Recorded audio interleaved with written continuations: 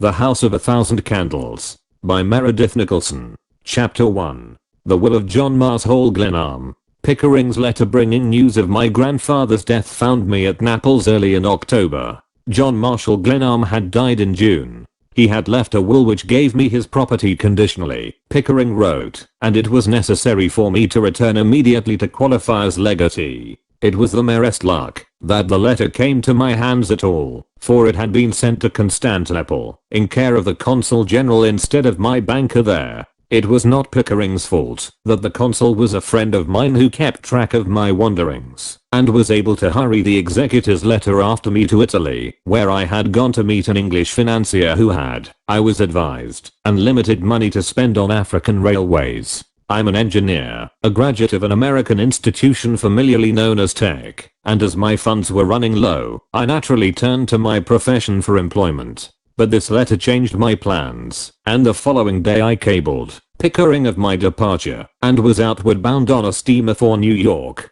14 days later I sat in Pickering's office in the Alexis building, and listened intently while he read, with much ponderous emphasis, the provisions of my grandfather's will. When he concluded, I laughed. Pickering was a serious man, and I was glad to see that my levity pained him. I had, for that matter, always been a source of annoyance to him, and his look of distrust and rebuke did not trouble me in the least. I reached across the table for the paper, and he gave the sealed and berry-boned copy of John Marshall Glenarm's will into my hands. I read it through for myself, feeling conscious meanwhile that Pickering's cool gaze was bent inquiringly upon me. These are the paragraphs that interested me most. I give and bequeath unto my said grandson, John Glenarm, sometime a resident of the city and state of New York, and later a vagabond of parts unknown, a certain property known as Glenarm House, with the land thereunto pertaining, and hereinafter more particularly described, and all personal property of whatsoever kind thereunto belonging, and attached thereto the said realty lying in the county of Urbana in the state of Indiana, upon this condition, faithfully and honestly performed, that said John Glenarm shall remain for the period of 1 year an occupant of said Glenarm House and my lands attached thereto, demeaning himself meanwhile in an orderly and temperate manner.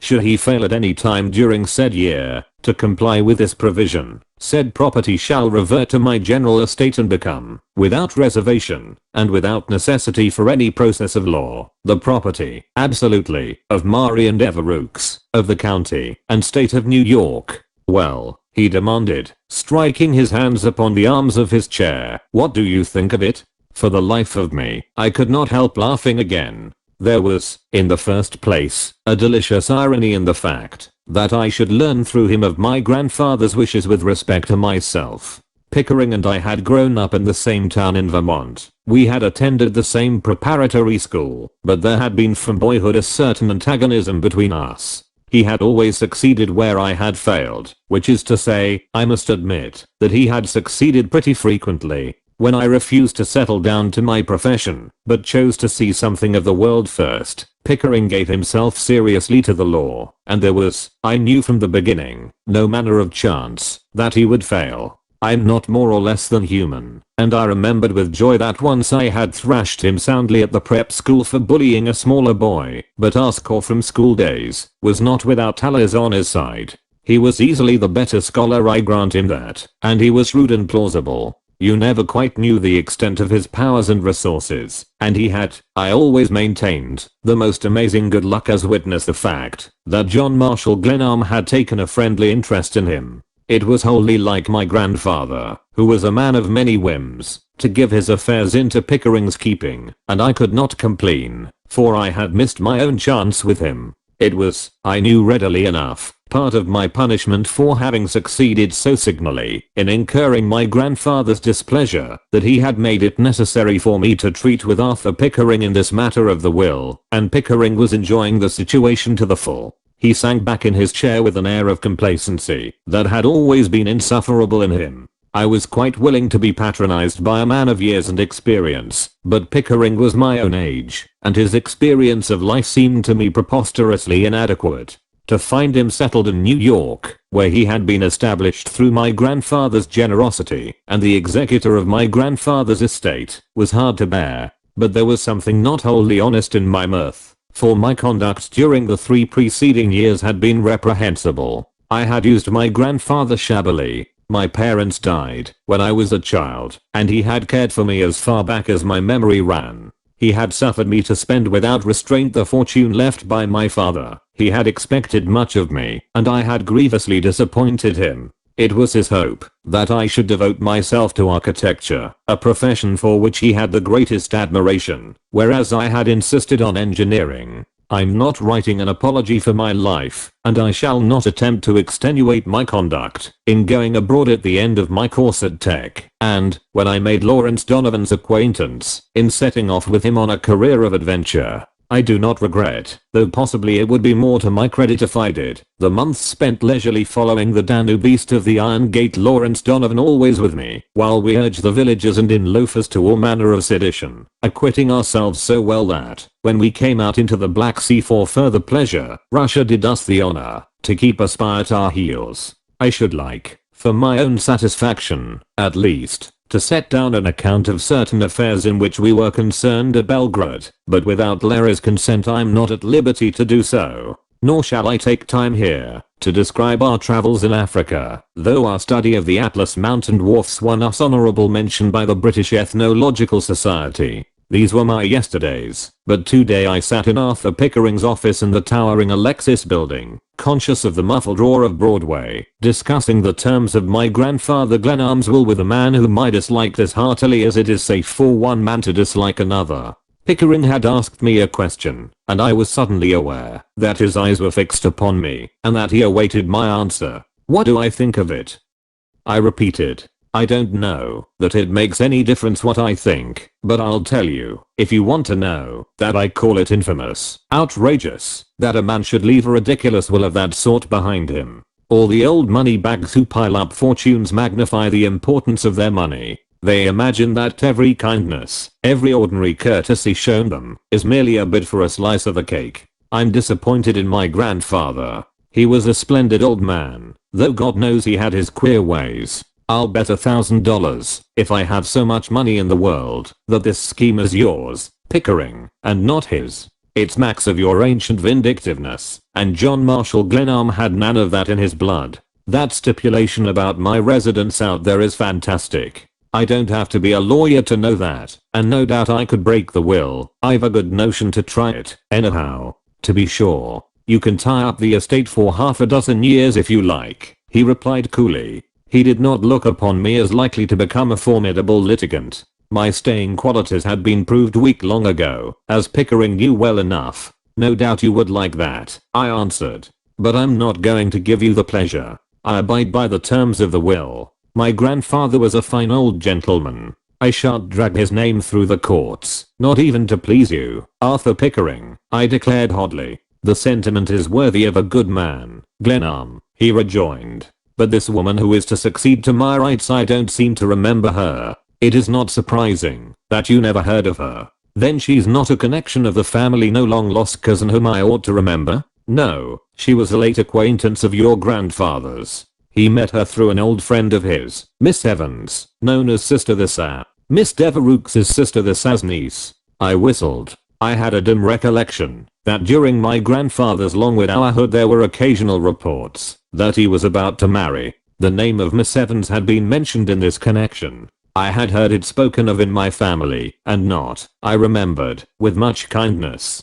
Later, I heard of her joining a sisterhood and opening a school somewhere in the West. And Miss Devereux, is she an elderly nun, too? I don't know how elderly she is, but she isn't an aunt at present. Still, she's almost alone in the world, and she and Sister the Sa are very intimate. Pass the will again, Pickering, while I make sure I grasp these diverting ideas. Sister the Sa isn't the one I mustn't marry, is she? It's the other ecclesiastical embroidery artist, the one with the X in her name, suggesting the algebra of my vanishing youth. I read aloud this paragraph. Provided, further, that in the event of the marriage of said John Glenarm to the said Marian Devereux, or in the event of any promise or contract of marriage between said persons within 5 years from the date of said John Glenarm's acceptance of the provisions of this will, the whole estate shall become the property absolutely of St. Agatha's School, at Annandale, Wabana County, Indiana, a corporation under the laws of said state.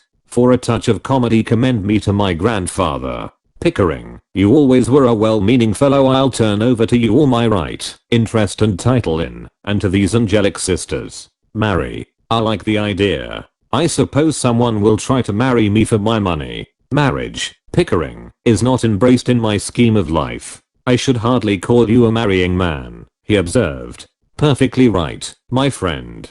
Sister Lisa was considered a possible match for my grandfather in my youth. She and I are hardly contemporaries. And the other lady with a fascinating algebraic climax to her name, she too, is impossible. It seems that I can't get the money by marrying her. I'd better let her take it. She's as poor as the devil, I dare say. I imagine not. The Evanses are a wealthy family, in spots, and she ought to have some money of her own, if her aunt doesn't coax it out of her for educational schemes. And where on the map are these lovely creatures to be found? Sister the Saskoola joins your preserve. Miss Devereux has I think some of your own weakness for travel. Sister the Sam is her nearest relative, and she occasionally visits St. Agatha's, that's the school. I suppose they embroider altar cloths together and otherwise labor valiantly to bring confusion upon Satan and his cohorts. Just the people to pull the wool over the eyes of my grandfather. Pickering smiled at my resentment. You'd better give them a wide berth. They might catch you in their net.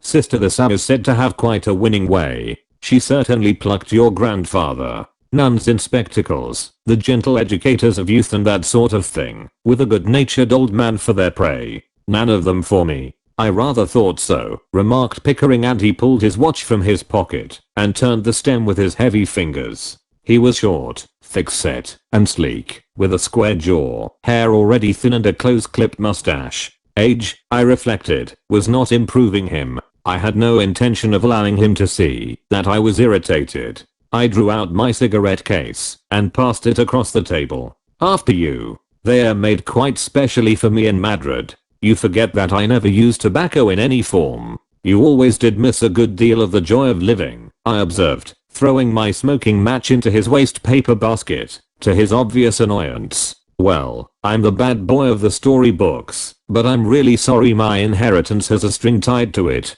I'm about out of money. I suppose you wouldn't advance me a few thousands on my expectations. Not a cent, he declared, with quite unnecessary vigor, and I laughed again, remembering that in my old appraisement of him, generosity had not been represented in large figures. It's not in keeping with your grandfather's wishes that I should do so. You must have spent a good bit of money in your tiger hunting exploits, he added. I have spent all I had, I replied amiably. Thank God I'm not a clam. I've seen the world and paid for it. I don't want anything from you. You undoubtedly share my grandfather's idea of me, that I'm a wild man who can't sit still or lead an orderly, decent life, but I'm going to give you a terrible disappointment. What's the size of the estate? Pickering eyed me uneasily, I thought, and began playing with a pencil. I never liked Pickering's hands. They were thick and white and better kept than I like to see a man's hands. I fear it's going to be disappointing. In his trust company boxes here I have been able to find only about $10,000 worth of securities. Possibly, quite possibly, we were all deceived in the amount of his fortune. Sister the Sab wheedled large sums out of him, and he spent, as you will see, a small fortune on the house at Annandale without finishing it. It wasn't a cheap proposition, and in its unfinished condition it is practically valueless. You must know that Mr. Glenarm gave away a great deal of money in his lifetime. Moreover, he established your father. You know what he left. It was not a small fortune as those things are reckoned. I was restless under this recital. My father's estate had been of respectable size, and I had dissipated the whole of it. My conscience pricked me as I recalled an item of $40,000 that I had spent somewhat grandly on an expedition that I led, with considerable satisfaction to myself, at least, through the Sudan. But Pickering's words amazed me. Let me understand you, I said, bending toward him. My grandfather was supposed to be rich, and yet you tell me you find little property.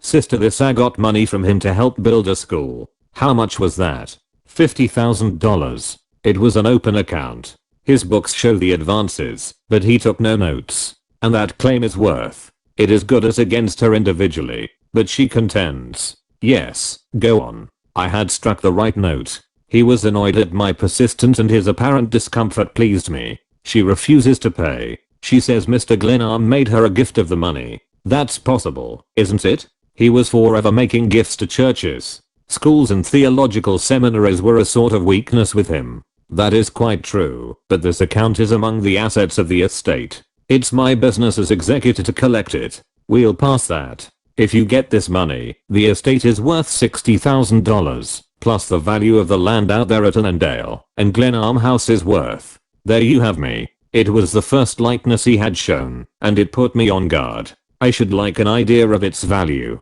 Even an unfinished house is worth something. Land out there is worth from $100 to $150 an acre. There's an even 100 acres. I'll be glad to have your appraisement of the house when you get there. Humph. You flatter my judgment, Pickering. The loose stuff there is worth how much? It's all in the library. Your grandfather's weakness was architecture, so I remember. I interposed, recalling my stormy interviews with John Marshall Glenarm over my choice of a profession. In his last years he turned more and more to his books. He placed out there what is, I suppose, the finest collection of books relating to architecture to be found in this country. That was his chief hobby, after church affairs, as you may remember, and he wrote it hard. But he derived a great deal of satisfaction from his studies. I laughed again. It was better to laugh than to cry over the situation. I suppose he wanted me to sit down there, surrounded by works on architecture, with the idea that a study of the subject would be my only resource. The scheme is eminently Glenarmian, and all I get is a worthless house, 100 acres of land, $10,000, and a doubtful claim against a Protestant nun who hoodwinked my grandfather into setting up a school for her. Bless your heart, man. So far as my inheritance is concerned, it would have been money in my pocket to have stayed in Africa. That's about the size of it. But the personal property is all mine, anything that's loose on the place. Perhaps my grandfather planted old plate and government bonds, just to pique the curiosity of his heirs, successors, and assigns. It would be in keeping. I had walked to the window and looked out across the city. As I turned suddenly I found Pickering's eyes bent upon me with curious intentness. I had never liked his eyes. They were too steady. When a man always meets your gaze tranquilly and readily, it is just as well to be wary of him. Yes, no doubt you will find the place literally packed with treasure, he said, and laughed. When you find anything you might wire me. He smiled. The idea seemed to give him pleasure. Are you sure there's nothing else? I asked. No substitute, no codicil? If you know of anything of the kind, it's your duty to produce it. We have exhausted the possibilities. I'll admit that the provisions of the will are unusual. Your grandfather was a peculiar man in many respects, but he was thoroughly sane and his faculties were all sound to the last. He treated me a lot better than I deserved, I said, with a heartache that I had not known often in my irresponsible life, but I could not afford to show feeling before Arthur Pickering. I picked up the copy of the will and examined it. It was undoubtedly authentic. It bore the certificate of the clerk of Wabana County, Indiana. The witnesses were Thomas Bates and Arthur Pickering. Who is Bates? I asked, pointing to the man's signature. One of your grandfather's discoveries. He's in charge of the house out there, and a trustworthy fellow. He's a fair cook, among other things. I don't know where Mr. Glenarm got Bates, but he had every confidence in him. The man was with him at the end.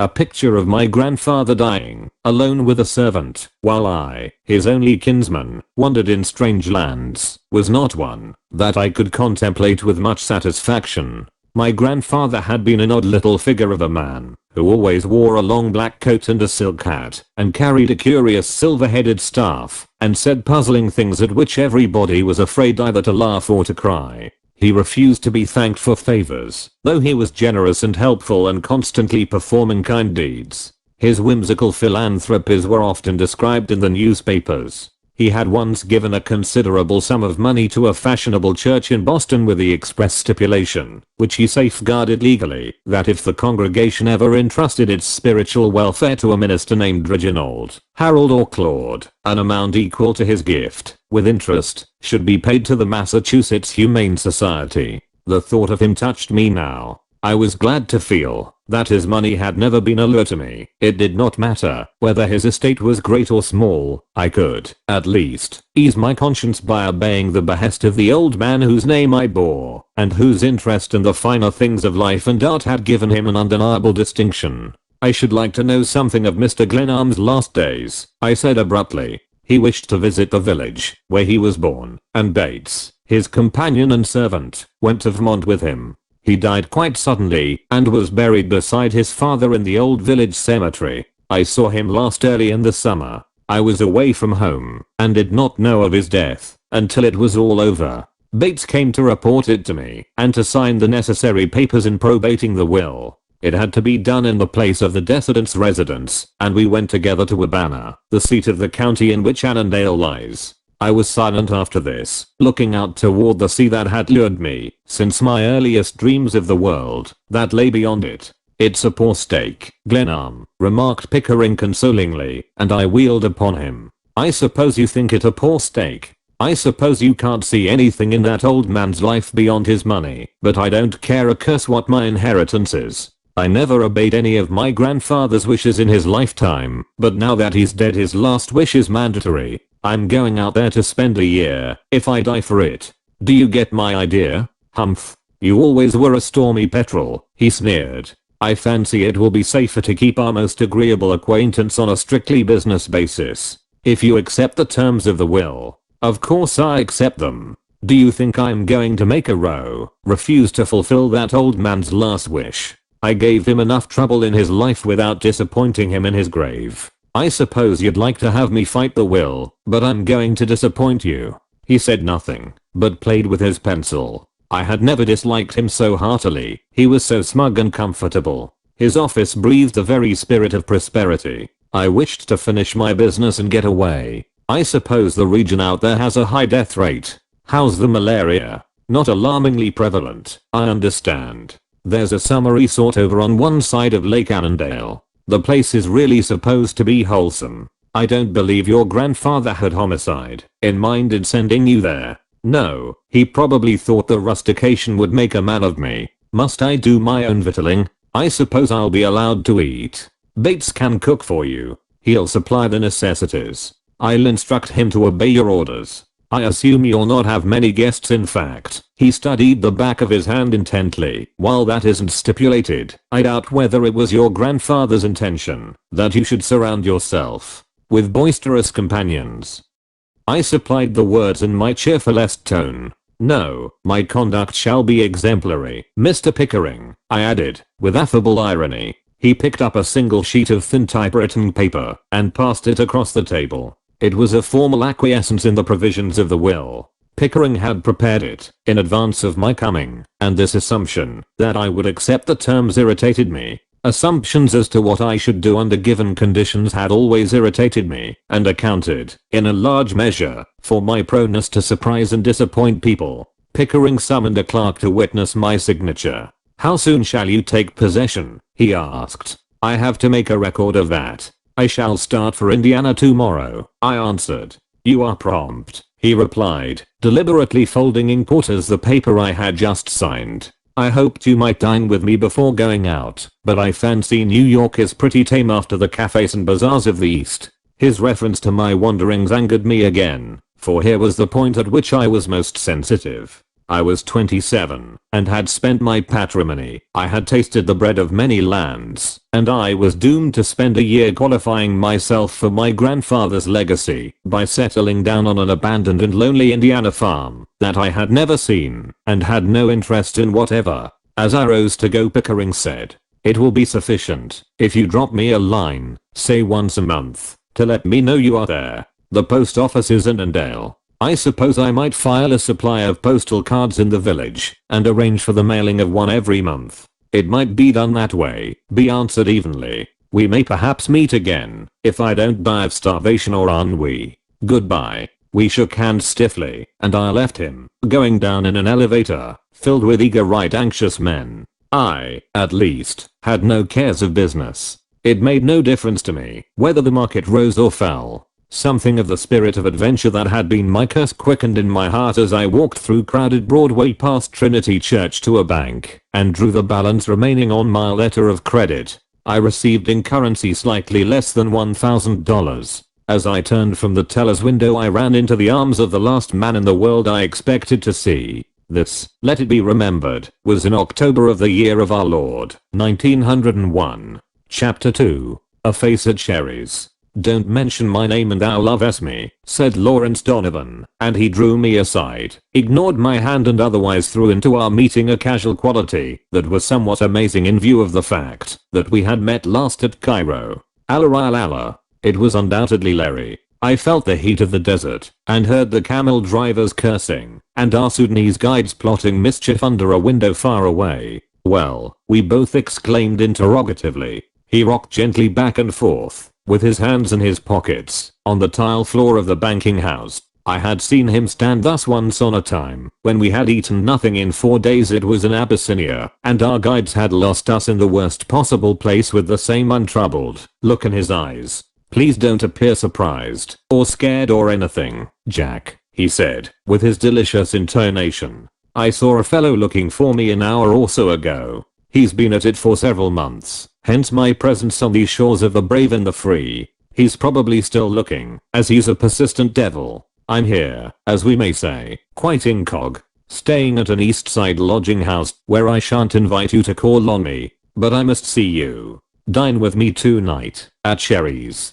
Too big, too many people. Therein lies security if you're in trouble. I'm about to go into exile, and I want to eat one more civilized dinner before I go. Perhaps it's just as well. Where are you off for? Not Africa again. No. Just Indiana, one of the sovereign American states, as you ought to know. Indians? No. Warrant it all dead. Pack train, balloon, automobile, camels. How do you get there? Varnished ears. It's easy. It's not the getting there, it's the not dying of ennui after you're on the spot. Humph. What hour did you say for the dinner? 7 o'clock. Meet me at the entrance. If I'm at large, allow me to precede you through the door, and don't follow me on the street, please." He walked away, his gloved hands clasped lazily behind him, lounged out upon Broadway, and turned toward the Battery. I waited until he disappeared, then took an uptown car. My first meeting with Lawrence Donovan was in Constantinople, at a cafe where I was dining. He got into a row with an Englishman and knocked him down. It was not my affair, but I liked the ease and definiteness with which Larry put his foe out of commission. I learned later that it was a way he had. The Englishman meant well enough, but he could not, of course, know the intensity of Larry's feeling about the unhappy lot of Ireland.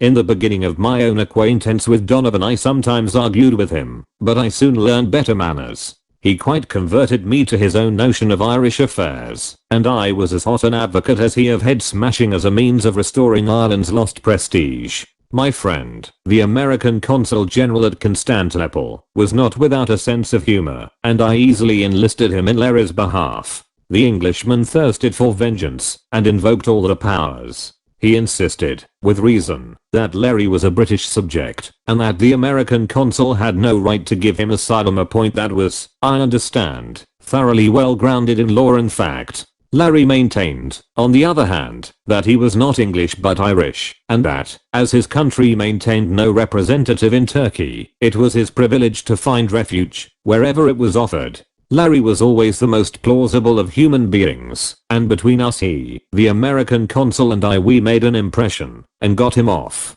I did not realize until later that the real joke lay in the fact that Larry was English born, and that his devotion to Ireland was purely sentimental and quixotic. His family had, to be sure, come out of Ireland sometime in the dim past, and settled in England, but when Larry reached years of knowledge, if not of discretion, he cut Oxford, and insisted on taking his degree at Dublin. He even believed, or thought he believed, in banshees. He allied himself during his university days with the most radical and turbulent advocates of a separate national existence for Ireland, and occasionally spent a month in jail for rioting. But Larry's instincts were scholarly. He made a brilliant record at the university. Then, at 22, he came forth to look at the world, and liked it exceedingly well. His father was a busy man, and he had other sons. He granted Larry an allowance, and told him to keep away from home, until he got ready to be respectable. So, from Constantinople, after a tour of Europe, we together crossed the Mediterranean in search of the flesh pots of lost kingdoms, spending 3 years in the pursuit.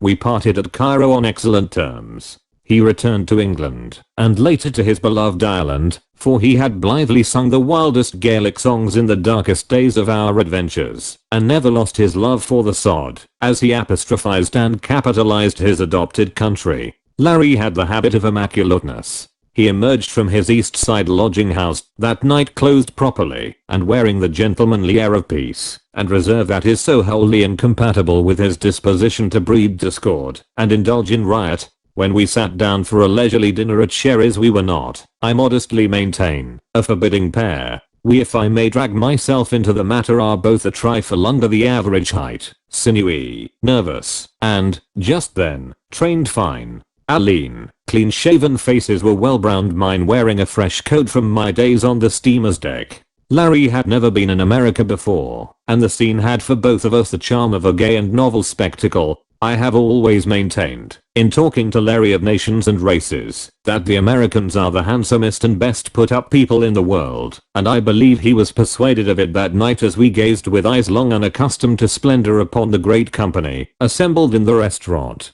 The lights, the music, the variety and richness of the costumes of the women, the many unmistakably foreign faces, wrought a welcome spell on senses, inured to hardship in the waste and dreary places of earth. Now tell me the story, I said. Have you done murder? Is the offense treasonable? It was a tenant's row in Galway, and I smashed a constable. I smashed him pretty hard, I dare say, from the row they kicked up in the newspapers. I lay low for a couple of weeks, caught a boat to Queenstown, and here I am, waiting for a chance to get back to the sod without going in irons. You were certainly born to be hanged, Larry. You'd better stay in America. There's more room here than anywhere else, and it's not easy to kidnap a man in America and carry him off. Possibly not, and yet the situation isn't wholly tranquil, he said, transfixing a bit of pompano with his fork. Kindly note the florid gentleman at your right at the table with 4 he's next the lady in pink. It may interest you to know that he's the British consul. Interesting, but not important.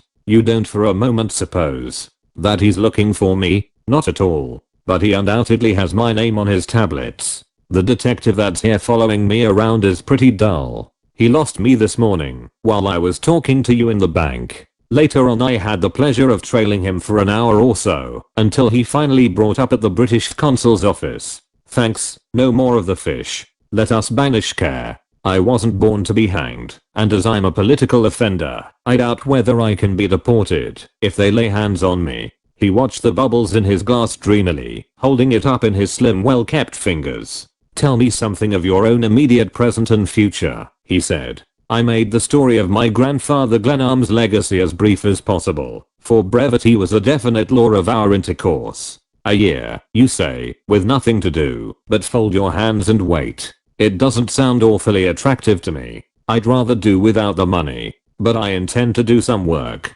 I owe it to my grandfather's memory to make good, if there's any good in me. The sentiment is worthy of you, Glenarm, he said mockingly. What do you see, a ghost? I must have started slightly at espying suddenly Arthur Pickering not 20 feet away. A party of half a dozen or more had risen, and Pickering and a girl were detached from the others for a moment. She was young, quite the youngest in the group about Pickering's table. A certain girlishness of height and outline may have been emphasized by her juxtaposition to Pickering's heavy figure. She was in black, with white showing at neck and wrists, a somber contrast to the other women of the party, who were arrayed with a degree of splendor. She had dropped her fan, and Pickering stooped to pick it up. In the second that she waited, she turned carelessly toward me, and our eyes met for an instant. Very likely she was Pickering's sister, and I tried to reconstruct his family, which I had known in my youth, but I could not place her. As she walked out before him, my eyes followed her other erect figure, free and graceful, but with a charming dignity and poise, and the gold of her fair hair glinting under her black toque.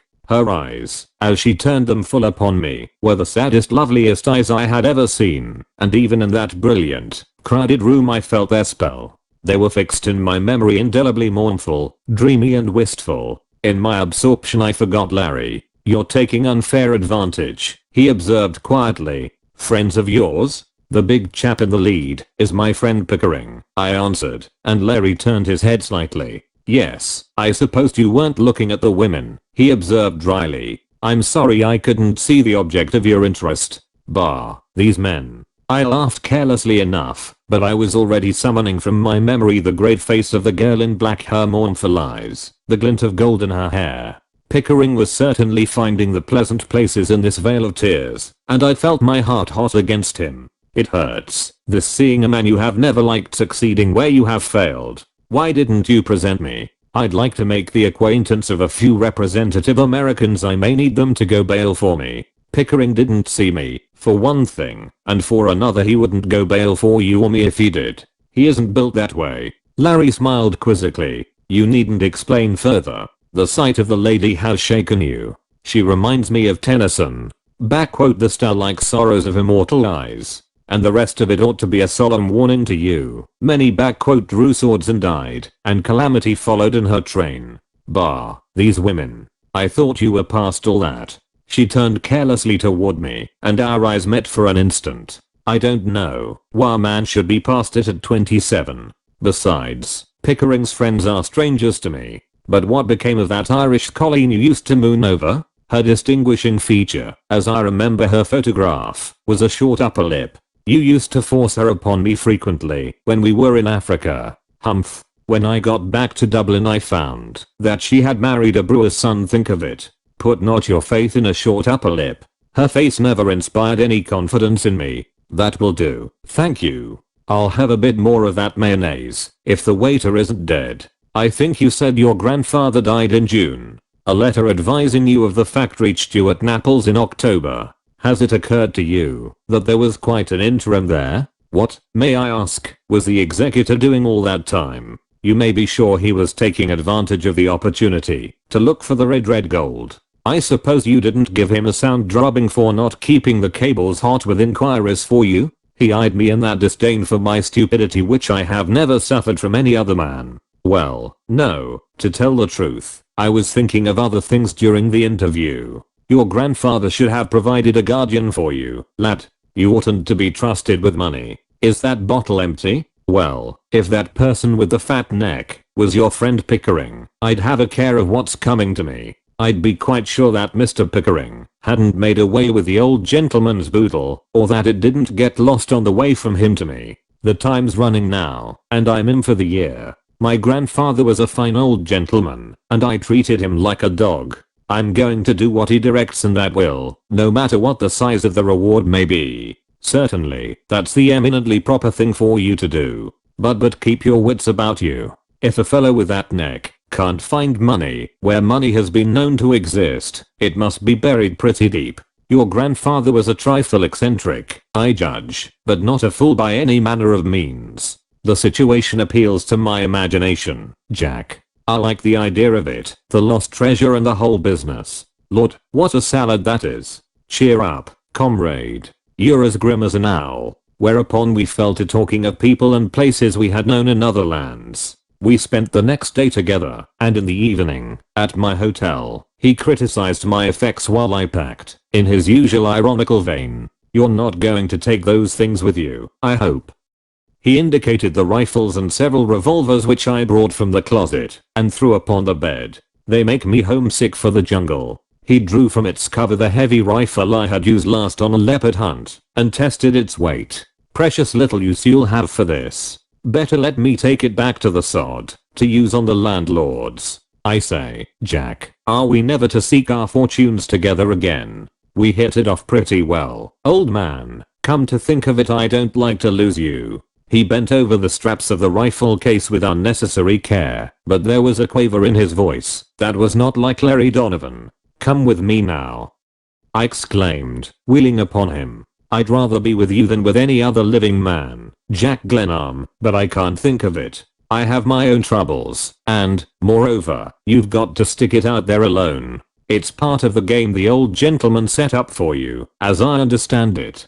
Go ahead, collect your fortune, and then, if I haven't been hanged in the meantime, we'll join forces later. There's no chap anywhere with a pleasanter knack at spending money than your old friend LD. He grinned, and I smiled ruefully, knowing that we must soon part again, for Larry was one of the few men I had ever called friend, and this meeting had only quickened my old affection for him. I suppose, he continued, you accept as gospel truth what that fellow tells you about the estate. I should be a little wary if I were you. Now, I've been kicking around here for a couple of weeks, dodging the detectives, and incidentally reading the newspapers. Perhaps you don't understand that this estate of John Marshall Glenarm has been talked about a good bit. I didn't know it, I admitted lamely. Larry had always been able to instruct me about most matters. It was wholly possible that he could speak wisely about my inheritance. You couldn't know when you were coming from the Mediterranean on a steamer.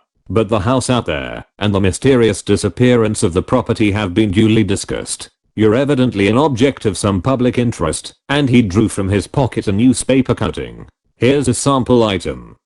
He read. John Glenarm, the grandson of John Marshall Glenarm, the eccentric millionaire who died suddenly in Vermont last summer, arrived on the Maxinkaky from Naples yesterday. Under the terms of his grandfather's will, Glenarm is required to reside for a year at a curious house established by John Marshall Glenarm near Lake Annandale, Indiana. This provision was made, according to friends of the family, to test young Glenarm's staying qualities, as he has, since his graduation from the Massachusetts Institute of Technology 5 years ago, distributed a considerable fortune left him by his father in contemplating the wonders of the old world. It is reported.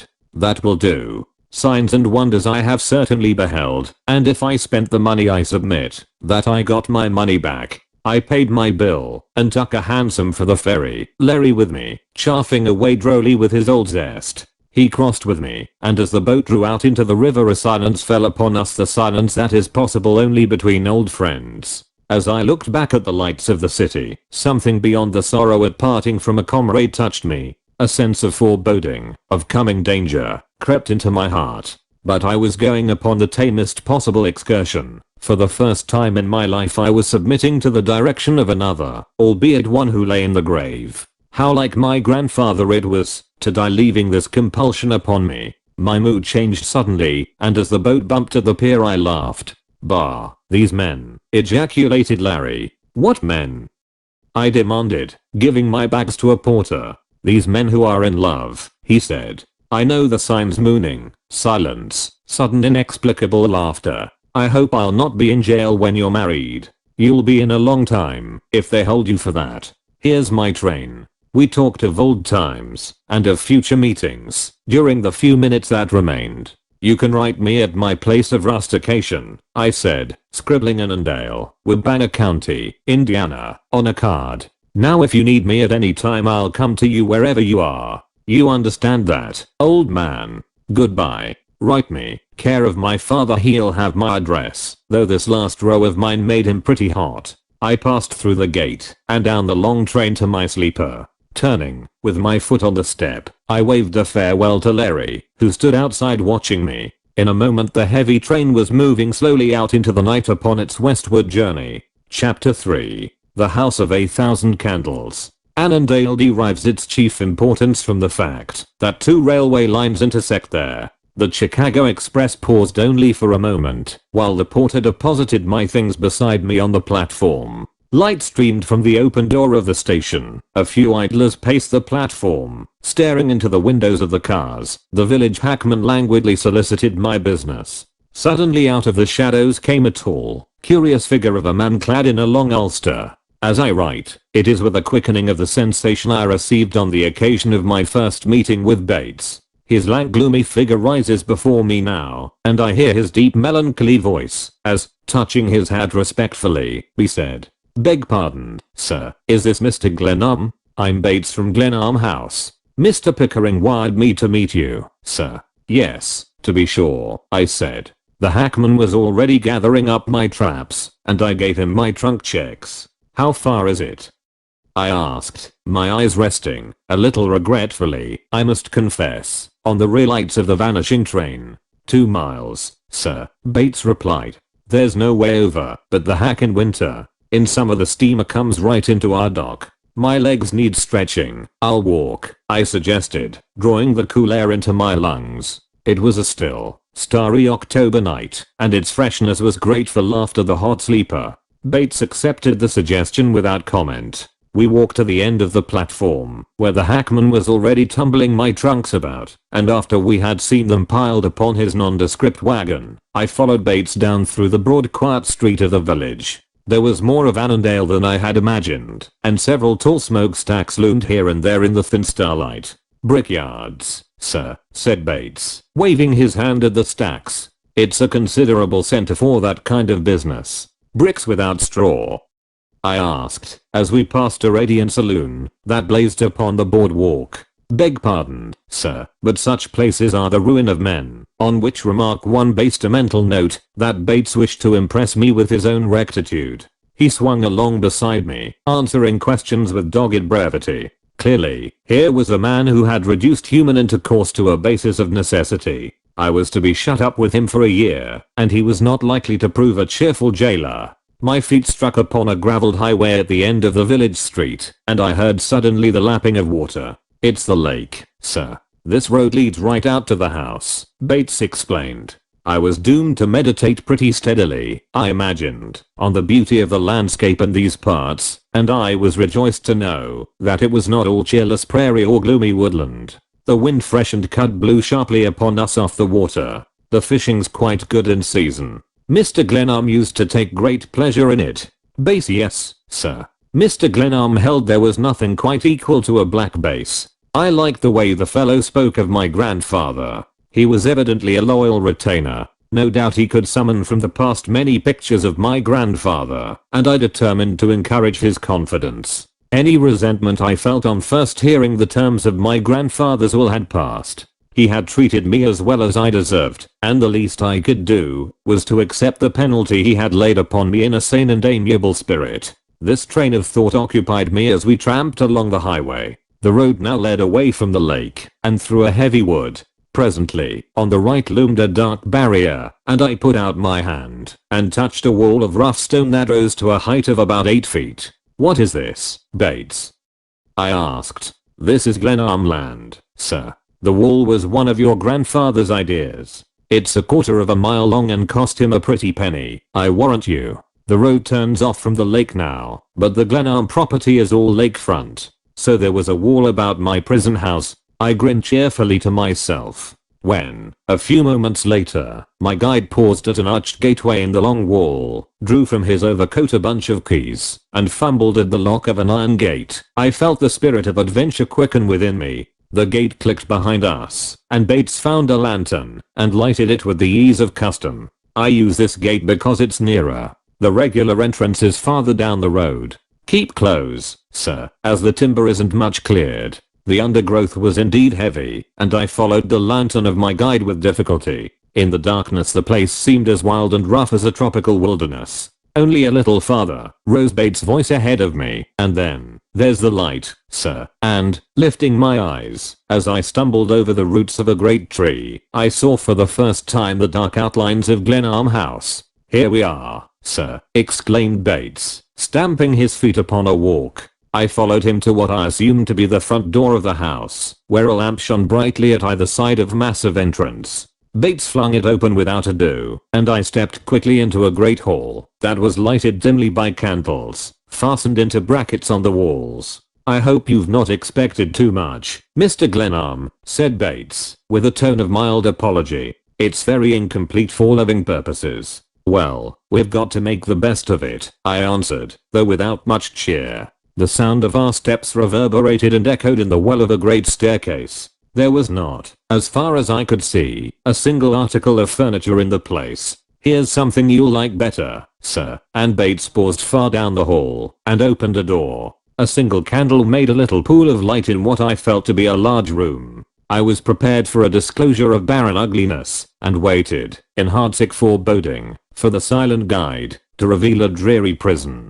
"Please sit here, sir," said Bates, "while I make a better light." He moved through the dark room with perfect ease, struck a match, lighted a taper, and went swiftly and softly about. He touched the taper to one candle after another. They seemed to be everywhere, and one from the darker faint twilight that yielded slowly to a growing, mellow splendor of light. I have often watched the acolytes in dim cathedrals of the old world set countless candles ablaze on magnificent altars, always with awe for the beauty of the spectacle, but in this unknown house the austere serving man summoned from the shadows a lovelier and more bewildering enchantment. Youth alone, of beautiful things, is lovelier than light. The lines of the walls receded as the light increased, and the raftered ceiling drew away, luring the eyes upward. I rose with a smothered exclamation on my lips and stared about, snatching off my hat in reverence as the spirit of the place wove its spell about me. Everywhere there were books. They covered the walls to the ceiling, with only long French windows and an enormous fireplace breaking the line. Above the fireplace a massive dark oak chimney breast further emphasized the grand scale of the room. From every conceivable place, from shelves, built for the purpose, from brackets that thrust out long arms among the books, from a great crystal chandelier suspended from the ceiling, and from the breast of the chimney innumerable candles blazed with dazzling brilliancy. I exclaimed in wonder and pleasure as Bates paused, his sorcerer's wand in hand. Mr. Glenarm was very fond of candlelight. He liked to gather up candlesticks, and his collection is very fine. He called his place "the house of 1,000 candles." There's only about 100 here, but it was one of his conceits that when the house was finished there would be 1,000 lights. He had quite a joking way, your grandfather. It sweeted his humor to call it 1,000. He enjoyed his own pleasantries, sir. I fancy he did, I replied, staring in bewilderment. Oil lamps might be more suited to your own taste, sir, but your grandfather would not have them. Old brass and copper were specialties with him, and he had a particular taste, Mr. Glenarm had, in glass candlesticks. He held that the crystal was most effective of all. I'll go and let in the baggageman, and then serve you some supper. He went somberly out, and I examined the room with amazed and delighted eyes. It was 50 feet long and half as wide. The hardwood floor was covered with handsome rugs. Every piece of furniture was quaint or interesting. Carved in the heavy oak paneling above the fireplace, in large Old English letters, was the inscription, "The spirit of man is the candle of the Lord," and on either side great candelabra sent long arms across the hearth. All the books seemed related to architecture. German and French works stood side by side among those by English and American authorities. I found archaeology represented in a division where all the titles were Latin or Italian. I opened several cabinets that contained sketches and drawings, all in careful order, and in another I found an elaborate card catalogue, evidently the work of a practiced hand. The minute examination was too much for me. I threw myself into a great chair that might have been spoiled from a cathedral, satisfied to enjoy the general effect. To find an apartment so handsome and so marked by good taste in the midst of an Indiana wood staggered me. To be sure, in approaching the house I had seen only a dark bulk that conveyed no sense of its character or proportions, and certainly the entrance hall had not prepared me for the beauty of this room. I was so lost in contemplation that I did not hear a door open behind me. The respectful, mournful voice of Bates announced, "There's a bite ready for you, sir." I followed him through the hall to a small high wainscoted room where a table was simply set. This is what Mr. Glenarm called the refectory. The dining room, on the other side of the house, is unfinished. He took his own meals here. The library was the main thing with him. He never lived to finish the house. More's the pity, sir. He would have made something very handsome of it if he'd had a few years more. But he hoped, sir, that you'd see it completed. It was his wish, sir. Yes, to be sure, I replied. He brought cold fowl and a salad, and produced a bit of Stilton of unmistakable authenticity. I trust the ale is cool to your liking. It's your grandfather's favorite, if I may say it, sir. I like the fellow's humility. He served me with a grave deference and an accustomed hand. Candles in crystal holders shed an agreeable light upon the table. The room was snug and comfortable, and hickory logs in a small fireplace crackled cheerily. If my grandfather had designed to punish me with loneliness as his weapon, his shade, if it lurked near, must have been grievously disappointed. I had long been inured to my own society. I had often eaten my bread alone, and I found a pleasure in the quiet of the strange unknown house. There stole over me too the satisfaction that I was at last obeying a wish of my grandfather's, that I was doing something he would have me do. I was touched by the traces everywhere of his interest in what was to him the art of arts. There was something quite fine in his devotion to it. The little refectory had its air of distinction, though it was without decoration. There had been, we always said in the family, something whimsical or even morbid in my grandsire's devotion to architecture, but I felt that it had really appealed to something dignified and noble in his own mind and character, and a gentler mood than I had known in years possessed my heart. He had asked little of me, and I determined that in that little I would not fail. Bates gave me my coffee, put matches within reach, and left the room. I drew out my cigarette case and was holding it half opened when the glass in the window back of me cracked sharply. A bullet whistled over my head, struck the opposite wall and fell, flattened and marred, on the table under my hand. Chapter 4. A voice from the lake. I ran to the window and peered out into the night. The wood through which we had approached the house seemed to encompass it. The branches of a great tree brushed the panes. I was tugging at the fastening of the window when I became aware of Bates at my elbow. Did something happen, sir? His unbroken calm angered me. Someone had fired at me through a window, and I had narrowly escaped being shot. I resented the unconcern with which this servant accepted the situation. Nothing worth mentioning. Somebody tried to assassinate me, that's all, I said, in a voice that failed to be calmly ironical. I was still fumbling at the catch of the window. Allow me, sir, and he threw up the sash with an ease that increased my irritation. I leaned out and tried to find some clue to my assailant. Bates opened another window and surveyed the dark landscape with me. It was a shot from without, was it, sir? Of course it was. You didn't suppose I shot it myself, did you? He examined the broken pane and picked up the bullet from the table. It's a rifle ball, I should say. The bullet was half flattened by its contact with the wall. It was a cartridge ball of large caliber and might have been fired from either rifle or pistol. It's very unusual, sir. I wheeled upon him angrily and found him fumbling with the bit of metal, a troubled look in his face. He at once continued, as though anxious to allay my fears. Quite accidental, most likely. Probably boys on the lake are shooting at ducks. I laughed out so suddenly that Bates started back in alarm. You idiot. I roared, seizing him by the collar with both hands and shaking him fiercely. You fool. Do the people around here shoot ducks at night? Do they shoot waterfowl with elephant guns and fire at people through windows just for fun? I threw him back against the table so that it leaped away from him and he fell prone on the floor. Get up, I commanded, and fetch a lantern. He said nothing, but did as I bade him. We traversed the long cheerless hall to the front door, and I sent him before me into the woodland. My notions of the geography of the region were the vaguest, but I wished to examine for myself the premises that evidently contained a dangerous prowler. I was very angry and my rage increased as I followed Bates, who had suddenly retired within himself. We stood soon beneath the lights of the refectory window. The ground was covered with leaves which broke crisply under our feet. What lies beyond here?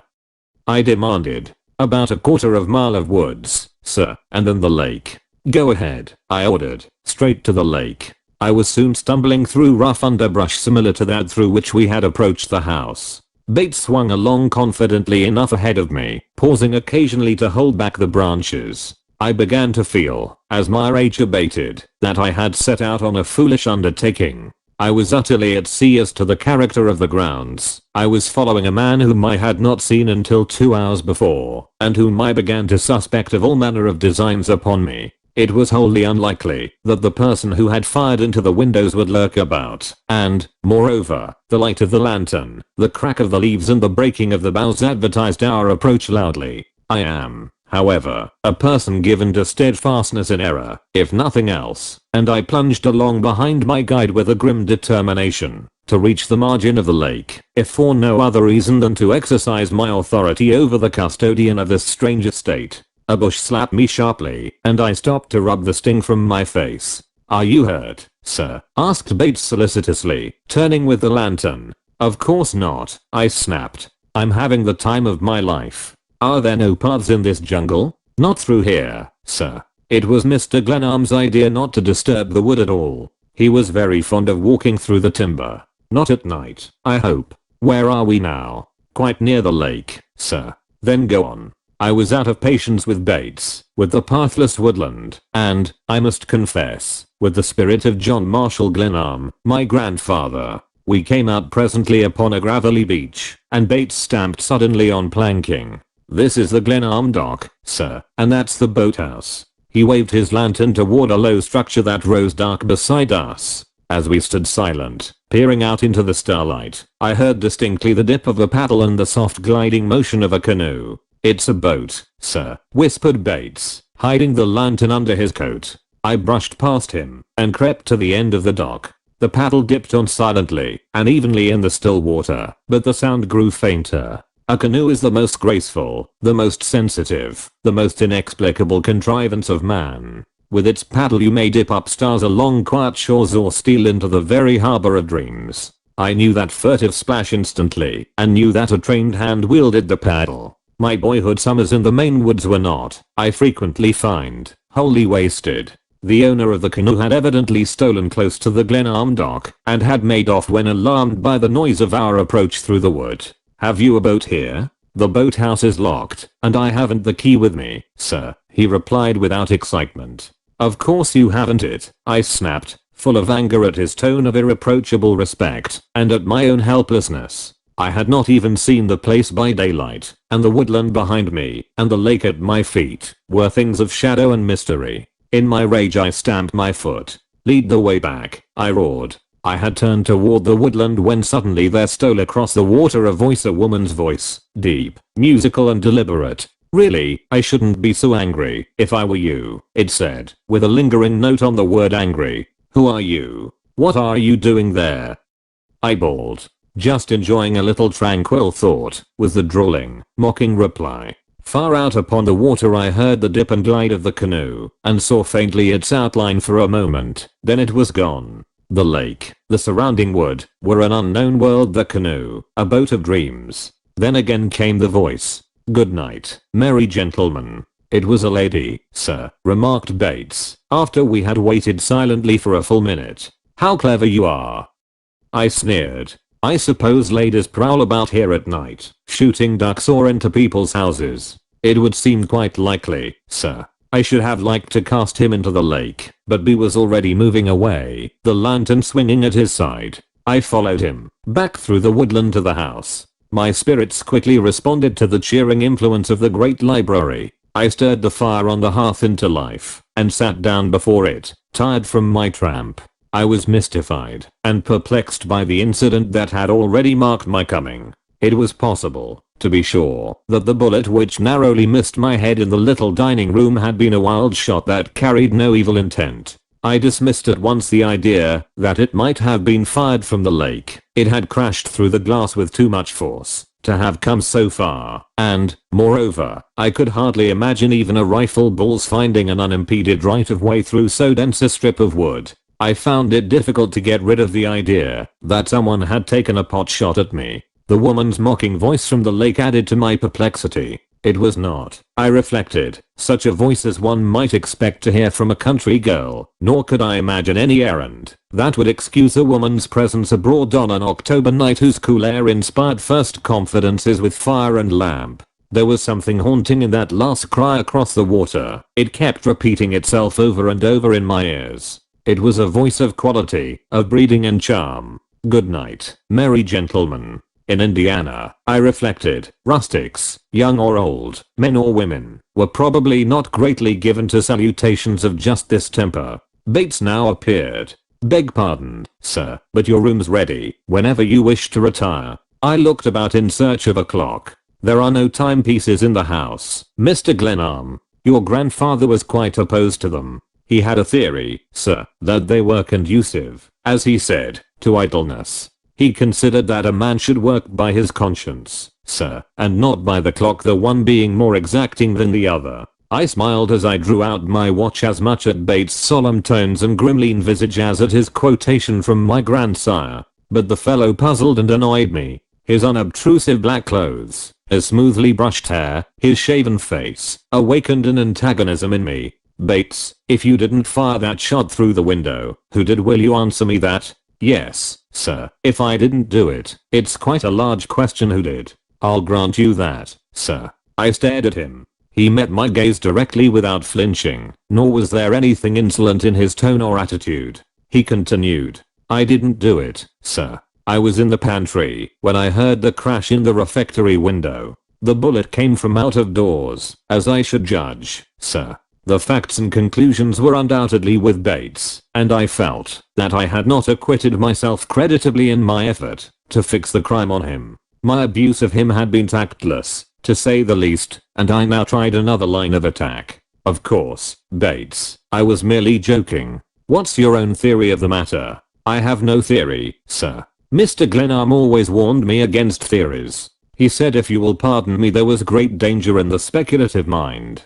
The man spoke with a slight Irish accent, which in itself puzzled me. I have always been attentive to the peculiarities of speech, and his was not the brogue of the Irish servant class. Larry Donovan, who was English born, used on occasions an exaggerated Irish dialect that was wholly different from the smooth liquid tones of Bates. But more things than his speech were to puzzle me in this man. "The person in the canoe. How do you account for her?" I asked. "I haven't accounted for her, sir. There's no women on these grounds, or any sort of person except ourselves. But there are neighbors, farmers, people of some kind must live along the lake. A few, sir, and then there's the school quite a bit beyond your own west wall." His slight reference to my proprietorship, my own wall, as he put it, pleased me. "Oh, yes, there is a school, girls, yes, Mr. Pickering mentioned it. But the girls hardly paddle on the lake at night. At this season hunting ducks, should you say, Bates? I don't believe they do any shooting, Mr. Glenarm. It's a pretty strict school, I judge, sir, from all accounts. And the teachers, they are all women. They're the Sisters of St. Agatha, I believe they call them. I sometimes see them walking abroad. They're very quiet neighbors, and they go away in the summer usually, except Sister Thisha. The school's her regular home, sir. And there's a little chapel quite near the wall. The young minister lives there, and the gardener's the only other man on the grounds.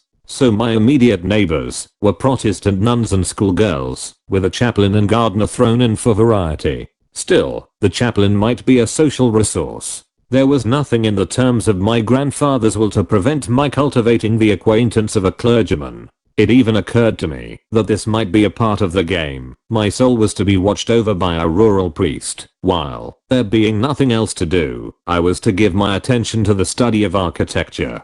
Bates, my garden housekeeper, was brushing the hearth with deliberate care. "Show me my cell," I said, rising, "and I'll go to bed." He brought from somewhere a great brass candelabrum that held a dozen lights, and explained. This was Mr. Glenarm's habit. He always used this one to go to bed with. "I'm sure he'd wish you to have it, sir." I thought I detected something like a quaver in the man's voice. My grandfather's memory was dear to him, I reflected, and I was moved to compassion for him. "How long were you with Mr. Glenarm, Bates?" I inquired, as I followed him into the hall. 5 years, sir. He employed me the year you went abroad. I remember very well his speaking of it. He greatly admired you, sir. He led the way, holding the cluster of lights high for my guidance up the broad stairway. The hall above shared the generous lines of the whole house, but the walls were white and hard to the eye. Rough planks had been laid down for a floor, and beyond the light of the candles lay a dark region that gave out ghostly echoes as the loose boards rattled under our feet. "I hope you'll not be too much disappointed, sir," said Bates, pausing a moment before opening a door. "It's all quite unfinished, but comfortable, I should say, quite comfortable. Open the door." He was not my host and I did not relish his apology. I walked past him into a small sitting room that was, in a way, a miniature of the great library below. Open shelves filled with books lined the apartment to the ceiling on every hand, save where a small fireplace, a cabinet and table were built into the walls. In the center of the room was a long table with writing materials set in nice order. I opened a handsome case, and found that it contained a set of draftsman's instruments. I groaned aloud. Mr. Glenarm preferred this room for working. The tools were his very own, sir. The devil they were. I exclaimed irascibly. I snatched a book from the nearest shelf, and threw it open on the table. It was a tower, its early use for purposes of defense. London. 1816. I closed it with a slam. The sleeping room is beyond, sir. I hope. Don't you hope any more? I growled, and it doesn't make any difference whether I'm disappointed or not. Certainly not, sir, he replied in a tone that made me ashamed of myself. The adjoining bedroom was small and meagerly furnished. The walls were untinted and were relieved only by prints of English cathedrals, French chat-oaks, and like suggestions of the best things known to architecture. The bed was the commonest iron type, and the other articles of furniture were chosen with a strict regard for utility. My trunks and bags had been carried in, and Bates asked from the door for my commands. Mr. Glenarm always breakfasted at 7:30, sir, as near as he could hit it without a timepiece, and he was quite punctual. His ways were a little odd, sir. He used to prowl about at night a good deal, and there was no following him. I fancy I shan't do much prowling, I declared. And my grandfather's breakfast hour will suit me exactly, Bates. If there's nothing further, sir, that's all. I'm Bates. Yes, Mr. Glenarm. Of course you understand that I didn't really mean to imply that you had fired that shot at me. I beg you not to mention it, Mr. Glenarm. But it was a little queer. If you should gain any light on the subject, let me know. Certainly, sir. But I believe, Bates, that we'd better keep the shades down at night. These duck hunters hereabouts are apparently reckless, and you might attend to these now and every evening hereafter. I wound my watch as he obeyed. I admit that in my heart I still half suspected the fellow of complicity with the person who had fired at me through the dining room window. It was rather odd, I reflected, that the shade should have been open, though I might account for this by the fact that this curious unfinished establishment was not subject to the usual laws governing orderly housekeeping. Bates was evidently aware of my suspicions, and he remarked, drawing down the last of the plain green shades. Mr. Glenarm never drew them, sir. It was a saying of his, if I may repeat his words, that he liked the open. These are eastern windows, and he took acquired pleasure in letting the light waken him. It was one of his oddities, sir. To be sure. That's all, Bates. He gravely bade me good night, and I followed him to the outer door and watched his departing figure, lighted by a single candle that he had produced from his pocket. I stood for several minutes listening to his step, tracing it through the hall below as far as my knowledge of the house would permit. Then, in unknown regions, I could hear the closing of doors and drawing of bolts. Verily, my jailer was a person of painstaking habits. I opened my traveling case and distributed its contents on the dressing table. I had carried through all my adventures a folding leather photograph holder containing portraits of my father and mother and of John Marshall Glenarm, my grandfather, and this I set up on the mantel in the little sitting room. I felt tonight as never before how alone I was in the world, and a need for companionship and sympathy stirred in me. It was with a new and curious interest that I peered into my grandfather's shrewd old eyes. He used to come and go fitfully at my father's house, but my father had displeased him in various ways that I need not recite, and my father's death had left me with an estrangement, which I had widened by my own acts. Now that I had reached Glenarm, my mind reverted to Pickering's estimate of the value of my grandfather's estate. Although John Marshall Glenarm was an eccentric man, he had been able to accumulate a large fortune, and yet I had allowed the executor to tell me that he had died comparatively poor. In so readily accepting the terms of the will and burying myself in a region of which I knew nothing, I had cut myself off from the usual channels of counsel. If I left the place to return to New York, I should simply disinherit myself. At Glenarm I was, and there I must remain to the end of the year. I grew bitter against Pickering as I reflected upon the ease with which he had got rid of me. I had always satisfied myself that my wits were as keen as his, but I wondered now whether I had not stupidly put myself in his power. Chapter 5. A Red Tam O'Shanter. I looked out on the bright October morning with a renewed sense of isolation. Trees crowded about my windows, many of them still wearing their festal colors, scarlet and brown and gold, with the bright green of some sulking companion standing out here and there with startling vividness.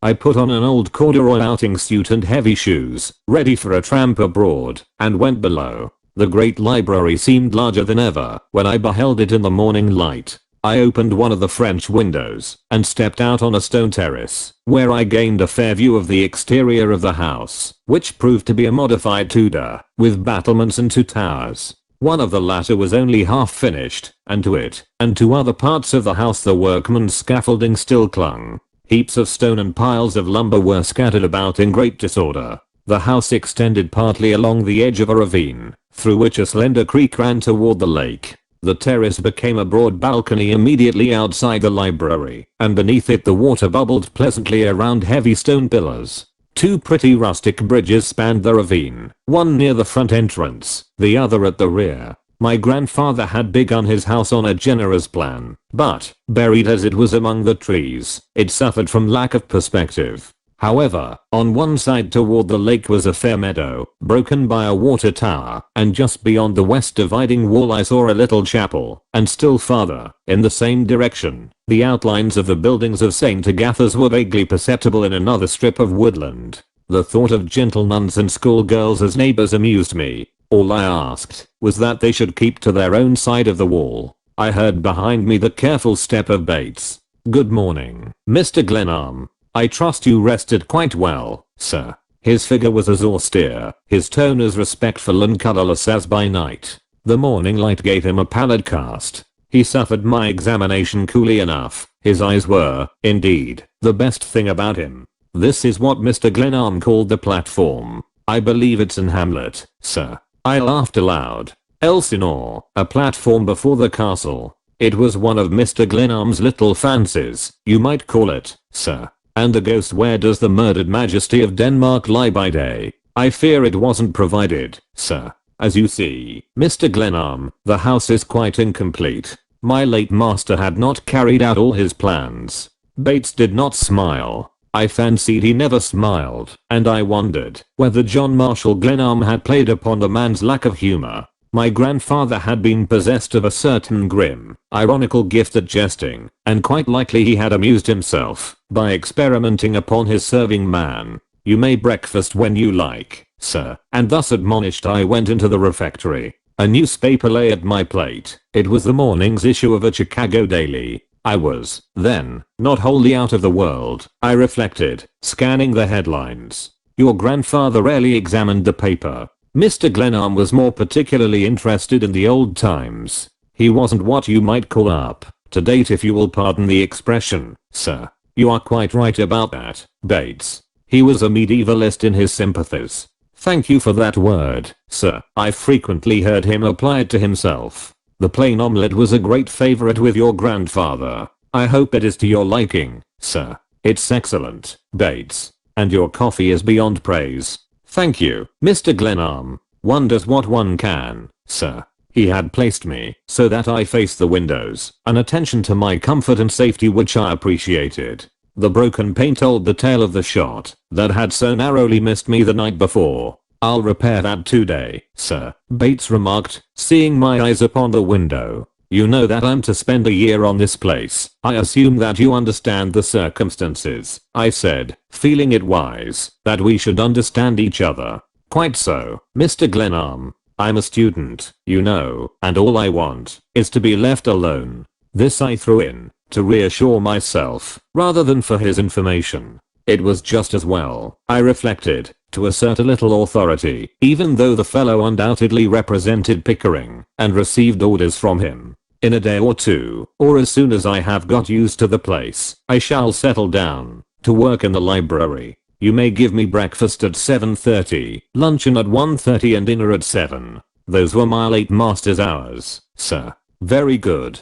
And I'll eat anything you please, except mutton broth, meat pie and canned strawberries." Strawberries in tins, Bates, are not well calculated to lift the spirit of man. "I quite agree with you, sir, if you will pardon my opinion. And the bills? They are provided for by Mr. Pickering. He sends me an allowance for the household expenses. So you are to report to him, are you, as heretofore?" I blew out a match with which I had lighted a cigar, and watched the smoking end intently. "I believe that's the idea, sir. It is not pleasant to be under compulsion to feel your freedom curtailed, to be conscious of espionage." I rose without a word, and went into the hall. "You may like to have the keys," said Bates, following me. "There's 2 for the gates and the outer wall, and 1 for the St. Agatha's gate. They are marked, as you see. And here's a hall door key and the boathouse key that you asked for last night." After an hour spent in unpacking, I went out into the grounds.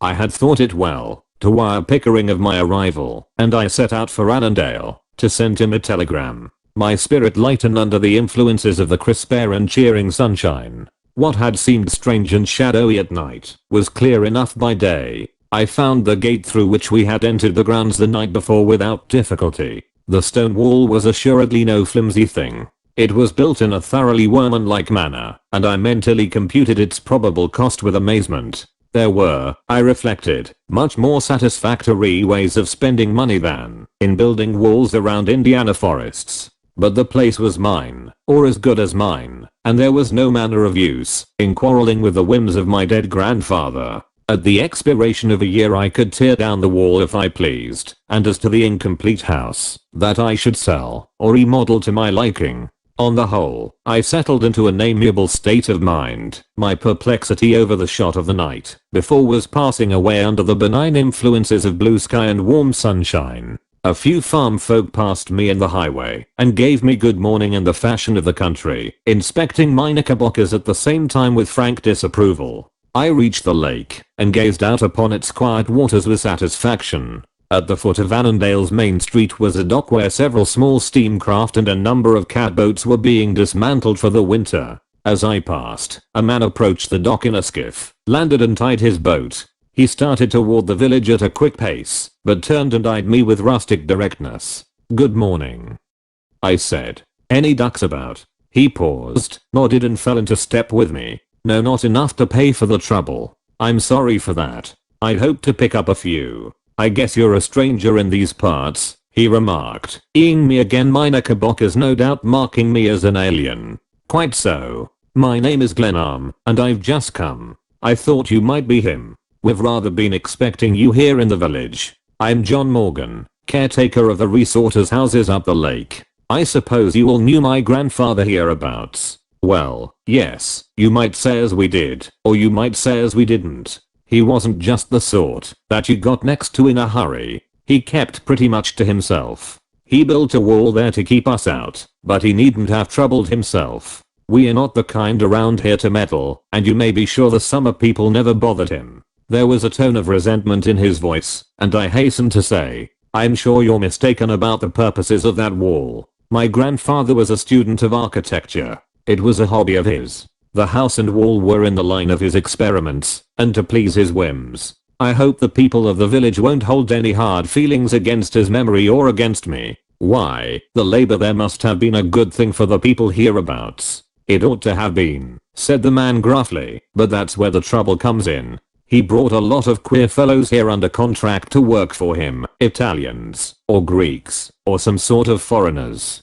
They built the wall, and he had them at work inside for half a year. He didn't even let them out for air, and when they finished his job he loaded them onto a train one day and hauled them away. That was quite like him, I'm sure," I said, remembering with amusement my grandfather's secretive ways. "I guess he was a crank all right," said the man conclusively. It was evident that he did not care to establish friendly relations with the resident of Glenarm. He was about 40, light, with a yellow beard and pale blue eyes. He was dressed roughly and wore a shabby soft hat. "Well, I suppose I'll have to assume responsibility for him and his acts," I remarked, piqued by the fellow's surliness. We had reached the center of the village, and he left me abruptly, crossing the street to one of the shops. I continued on to the railway station, where I wrote and paid for my message. The station master inspected me carefully as I searched my pockets for change. "You want your telegrams delivered at the house?" he asked.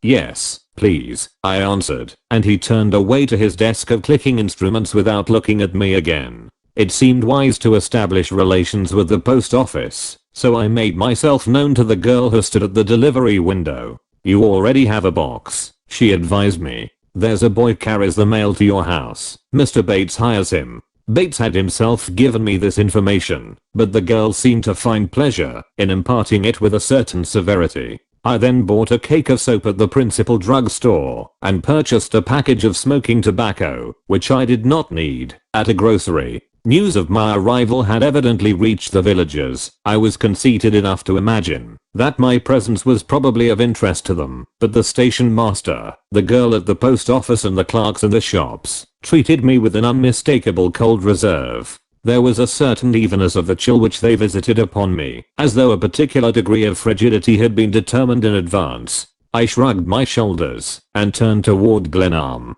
My grandfather had left me a cheerful legacy of distrust among my neighbors, the result, probably, of importing foreign labor to work on his house. The surly Morgan had intimated as much, but it did not greatly matter. I had not come to Glenarm to cultivate the rustics, but to fulfill certain obligations laid down in my grandfather's will. I was, so to speak, on duty, and I much preferred that the villagers should let me alone.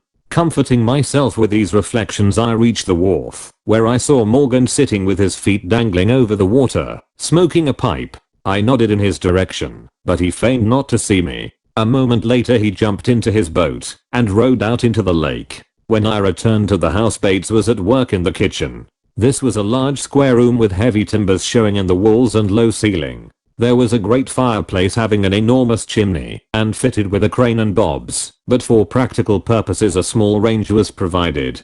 Bates received me placidly. "Yes, it's an unusual kitchen, sir. Mr. Glenarm copied it from an old kitchen in England. He took quite a pride in it. It's a pleasant place to sit in the evening, sir." He showed me the way below, where I found that the cellar extended under every part of the house and was divided into large chambers. The door of one of them was of heavy oak, bound in iron, with a barred opening at the top. A great iron hasp with a heavy padlock and grilled area windows gave further the impression of a cell, and I fear that at this, as at many other things in the curious house, I swore if I did not laugh thinking of the money my grandfather had expended in realizing his whims. The room was used, I noted with pleasure, as a depository for potatoes. I asked Bates whether he knew my grandfather's purpose in providing a cell in his house. That, sir, was another of the dead master's ideas. He remarked to me once that it was just as well to have a dungeon in a well-appointed house as humor again, sir, and it comes in quite handy for the potatoes. In another room I found a curious collection of lanterns of every conceivable description, grouped on shelves, and next door to this was a storeroom filled with brass candlesticks of many odd designs. I shall not undertake to describe my sensations as, peering about with a candle in my hand, the vagaries of John Marshall Glenarm's mind were further disclosed to me. It was almost beyond belief that any man with such whims should ever have had the money to gratify them. I returned to the main floor and studied the titles of the books in the library, finally smoking a pipe over a very tedious chapter in an exceedingly dull work on Norman revivals and influences. Then I went out, assuring myself that I should get steadily to work in a day or two. It was not yet 11 o'clock, and time was sure to move deliberately within the stone walls of my prison. The long winter lay before me in which I must study perforce, and just now it was pleasant to view the landscape in all its autumn splendor.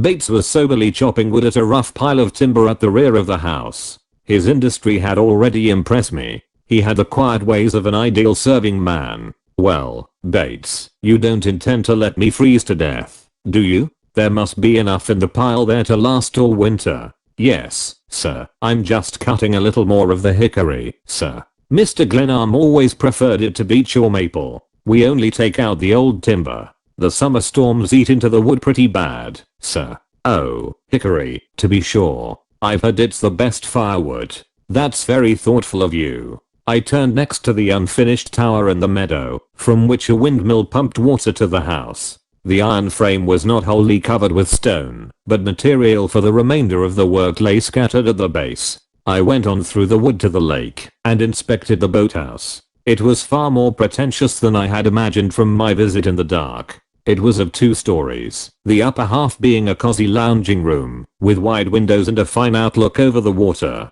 The unplastered walls were hung with Indian blankets, lounging chairs and a broad seat under the windows. Colored matting on the floor and a few prints pinned upon the navajos gave further color to the place. I followed the pebbly shore to the stone wall where it marked the line of the school grounds. The wall, I observed, was of the same solid character here as along the road.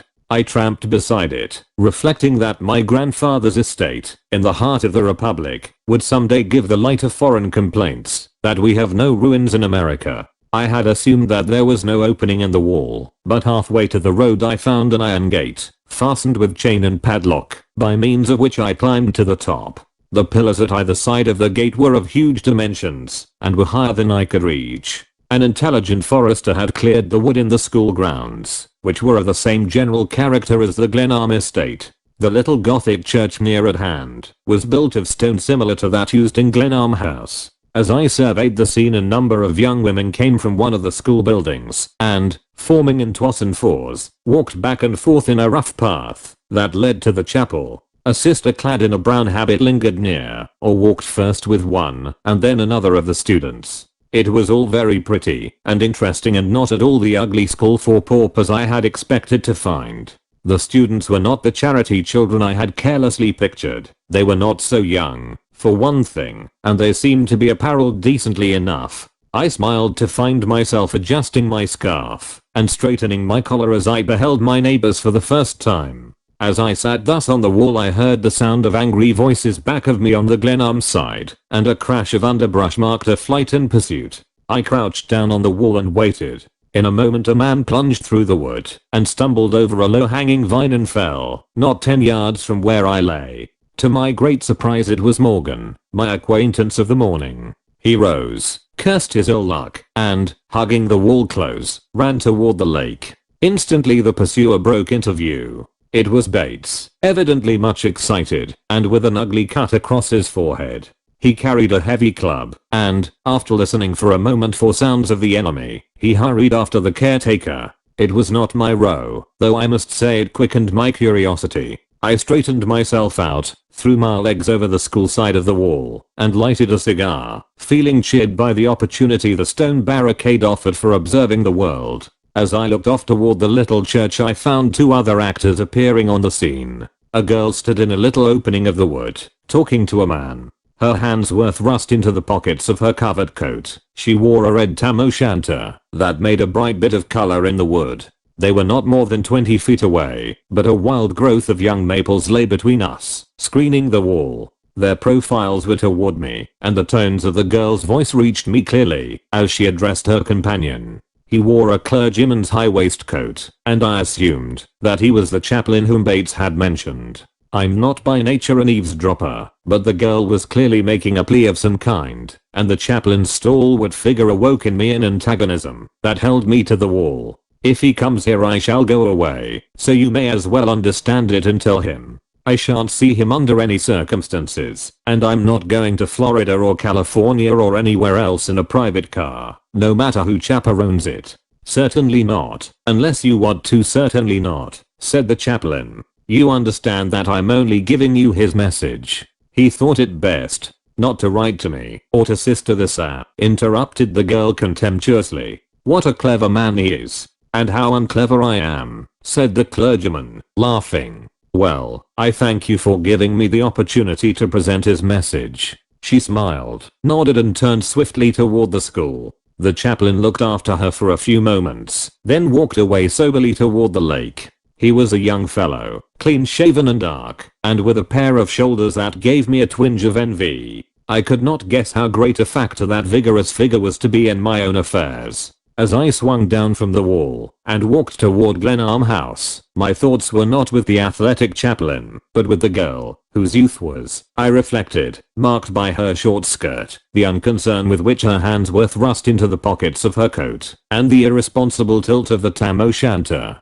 There is something jaunty, a suggestion of spirit and independence in a tam o' shanter, particularly a red one.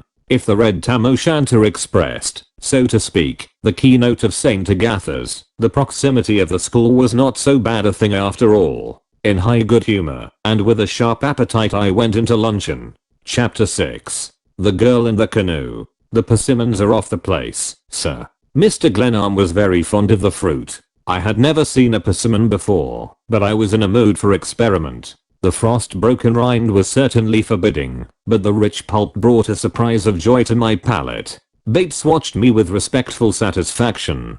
His gravity was in no degree diminished by the presence of a neat strip of flesh-colored court plaster over his right eye. A faint suggestion of arnica hung in the air. "This is a quiet life," I remarked, wishing to give him an opportunity to explain his encounter of the morning. "You are quite right, sir. As your grandfather used to say, it's a place of peace. When nobody shoots at you through a window," I suggested. "Such a thing is likely to happen to any gentleman," he replied, "but not likely to happen more than once, if you'll allow the philosophy." He did not refer to his encounter with the caretaker, and I resolved to keep my knowledge of it to myself. I always prefer to let a rascal hang himself, and here was a case, I reasoned, where, if Bates were disloyal to the duties Pickering had imposed upon him, the fact of his perfidy was bound to disclose itself eventually. Glancing around at him, when he was off guard, I surprised a look of utter dejection upon his face as he stood with folded arms behind my chair. He flushed and started, then put his hand to his forehead. "I met with a slight accident this morning, sir. The hickory is very tough, sir. A piece of wood flew up and struck me. Too bad," I said with sympathy. "You'd better rest a bit this afternoon." "Thank you, sir, but it's a small matter only. You might think it a trifle disfiguring." He struck a match for my cigarette, and I left without looking at him again. But as I crossed the threshold of the library I formulated this note: Bates is a liar, for one thing, and a person with active enemies for another. Watch him. All things considered, the day was passing well enough. I picked up a book and threw myself on a comfortable divan to smoke and reflect before continuing my explorations. As I lay there, Bates brought me a telegram, a reply to my message to Pickering. It read, "Yours announcing arrival received and filed." It was certainly a queer business, my errand to Glenarm. I lay for a couple of hours dreaming and counted the candles in the great crystal chandelier until my eyes ached. Then I rose, took my cap, and was soon tramping off toward the lake. There were several small boats and an after launch in the boathouse.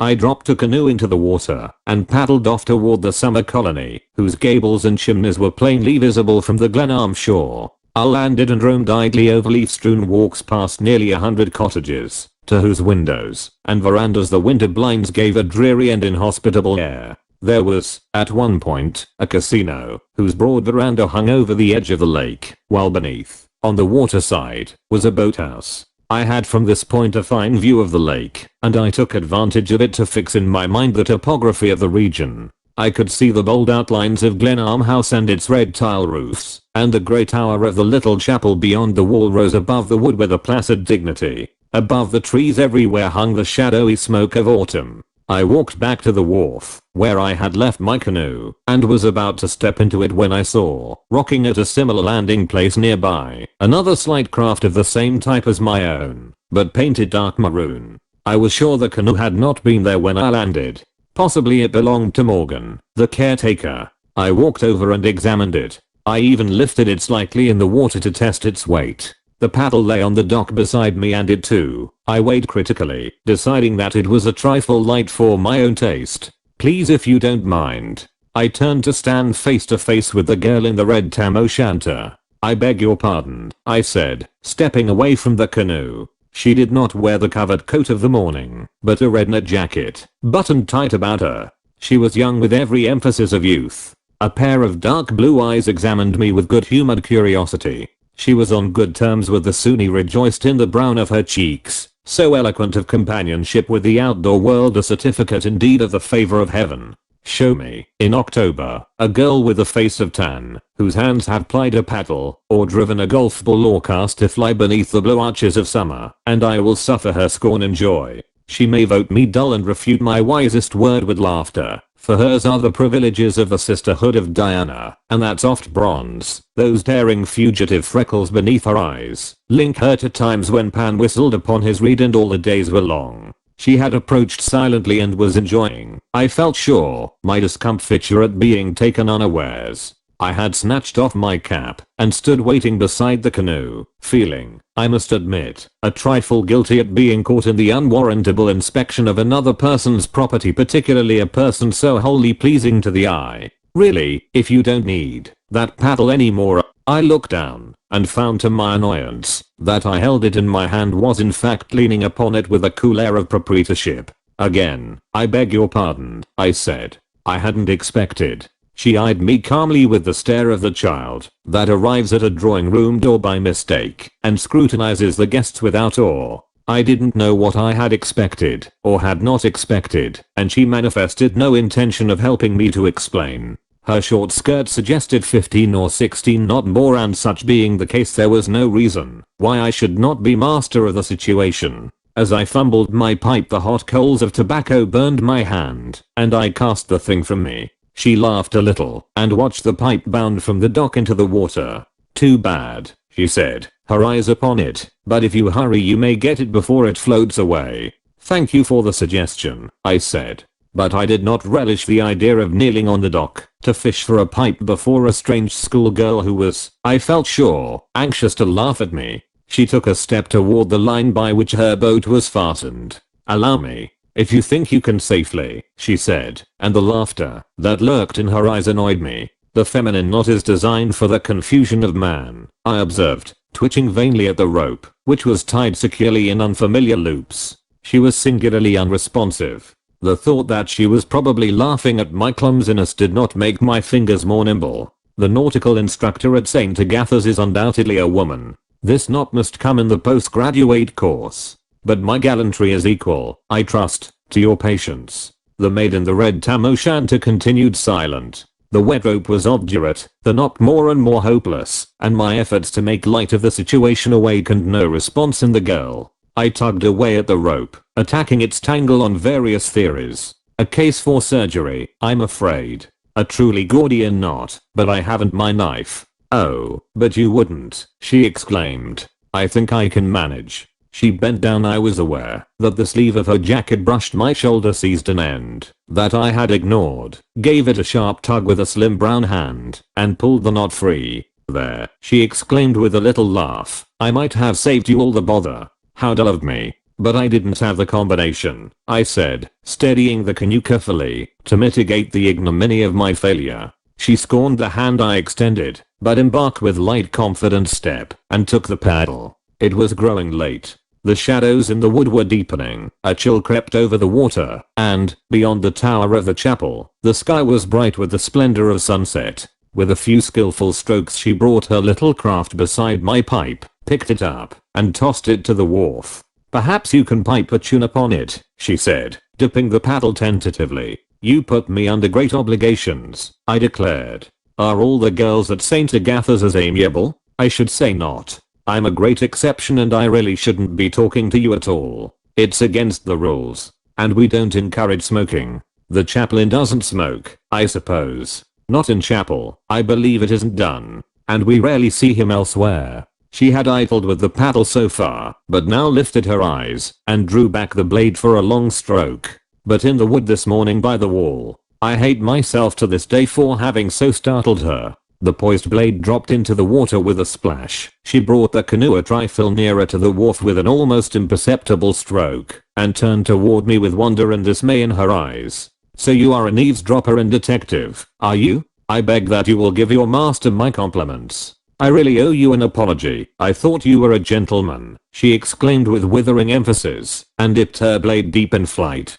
I called, stammering incoherently, after her, but a light argosy skimmed the water steadily. The paddle rose and fell with trained precision, making scarcely a ripple as she stole softly away toward the fairy towers of the sunset. I stood looking after her, goaded with self-contempt. A glory of yellow and red filled the west. Suddenly the wind moaned in the wood behind the line of cottages, swept over me, and rippled the surface of the lake. I watched its flight until it caught her canoe, and I marked the flimsy craft's quick response as the shaken waters bore her alert figure upward on the swell, her blade still maintaining its regular dip until she disappeared behind a little peninsula that made a harbor near the school grounds. The red tam o' shanter seemed at last to merge in the red sky, and I turned to my canoe and paddled cheerlessly home.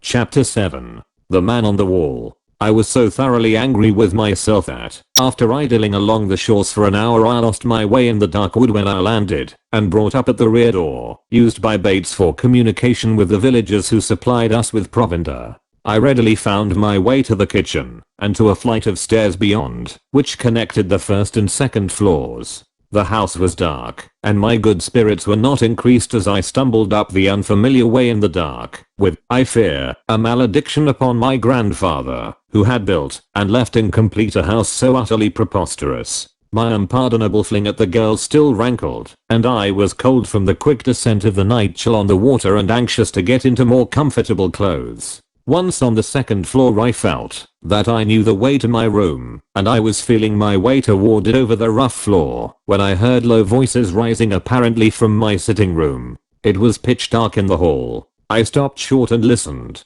The door of my room was open and a faint light flashed once into the hall and disappeared. I heard now a sound as of a hammer tapping upon woodwork. Then it ceased, and a voice whispered, "He'll kill me if he finds me here. I'll try again tomorrow. I swear to God I'll help you, but no more now." Then the sound of a scuffle and again the tapping of the hammer. After several minutes more of this there was a whispered dialogue which I could not hear. Whatever was occurring, 2 or 3 points struck me on the instant. One of the conspirators was an unwilling party to an act as yet unknown. Second, they had been unsuccessful and must wait for another opportunity. And third, the business, whatever it was clearly of some importance to myself, as my own apartments in my grandfather's strange house had been chosen for the investigation. Clearly, I was not prepared to close the incident, but the idea of frightening my visitors appealed to my sense of humor. I tiptoed to the front stairway, ran lightly down, found the front door, and, from the inside, opened and slammed it. I heard instantly a hurried scamper above, and the heavy fall of one who had stumbled in the dark. I grinned with real pleasure at the sound of this mishap, hurried into the great library, which was as dark as a well, and, opening one of the long windows, stepped out on the balcony. At once from the rear of the house came the sound of a stealthy step, which increased to a run at the ravine bridge. I listened to the flight of the fugitive through the wood until the sounds died away toward the lake. Then, turning to the library windows, I saw Bates, with a candle held above his head, peering about. "Hello, Bates," I called cheerfully. "I just got home and stepped out to see if the moon had risen. I don't believe I know where to look for it in this country." He began lighting the tapers with his usual deliberation. "It's a trifle early, I think, sir. About 7 o'clock, I should say, was the hour, Mr. Glenarm." There was, of course, no doubt whatever that Bates had been one of the men I heard in my room. It was wholly possible that he had been compelled to assist in some lawless act against his will, but why? If he had been forced into aiding a criminal, should he not invoke my own aid to protect himself? I kicked the logs in the fireplace impatiently in my uncertainty. The man slowly lighted the many candles in the great apartment. He was certainly a deep one, and his case grew more puzzling as I studied it in relation to the rifle shot of the night before, his collision with Morgan in the wood, which I had witnessed, and now the house itself had been invaded by someone with his connivance. The shot through the refectory window might have been innocent enough, but these other matters in connection with it could hardly be brushed aside. Bates lighted me to the stairway, and said as I passed him, "There's a baked ham for dinner. I should call it extra delicate, Mr. Glenarm. I suppose there's no change in the dinner hour, sir?" "Certainly not," I said with asperity, for I'm not a person to inaugurate a dinner hour one day and change it the next. Bates switched to make conversation the sure sign of a guilty conscience in a servant, and I was not disposed to encourage him. I closed the doors carefully and began a thorough examination of both the sitting room and the little bed chamber. I was quite sure that my own effects could not have attracted the two men who had taken advantage of my absence to visit my quarters. Bates had helped unpack my trunk and undoubtedly knew every item of my simple wardrobe. I threw open the doors of the 3 closets in the rooms and found them all in the good order established by Bates. He had carried my trunks and bags to a storeroom, so that everything I owned must have passed under his eye. My money, even the remnant of my fortune that I had drawn from the New York bank, I had placed carelessly enough in the drawer of a chiffonier otherwise piled with collars. It took but a moment to satisfy myself that this had not been touched. And, to be sure, a hammer was not necessary to open a drawer that had, from its appearance, never been locked. The game was deeper than I had imagined. I had scratched the crust without result, and my wits were busy with speculations as I changed my clothes, pausing frequently to examine the furniture, even the bricks on the hearth. One thing only, I found the slight scar of a hammerhead on the oak paneling that ran around the bedroom. The wood had been struck near the base and at the top of every panel, for though the mark was not perceptible on all, a test had evidently been made systematically. With this as a beginning, I found a moment later a spot of tallow under a heavy table in one corner. Evidently the furniture had been moved to permit of the closest scrutiny of the paneling. Even behind the bed I found the same impress of the hammerhead. The test had undoubtedly been thorough, for a pretty smart tap on oak is necessary to leave an impression. My visitors had undoubtedly been making soundings in search of a recess of some kind in the wall, and as they had failed of their purpose they were likely, I assumed, to pursue their researches further.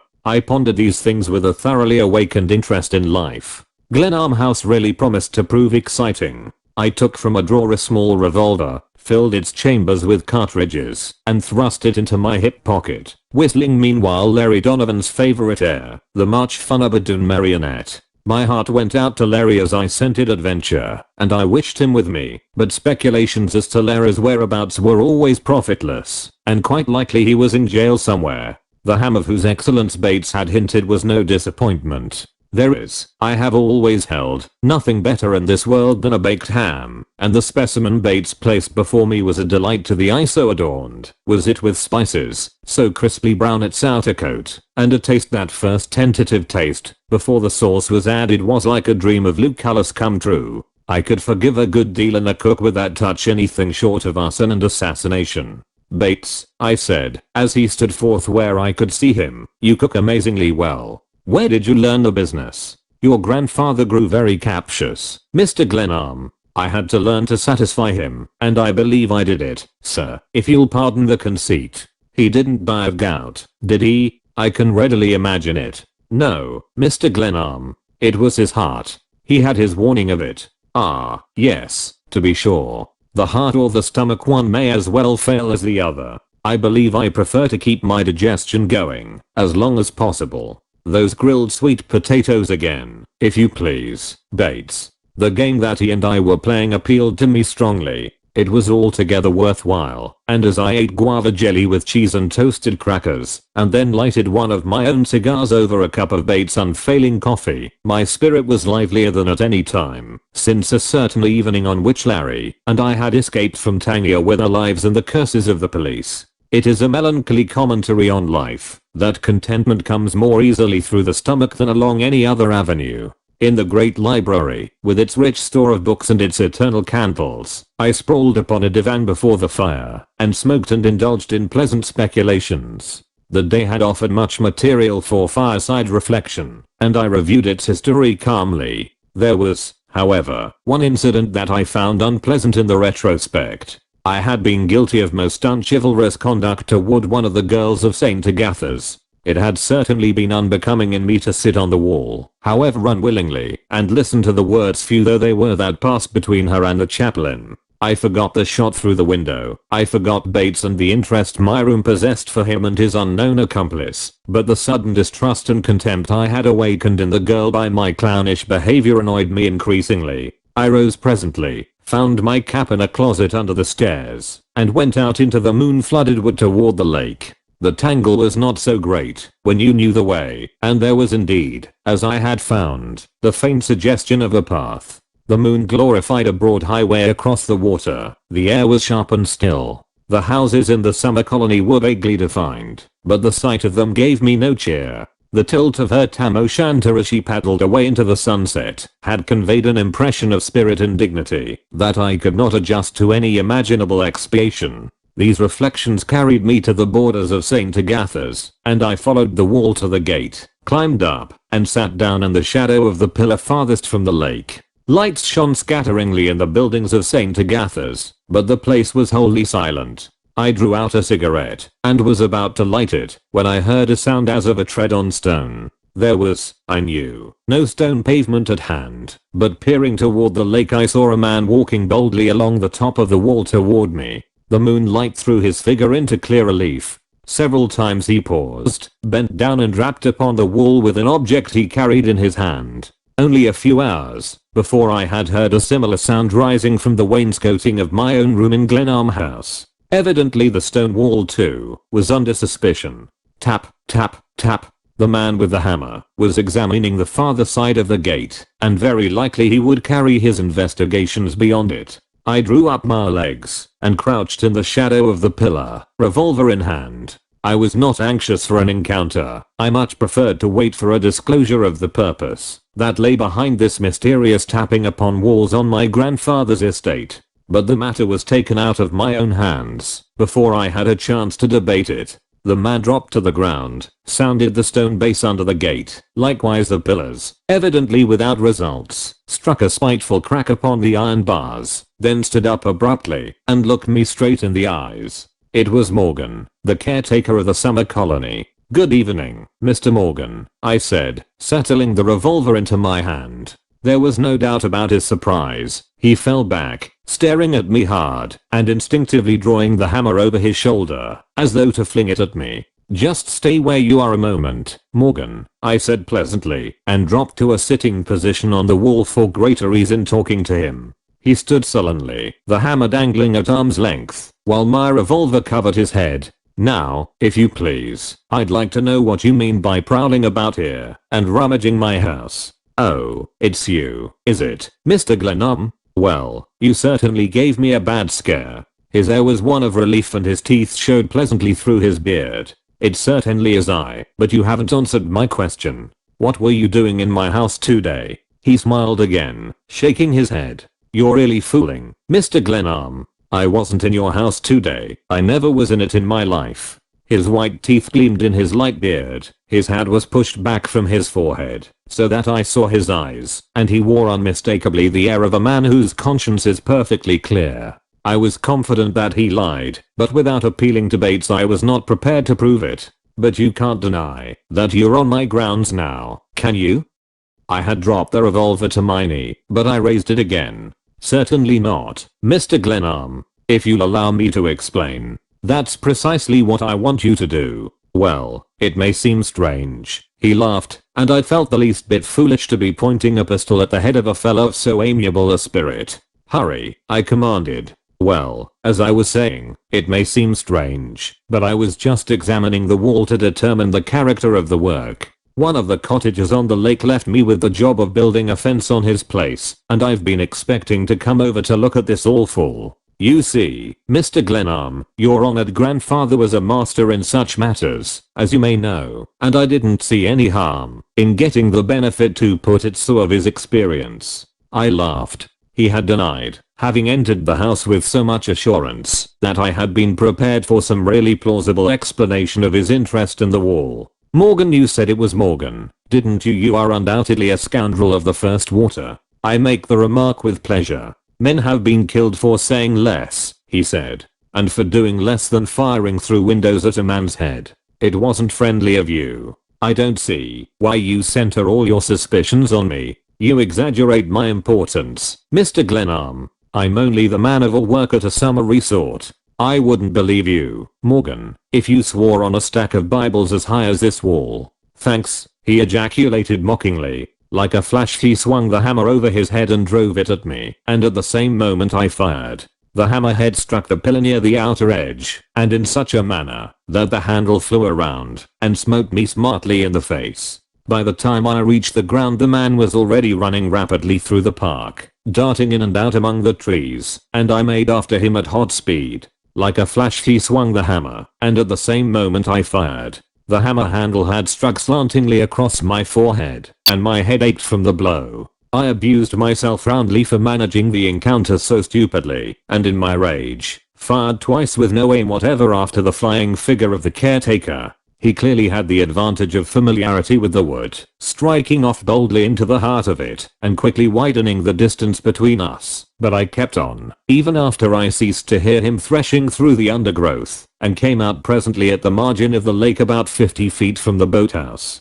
I waited in the shadow for some time, expecting to see the fellow again, but he did not appear. I found the wall with difficulty, and followed it back to the gate. It would be just as well, I thought, to possess myself of the hammer, and I dropped down on the St. Agatha side of the wall, and groped about among the leaves, until I found it. Then I walked home, went into the library, alight with its many candles, just as I had left it, and sat down before the fire to meditate. I had been absent from the house only 45 minutes. Chapter 8. A string of gold beads. A moment later Bates entered with a fresh supply of wood. I watched him narrowly for some sign of perturbation, but he was not to be caught off guard. Possibly he had not heard the shots in the wood. At any rate, he tended the fire with his usual gravity, and after brushing the hearth paused respectfully. "Is there anything further, sir?" "I believe not, Bates." "Oh, here's a hammer I picked up out in the grounds a bit ago. I wish you'd see if it belongs to the house." He examined the implement with care and shook his head. "It doesn't belong here, I think, sir. But we sometimes find tools left by the carpenters that worked on the house. Shall I put this in the tool chest, sir?" "Never mind. I need such a thing now and then and I'll keep it handy." "Very good, Mr. Glenarm. It's a bit sharper tonight, but we are likely to have sudden changes at this season. I dare say." We were not getting anywhere. The fellow was certainly an incomparable actor. "You must find it pretty lonely here, Bates.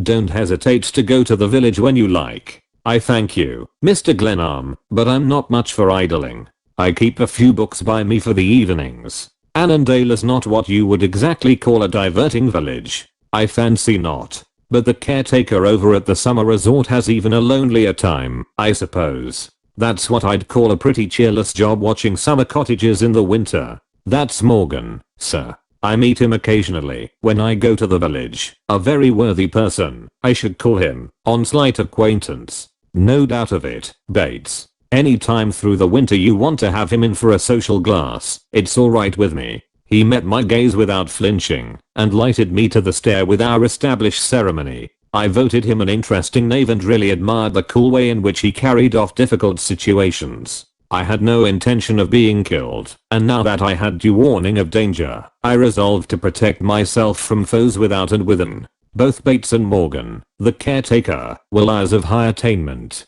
Morgan was, moreover, a cheerful scoundrel, and experience taught me long ago that a knave with humor is doubly dangerous. Before going to bed I wrote a long letter to Larry Donovan, giving him a full account of my arrival at Glenarm House. The thought of Larry always cheered me, and as the pages slipped from my pen I could feel his sympathy and hear him chuckling over the lively beginning of my year at Glenarm. The idea of being fired upon by an unseen foe would, I knew, give Larry a real lift of the spirit. The next morning I walked into the village, mailed my letter, visited the railway station with true rustic instinct, and watched the cutting out of a freight car for Annandale with a pleasure I had not before taken in that proceeding. The villagers stared at me blankly as on my first visit. A group of idle laborers stopped talking to watch me, and when I was a few yards past them, they laughed at a remark by one of the number which I could not overhear. But I'm not a particularly sensitive person. I did not care what my Hoosier neighbors said of me. All I asked was that they should refrain from shooting at the back of my head through the windows of my own house. On this day I really began to work. I mapped out a course of reading, set up a draftsman's table I found, put away in a closet, and convinced myself that I was beginning a year of devotion to architecture. Such was, I felt, the only honest course. I should work every day from 8 until 1, and my leisure I should give to recreation and a search for the motives that lay behind the crafts and assaults of my enemies. When I plunged into the wood in the middle of the afternoon it was with the definite purpose of returning to the upper end of the lake for an interview with Morgan, who had, so Bates informed me, a small house back of the cottages. I took the canoe I had chosen for my own use from the boathouse, and paddled up the lake. The air was still warm, but the wind that blew out of the south tasted of rain. I scanned the water and the borders of the lake for signs of life, more particularly, I may as well admit, for a certain maroon-colored canoe and a girl in a red tam o' shanter, but lake and summer cottages were mine alone. I landed and began at once my search for Morgan. There were many paths through the woods back of the cottages, and I followed several futilely, before I at last found a small house snugly bid away in a thicket of young maples. The man I was looking for came to the door quickly in response to my knock. "Good afternoon, Morgan." "Good afternoon, Mr. Glenarm," he said, taking the pipe from his mouth the better to grin at me. He showed no sign of surprise, and I was nettled by his cool reception. There was, perhaps, a certain element of recklessness in my visit to the house of a man who had shown so singular an interest in my affairs, and his cool greeting vexed me. "Morgan," I began. "Won't you come in and rest yourself, Mr. Glenarm?" he interrupted. "I reckon you're tired from your trip over." "Thank you, no," I snapped. "Suit yourself, Mr. Glenarm." He seemed to like my name, and gave it a disagreeable drawling emphasis. "Morgan, you are an infernal blackguard. You have tried twice to kill me. We'll call it that, if you like," and he grinned. "But you'd better cut off one for this." He lifted the grey fedora hat from his head and poked his finger through a hole in the top. "You're a pretty fair shot, Mr. Glenarm. The fact about me is," and he winked, "the honest truth is, I'm all out of practice. Why, sir, when I saw you paddling out on the lake this afternoon, I sighted you from the casino half a dozen times with my gun, but I was afraid to risk it."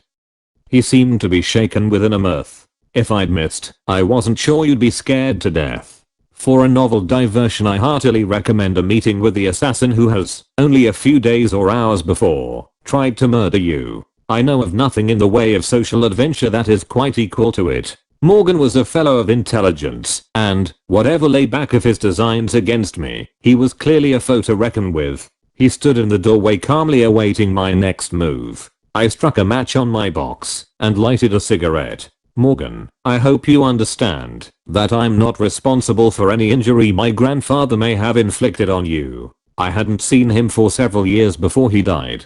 I was never at Glenarm before in my life, so it's a little rough for you to visit your displeasure on me." He smiled tolerantly as I spoke. I knew and he knew that I did that. No ill feeling against my grandfather lay back of his interest in my affairs. "You're not quite the man your grandfather was, Mr. Glenarm. You'll excuse my bluntness, but I take it that you're a frank man. He was a very keen person, and, I'm afraid," he chuckled with evident satisfaction to himself, "I'm really afraid, Mr. Glenarm, that you're not." There you have it, Morgan. I fully agree with you. I'm as dull as an oyster. That's the reason I've called on you for enlightenment.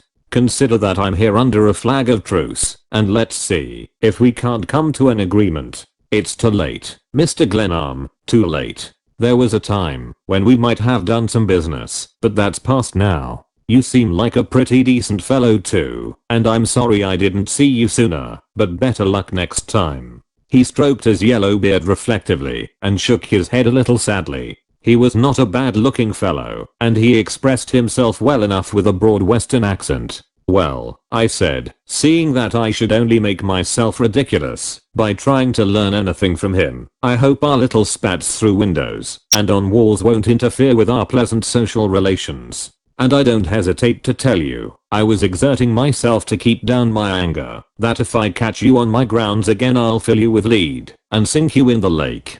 "Thank you, sir," he said, with so perfect an imitation of Bates' voice and manner that I smiled in spite of myself. "And now, if you'll promise not to fire into my back, I'll wish you good day. Otherwise." He snatched off his hat and bowed profoundly. "It'll suit me much better to continue handling the case on your grounds," he said, as though he referred to a business matter. "Killing a man on your own property requires some explaining. You may have noticed it." "Yes, I commit most of my murders away from home," I said.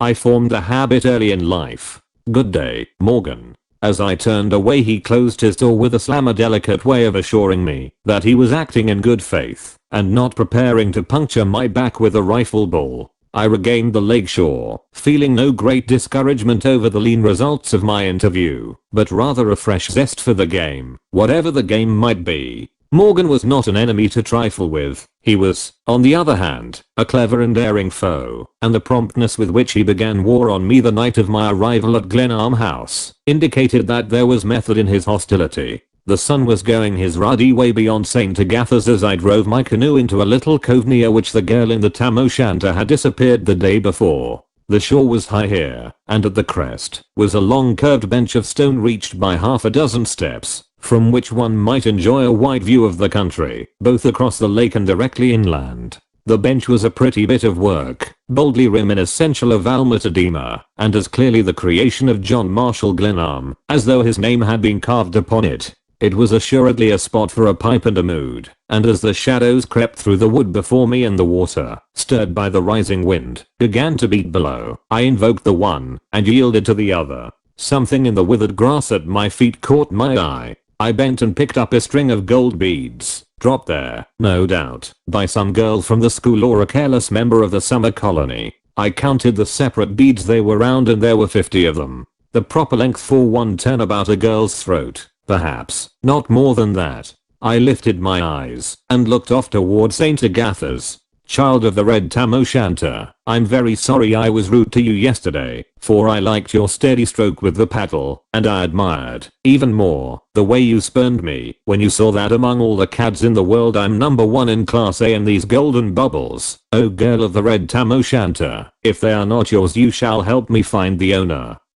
For we are neighbors, you and I, and there must be peace between our houses. With this foolishness I rose, thrust the beads into my pocket, and paddled home in the waning glory of the sunset. That night, as I was going quite late to bed, bearing a candle to light me through the dark hall to my room, I heard a curious sound, as of someone walking stealthily through the house. At first I thought Bates was still abroad, but I waited, listening for several minutes, without being able to mark the exact direction of the sound or to identify it with him. I went onto the door of my room, and still a muffled step seemed to follow me. First it had come from below, then it was much like someone going upstairs, but where? In my own room I still heard steps, light, slow, but distinct. Again there was a stumble and a hurried recovery. Ghosts, I reflected, do not fall downstairs. The sound died away, seemingly in some remote part of the house, and though I prowled about for an hour it did not recur that night.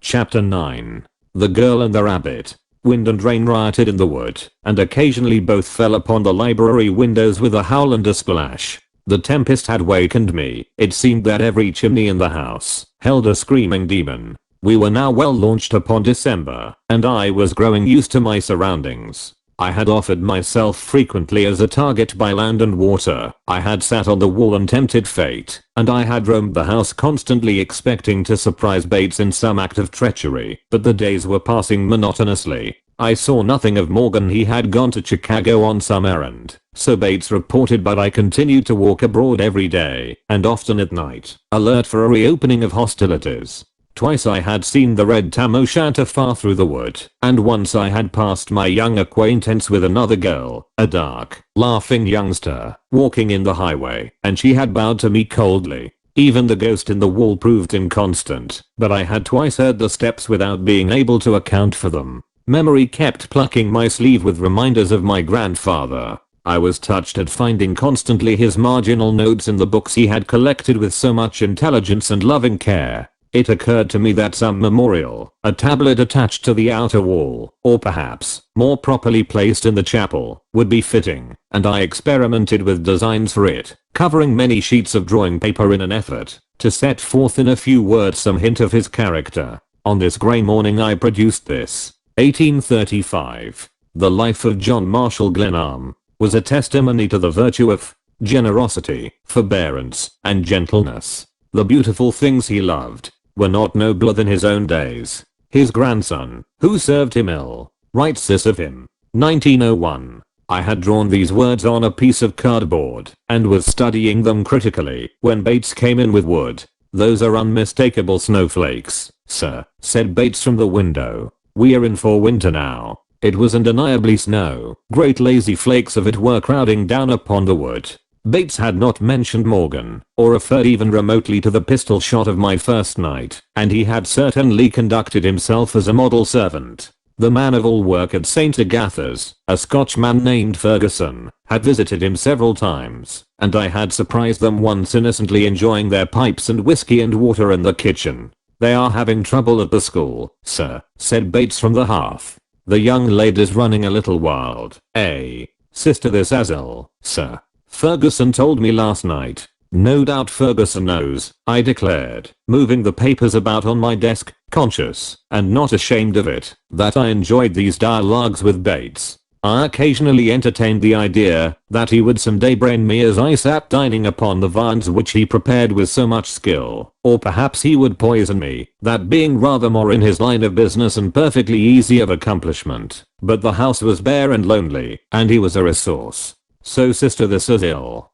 I began, seeing that Bates had nearly finished, and glancing with something akin to terror upon the open pages of a dreary work on English cathedrals that had put me to sleep the day before. She's been quite uncomfortable, sir, but they hope to see her out in a few days. That's good. I'm glad to hear it. Yes, sir. I think we naturally feel interested, being neighbors. And Ferguson says that Miss Devereux's devotion to her aunt is quite touching. I stood up straight and stared at Bates' back. He was trying to stop the rattle which the wind had set up in one of the windows. Miss Devereux. I laughed outright. That's the name, sir. Rather odd, I should call it. Yes, it is rather odd, I said, composed again, but not referring to the name. My mind was busy with a certain paragraph in my grandfather's will. Should he fail to comply with this provision, said property shall revert to my general estate and become, without reservation and without necessity for any process of law, the property, absolutely, of Marian Devereux, of the county and state of New York. Your grandfather was very fond of her, sir. She and sister this were abroad at the time he died. It was my sorrowful duty to tell them the sad news in New York, sir, when they landed. The devil it was. It irritated me to remember that Bates probably knew exactly the nature of my grandfather's will, and the terms of it were not in the least creditable to me. Sister the and her niece were doubtless calmly awaiting my failure to remain at Glenarm House during the disciplinary year. Sister the a Protestant nun, and a niece who probably taught drawing in the school for her keep. I was sure it was drawing. Nothing else would, I felt, have brought the woman within the pale of my grandfather's beneficence. I had given no thought to sister the since coming to Glenarm. She had derived her knowledge of me from my grandfather, and, such being the case, she would naturally look upon me as a blackguard and a menace to the peace of the neighborhood. I had, therefore, kept rigidly to my own side of the stone wall. A suspicion crossed my mind, marshalling a host of doubts and questions that had lurked there since my first night at Glenarm. Bates. He was moving toward the door with his characteristic slow step. If your friend Morgan, or anyone else, should shoot me, or if I should tumble into the lake, or otherwise end my earthly career, Bates. His eyes had slipped from mine to the window, and I spoke his name sharply. Yes, Mr. Glenarm. Then sister the niece would get this property and everything else that belonged to Mr. Glenarm. That's my understanding of the matter, sir. Morgan, the caretaker, has tried to kill me twice since I came here. He fired at me through the window the night I came, Bates. I waited for his eyes to meet mine again. His hands opened and shut several times, and alarm and fear convulsed his face for a moment. Bates, I'm trying my best to think well of you, but I want you to understand I smote the table with my clenched hand that if these women, or your employer, Mr. Pickering, or that damned hound, Morgan, or you damn you, I don't know who or what you are, think you can scare me away from here, you've waked up the wrong man, and I'll tell you another thing and you may repeat it to your school teachers, and to Mr. Pickering, who pays you, and to Morgan, whom somebody has hired to kill me, that I'm going to keep faith with my dead grandfather, and that when I've spent my year here and done what that old man wished me to do, I'll give them this house, and every acre of ground, and every damned dollar the estate carries with it. And now one other thing. I suppose there's a sheriff or some kind of a constable with jurisdiction over this place, and I could have the whole lot of you put into jail for conspiracy, but I'm going to stand out against you alone. Do you understand me, you hypocrite, you stupid, slinking spy? Answer me, quick, before I throw you out of the room. I had worked myself into a great passion and fairly roared my challenge, pounding the table in my rage. Yes, sir, I quite understand you, sir. But I'm afraid, sir. Of course you're afraid, I shouted, enraged anew by his halting speech. You have every reason in the world to be afraid. You've probably heard that I'm a bad lot and a worthless adventurer, but you can tell sister this or Pickering or anybody you please that I'm 10 times as bad as I've ever been painted. Now clear out of here. He left the room without looking at me again. During the morning I strolled through the house several times, to make sure he had not left it to communicate with some of his fellow plotters, but I was, I admit, disappointed to find him in every instance busy at some wholly proper task. Once, indeed, I found him cleaning my storm boots. To find him thus humbly devoted to my service after the raking I had given him dulled the edge of my anger. I went back to the library and planned a cathedral in 7 styles of architecture, all unrelated and impossible, and when this began to bore me, I designed a crypt in which the wicked should be buried standing on their heads and only the very good might lie and sleep in peace. These diversions and several black cigars won me to a more amiable mood. I felt better, on the whole, for having announced myself to the delectable Bates, who gave me for lunch a brace of quails, done in a manner that stripped criticism of all weapons. We did not exchange a word, and after knocking about in the library for several hours I went out for a tramp.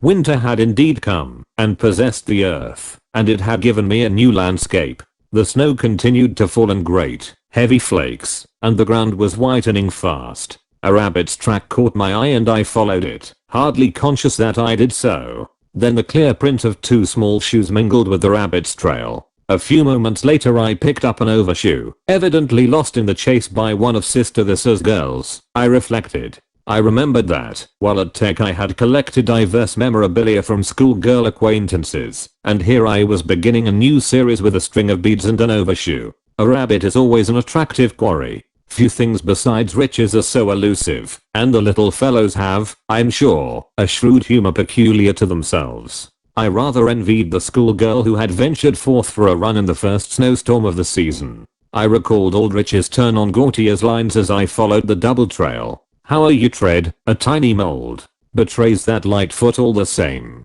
Upon this glistening, snowy fold, at every step it signs your name. A pretty autograph, indeed. The snow fell steadily, and I tramped on over the joint signature of the girl and the rabbit. Near the lake they parted company, the rabbit leading off at a tangent, on a line parallel with the lake, while his pursuer's steps pointed toward the boathouse. There was, so far as I knew, only one student of adventurous blood at St. Agatha's, and I was not in the least surprised to see, on the little sheltered balcony of the boathouse, the red tam o' shanter. She wore too, the covered coat I remembered from the day I saw her first from the wall. Her back was toward me as I drew near, her hands were thrust into her pockets. She was evidently enjoying the soft mingling of the snow with the still, blue waters of the lake, and a girl and a snowstorm are, if you ask my opinion, a pretty combination. The fact of a girl's facing a winter storm argues mightily in her favor testifies, if you will allow me, to a serene and dauntless spirit, for one thing, and a sound constitution, for another.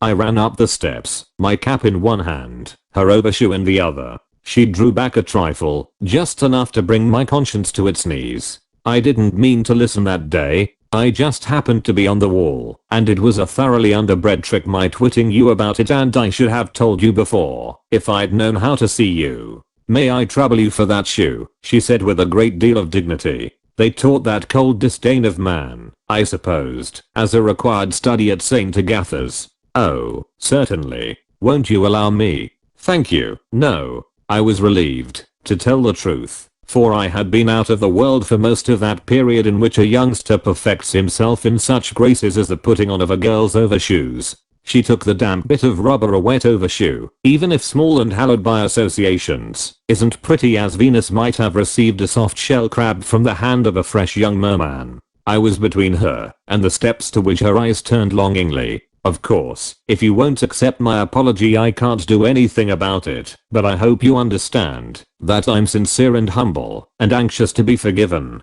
You seem to be making a good deal of a small matter. I wasn't referring to the overshoe, I said. She did not relent. If you'll only go away. She rested one hand against the corner of the boathouse while she put on the overshoe. She wore, I noticed, brown gloves with cuffs. How can I go away? You children are always leaving things about for me to pick up. I'm perfectly worn out carrying some girl's beads about with me, and I spoiled a good glove on your overshoe. I'll relieve you of the beads too, if you please. And her tone measurably reduced my stature. She thrust her hands into the pockets of her coat and shook the tam o' shanter slightly to establish it in a more comfortable spot on her head. The beads had been in my corduroy coat since I found them. I drew them out and gave them to her. Thank you very much. Of course they are yours, miss. She thrust them into her pocket. Of course they are mine, she said indignantly, and turned to go. We'll waive proof of property and that sort of thing, I remarked, with, I fear, the hope of detaining her. I'm sorry not to establish a more neighborly feeling with St. Agatha's. The stone wall may seem formidable, but it's not of my building. I must open the gate. That wall's a trifle steep for climbing. I was amusing myself with the idea that my identity was a dark mystery to her. I had read English novels in which the young lord of the manor is always mistaken for the gamekeeper's son by the pretty daughter of the curate who has come home from school to be the belle of the county. But my lady of the red tam o' shanter was not a creature of illusions. It serves a very good purpose, the wall. I mean Mr. Glenarm. She was walking down the steps and I followed. I'm not a man to suffer a lost schoolgirl to cross my lands unattended in a snowstorm, and the piazza of a boathouse is not, I submit, a pleasant loafing place on a winter day. She marched before me, her hands in her pockets. I liked her particularly that way, with an easy swing and a light and certain step. Her remark about the wall did not encourage further conversation and I fell back upon the poets. Stone walls do not a prison make, nor iron bars a cage, I quoted. Quoting poetry in a snowstorm while you stumble through a woodland behind a girl who shows no interest in either your prose or your rhymes has its embarrassments, particularly when you are breathing a trifle hard from the swift pace your auditor is leading you. I have heard that before, she said, half turning her face, then laughing as she hastened on. Her brilliant cheeks were a delight to the eye. The snow swirled about her, whitened the crown of her red cap, and clung to her shoulders. Have you ever seen snow crystals gleam, break, dissolve in fair, soft storm-blown hair? Do you know how a man will pledge his soul that a particular flake will never fade, never cease to rest upon a certain flying strand over a girlish temple, and he loses his heart and his wager in a breath? If you fail to understand these things, and are furthermore unfamiliar with the fact that the color in the cheeks of a girl who walks abroad in a driving snowstorm marks the favor of heaven itself, then I waste time, and you will do well to rap at the door of another inn. I'd rather missed you, I said, and, really, I should have been over to apologize if I hadn't been afraid. Sister, the sub is rather fierce, she declared, and we are not allowed to receive gentlemen callers, it says so in the catalogue. So I imagined. I trust Sister the sub is improving. She marched before me, her hands in her pockets. Yes, thank you. And Miss Devereux, she is quite well, I hope. She turned her head, as though to listen more carefully, and her step slackened for a moment. Then she hurried blithely forward. Oh, she's always well, I believe. You know her, of course. Oh, rather. She gives us music lessons. So Miss Devereux is the music teacher, is she? Should you call her a popular teacher? The girls call her. She seemed moved to mirth by the recollection, Miss Prim and Prosy. Ugh! I exclaimed sympathetically. Tall and hungry looking, with long talons that pound the keys with grim delight. I know the sort. She's a sight, and my guide laughed approvingly. But we have to take her. She's part of the treatment. You speak of St. Agatha's, as though it were a sanatorium. Oh, it's not so bad.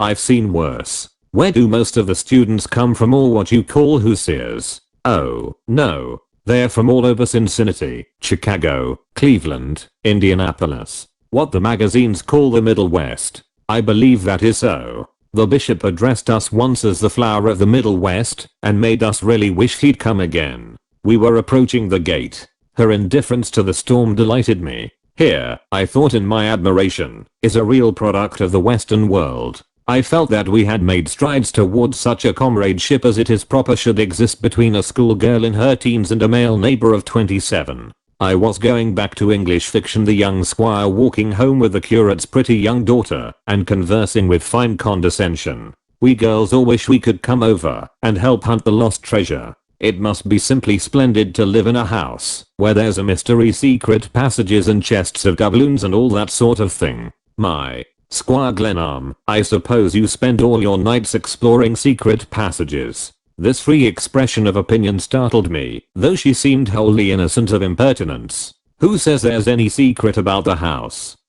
I demanded. Oh, Ferguson, the gardener, and all the girls. I fear Ferguson is drawing on his imagination. Well, all the people in the village think so. I've heard the candy shop woman speak of it often. She'd better attend to her taffy, I retorted. Oh, you mustn't be sensitive about it. All us girls think it ever so romantic, and we call you sometimes the Lord of the Realm, and when we see you walking through the darkling wood at evenfall we say, "Mile orders brooding upon the treasure chests." This, delivered in the stilted tone of one who is half quoting and half improvising, was irresistibly funny, and I laughed with goodwill. "I hope you've forgiven me," I began, kicking the gate to knock off the snow, and taking the key from my pocket. "But I haven't, Mr. Glenarm. Your assumption is, to say the least, unwarranted. I got that from a book. It isn't fair for you to know my name, and for me not to know yours," I said leadingly. "You are perfectly right. You are Mr. John Glenarm, the gardener told me, and I'm just Olivia. They don't allow me to be called Miss yet. I'm very young, sir. You've only told me half," and I kept my hand on the closed gate. The snow still fell steadily, and the short afternoon was nearing its close. I did not like to lose her, the life, the youth, the mirth for which she stood. The thought of Glenarm House amid the snow-hung wood, and of the long winter evening that I must spend alone, moved me to delay. Lights already gleamed in the school buildings straight before us, and the sight of them smote me with loneliness. "Olivia Gladys Armstrong," she said, laughing, brushed past me through the gate, and ran lightly over the snow toward St. Agatha's. Chapter 10. An affair with the caretaker. I read in the library until late, hearing the howl of the wind outside with satisfaction in the warmth and comfort of the great room. Bates brought in some sandwiches and a bottle of ale at midnight. "If there's nothing more, sir, that is all, Bates." And he went off sedately to his own quarters. I was restless, and in no mood for bed, and mourned the lack of variety in my grandfather's library. I moved about from shelf to shelf, taking down one book after another, and while thus engaged, came upon a series of large volumes extra illustrated in watercolors of unusual beauty. They occupied a lower shelf, and I sprawled on the floor, like a boy with a new picture book, in my absorption, piling the great volumes about me. They were on related subjects pertaining to the French Chateaux.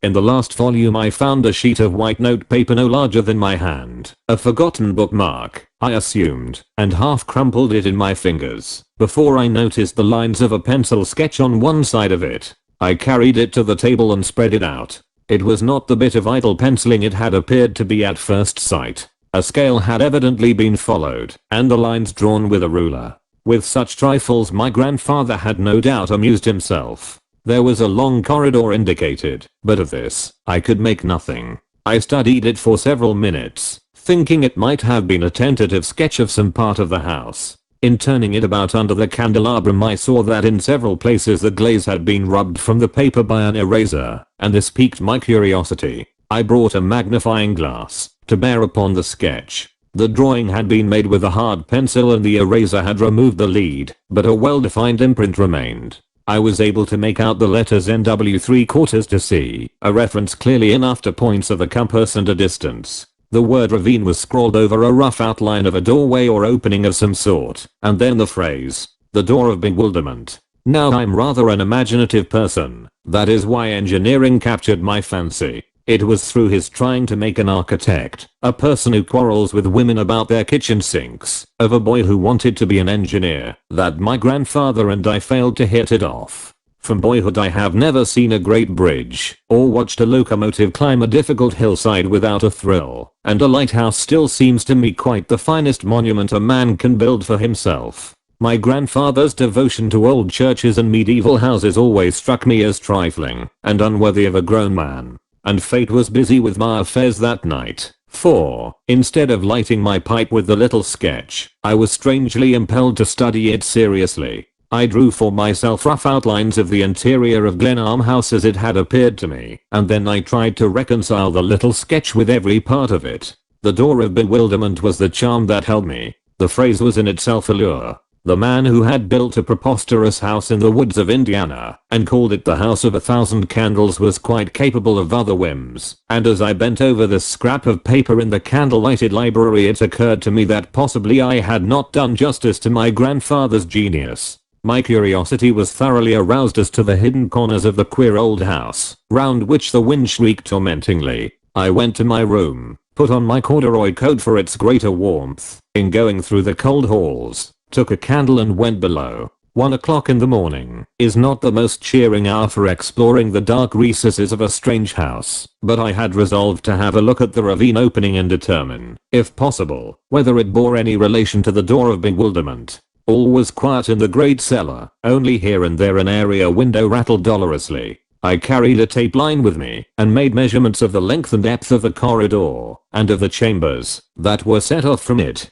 These figures I entered in my notebook for further use and sat down on an empty nail keg to reflect. The place was certainly substantial. The candle at my feet burned steadily with no hint of a draft, but I saw no solution of my problem. All the doors along the corridor were open or yielded readily to my hand. I was losing sleep for nothing. My grandfather's sketch was meaningless, and I rose and picked up my candle, yawning. Then a curious thing happened. The candle, whose thin flame had risen unwaveringly, sputtered and went out as a sudden gust swept the corridor. I had left nothing open behind me, and the outer doors of the house were always locked and barred. But someone had gained ingress to the cellar by an opening of which I knew nothing. I faced the stairway that led up to the back hall of the house, when to my astonishment, steps sounded behind me, and, turning, I saw, coming toward me, a man carrying a lantern. I marked his careless step. He was undoubtedly on familiar ground.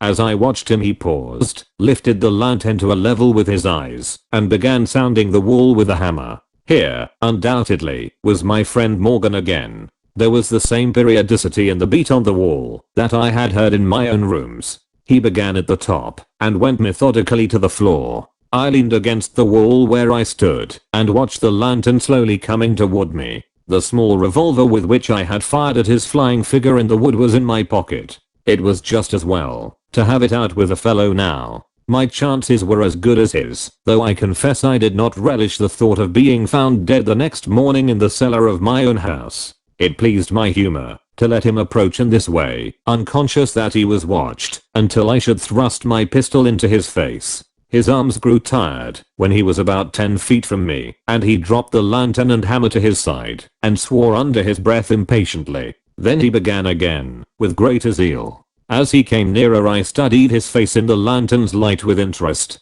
His head was thrust back, and I could see his jaw hard set under his blond beard. He took a step nearer, ran his eyes over the wall, and resumed his tapping. The ceiling was something less than 8 feet, and he began at the top. In settling himself for the new series of strokes he swayed toward me slightly, and I could hear his hard breathing. I was deliberating how best to throw myself upon him, but as I wavered he stepped back, swore at his ill luck, and flung the hammer to the ground. "Thanks," I shouted, leaping forward and snatching the lantern. "Stand just where you are." With the revolver in my right hand and the lantern held high in my left, I enjoyed his utter consternation as my voice roared in the corridor. "It's too bad we meet under such strange circumstances, Morgan," I said. "I'd begun to miss you, but I suppose you've been sleeping in the daytime to gather strength for your night prowling." "You're a fool," he growled. He was recovering from his fright. I knew it by the gleam of his teeth and his yellow beard. His eyes too were moving restlessly about. He undoubtedly knew the house better than I did and was considering the best means of escape.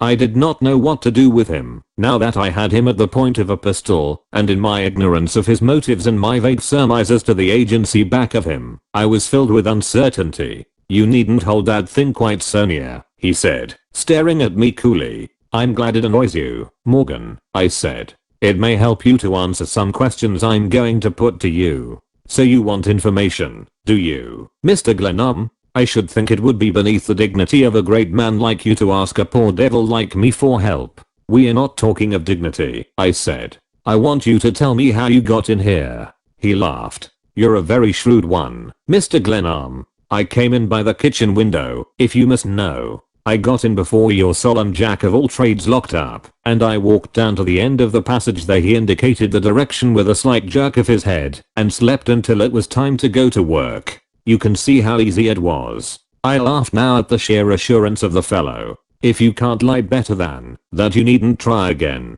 Face about now, and march." I put new energy into my tone, and he turned and walked before me down the corridor in the direction from which he had come. We were, I dare say, a pretty pair, he tramping doggedly before me, I following at his heels with his lantern and my pistol. The situation had played prettily into my hands, and I had every intention of wresting from him the reason for his interest in Glenarm House and my affairs. Not so fast, I admonished sharply. Excuse me, he replied mockingly. He was no common rogue. I felt the quality in him with a certain admiration for his scoundrelly talents, a fellow, I reflected, who was best studied at the point of a pistol. I continued at his heels and poked the muzzle of the revolver against his back from time to time to keep him assured of my presence, a device that I was to regret a second later. We were about 10 yards from the end of the corridor when he flung himself backward upon me, threw his arms over his head, and seized me about the neck, turning himself lively until his fingers clasped my throat.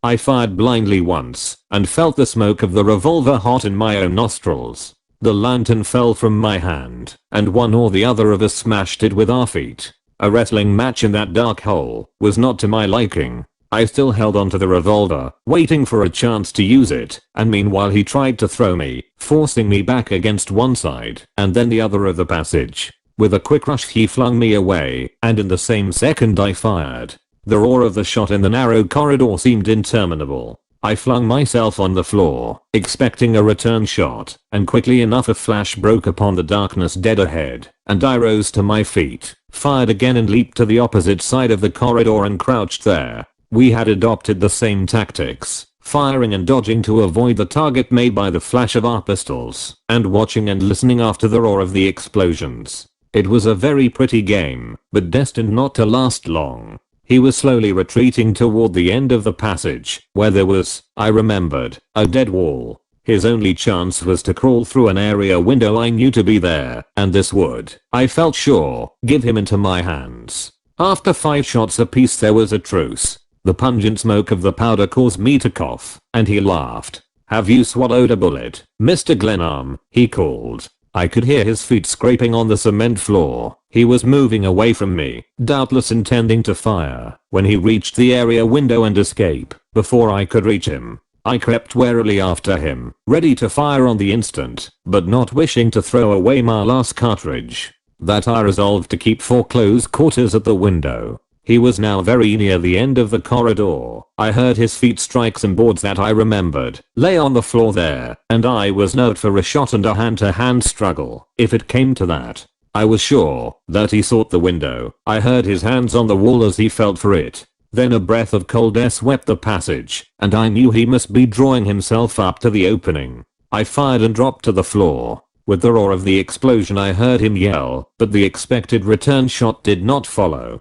The pounding of my heart seemed to mark the passing of hours. I feared that my foe was playing some trick, creeping toward me, perhaps, to fire at close range, or to grapple with me in the dark. The cold air still whistled into the corridor, and I began to feel the chill of it. Being fired upon is disagreeable enough, but waiting in the dark for the shot is worse. I rose and walked toward the end of the passage. Then his revolver flashed, and roared directly ahead, the flame of it so near that it blinded me. I fell forward confused and stunned, but shook myself together in a moment, and got upon my feet. The draft of air no longer blew into the passage. Morgan had taken himself off through the window, and closed it after him. I made sure of this by going to the window and feeling of it with my hands. I went back and groped about for my candle, which I found without difficulty and lighted. I then returned to the window to examine the catch.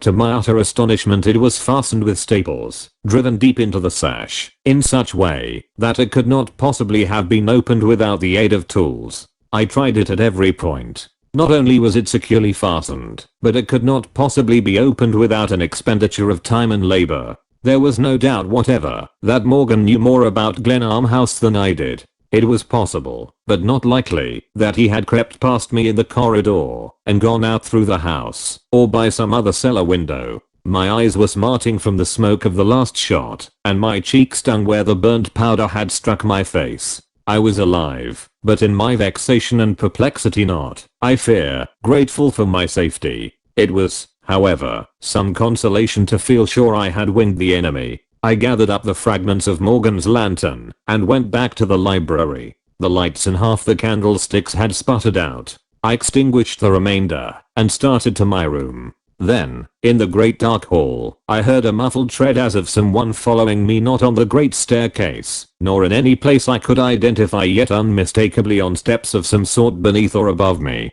My nerves were already keyed to a breaking pitch, and the ghost-like tread in the hall angered me. Morgan, or his ally, Bates, I reflected, at some new trick. I ran into my room, found a heavy walking stick and set off for Bates' room on the 3rd floor. It was always easy to attribute any sort of mischief to the fellow, and undoubtedly he was crawling through the house somewhere on an errand. That boded no good to me. It was now past 2 o'clock and he should have been asleep and out of the way long ago. I crept to his room and threw open the door without, I must say, the slightest idea of finding him there. But Bates, the enigma, Bates, the incomparable cook, the perfect servant, sat at a table, the light of several candles falling on a book over which he was bent with that maddening gravity he had never yet in my presence thrown off. He rose at once, stood at attention, inclining his head slightly. "Yes, Mr. Glenarm. Yes, the devil." I roared at him, astonished at finding him sorry, I must say, that he was there. The stick fell from my hands. I did not doubt he knew perfectly well that I had some purpose in breaking in upon him. I was baffled, and in my rage, floundered for words to explain myself. I thought I heard someone in the house. "I don't want you prowling about in the night, do you hear?" "Certainly not, sir," he replied in a grieved tone. I glanced at the book he had been reading. It was a volume of Shakespeare's comedies, open at the first scene of the last act of The Winter's Tale. "Quite a pretty bit of work that, I should say," he remarked. "It was one of my late master's favorites." "Go to the devil," I bawled at him, and went down to my room, and slammed the door in rage and chagrin. Chapter 11. I receive a caller. Going to bed at 3 o'clock on a winter morning in a house whose ways are disquieting, after a duel in which you escaped whole only by sheer good luck, does not fit one for sleep. When I finally drew the covers over me, it was to lie and speculate upon the events of the night in connection with the history of the few weeks I had spent at Glenarm. Larry had suggested in New York that Pickering was playing some deep game, and I, myself, could not accept Pickering's statement that my grandfather's large fortune had proved to be a myth. If Pickering had not stolen or dissipated it, where was it concealed? Morgan was undoubtedly looking for something of value, or he would not risk his life in the business, and it was quite possible that he was employed by Pickering to search for hidden property. This idea took strong hold of me, the more readily, I fear, since I had always been anxious to see evil in Pickering. There was, to be sure, the unknown alternative there, but neither she nor Sister this was, I imagined, a person capable of hiring an assassin to kill me.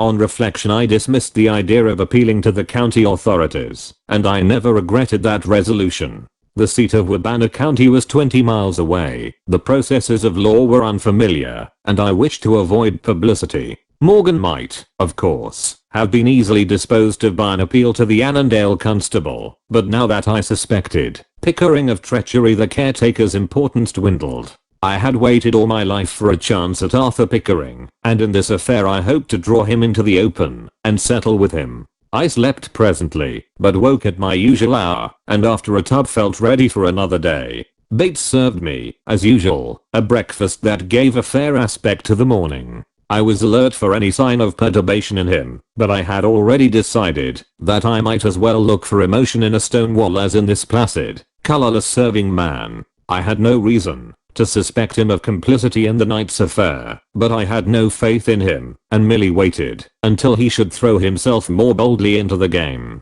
By my plate next morning I found this note, written in a clear, bold, woman's hand. The Sisters of St. Agatha trust that the intrusion upon his grounds by Miss Armstrong, one of their students, has caused Mr. Glenarm no annoyance. The sisters beg that this infraction of their discipline will be overlooked, and they assure Mr. Glenarm that it will not recur. An unnecessary apology. The note paper was of the best quality. At the head of the page, Street Agatha's, Annandale, was embossed in purple. It was the first note I had received from a woman for a long time, and it gave me a pleasant emotion. One of the sisters I had seen beyond the wall undoubtedly wrote it, possibly Sister Thessa herself. A clever woman, that, thoroughly capable of plucking money from guileless old gentlemen. Poor Olivia. born for freedom, but doomed to a pent-up existence with a lot of nuns. I resolved to send her a box of candy sometime, just to annoy her grim guardians. Then my own affairs claimed attention.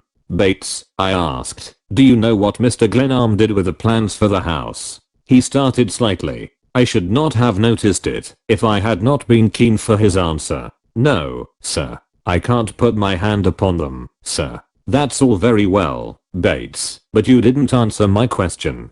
Do you know where they are? I'll put my hand on them if you will kindly tell me where they are kept. Mr. Glenarm, I fear very much that they have been destroyed. I tried to find them before you came, to tell you the whole truth, sir, but they must have been made way with. That's very interesting, Bates. Will you kindly tell me whom you suspect of destroying them? The toast again, please. His hand shook as he passed the plate. I hardly like to say, sir, when it's only a suspicion. Of course I shouldn't ask you to incriminate yourself, but I'll have to insist on my question. It may have occurred to you, Bates, that I'm in a sense, mind you, the master here. Well, I should say, if you press me, that I fear Mr. Glenarm, your grandfather, burned the plans when he left here the last time. I hope you will pardon me, sir, for seeming to reflect upon him. Reflect upon the devil. What was his idea, do you suppose? I think, sir, if you will pardon. Don't be so fussy. I snapped. Damn your pardon, and go on. He wanted you to study out the place for yourself, sir. It was dear to his heart, this house. He set his heart upon having you enjoy it. I like the word go ahead. And I suppose there are things about it that he wished you to learn for yourself. You know them, of course, and are watching me to see when I'm hot or cold, like kids playing hide the handkerchief. The fellow turned and faced me across the table. Mr. Glenarm, as I hope God may be merciful to me in the last judgment, I don't know any more than you do. You were here with Mr. Glenarm all the time he was building the house, but you never saw walls built that weren't what they appeared to be, or doors made that didn't lead anywhere. I summoned all my irony and contempt for this arraignment. He lifted his hand, as though making oath. As God sees me, that is all true. I was here to care for the dead master's comfort, and not to spy on him. And Morgan, your friend, what about him? I wish I knew, sir. I wish to the devil you did, I said, and flung out of the room, and into the library. At 11 o'clock I heard a pounding at the great front door and Bates came to announce a caller, who was now audibly knocking the snow from his shoes in the outer hall. The Reverend Paul Stoddard, sir. The chaplain of St. Agatha's was a big fellow, as I had remarked on the occasion of his interview with Olivia Gladys Armstrong by the wall. His light brown hair was close cut, his smooth-shaven face was bright with the freshness of youth. Here was a sturdy young apostle without frills, but with a vigorous grip that left my hand tingling. His voice was deep and musical, a voice that suggested sincerity and inspired confidence. I'm afraid I haven't been neighborly, Mr. Glenarm. I was called away from home a few days after I heard of your arrival, and I have just got back. I blew in yesterday with the snowstorm. He folded his arms easily and looked at me with cheerful directness, as though politely interested in what manner of man I might be. It was a fine storm. I got a great day out of it, I said. An Indiana snowstorm is something I have never experienced before. This is my second winter. I came out here because I wished to do some reading and thought I'd rather do it alone than in a university. Studious habits are rather forced on one out here, I should say. In my own case, my course of reading is all cut out for me. He ran his eyes over the room. The Glenarm collection is famous, the best in the country, easily. Mr. Glenarm, your grandfather, was certainly an enthusiast. I met him several times. He was a trifle hard to meet, and the clergyman smiled. I felt rather uncomfortable, assuming that he probably knew I was undergoing discipline, and why my grandfather had so ordained it. The Reverend Paul Stoddard was so simple, unaffected and manly a fellow, that I shrank from the thought that I must appear to him an ungrateful blackguard whom my grandfather had marked with obloquy. My grandfather had his whims, but he was a fine, generous-hearted old gentleman, I said.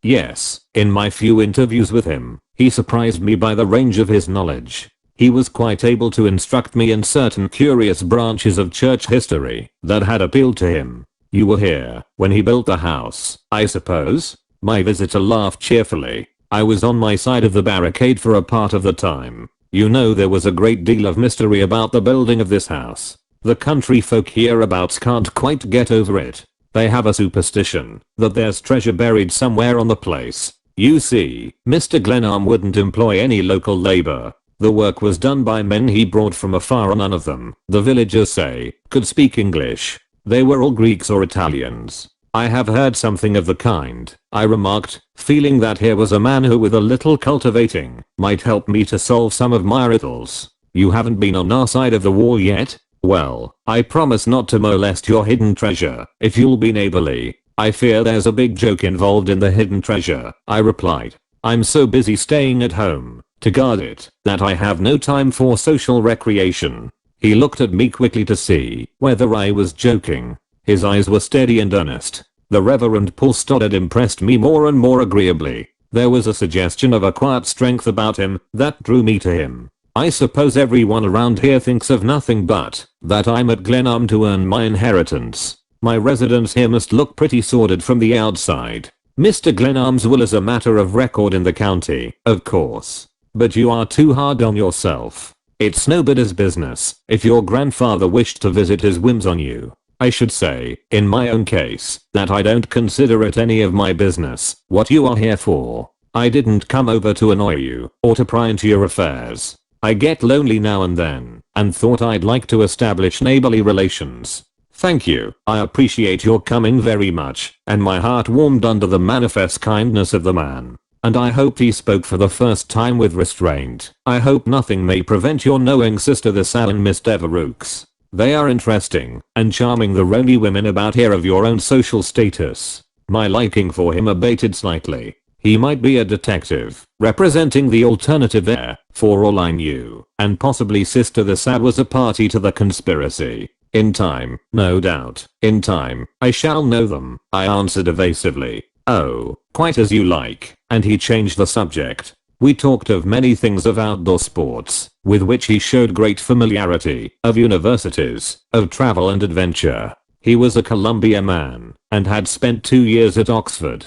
Well, he exclaimed, this has been very pleasant, but I must run. I have just been over to see Morgan, the caretaker at the resort village. The poor fellow accidentally shot himself yesterday, cleaning his gun or something of that sort, and he has an ugly hole in his arm that will shut him in for a month or worse. He gave me an errand to do for him. He's a conscientious fellow and wished me to wire for him to Mr. Pickering that he'd been hurt, but was attending to his duties.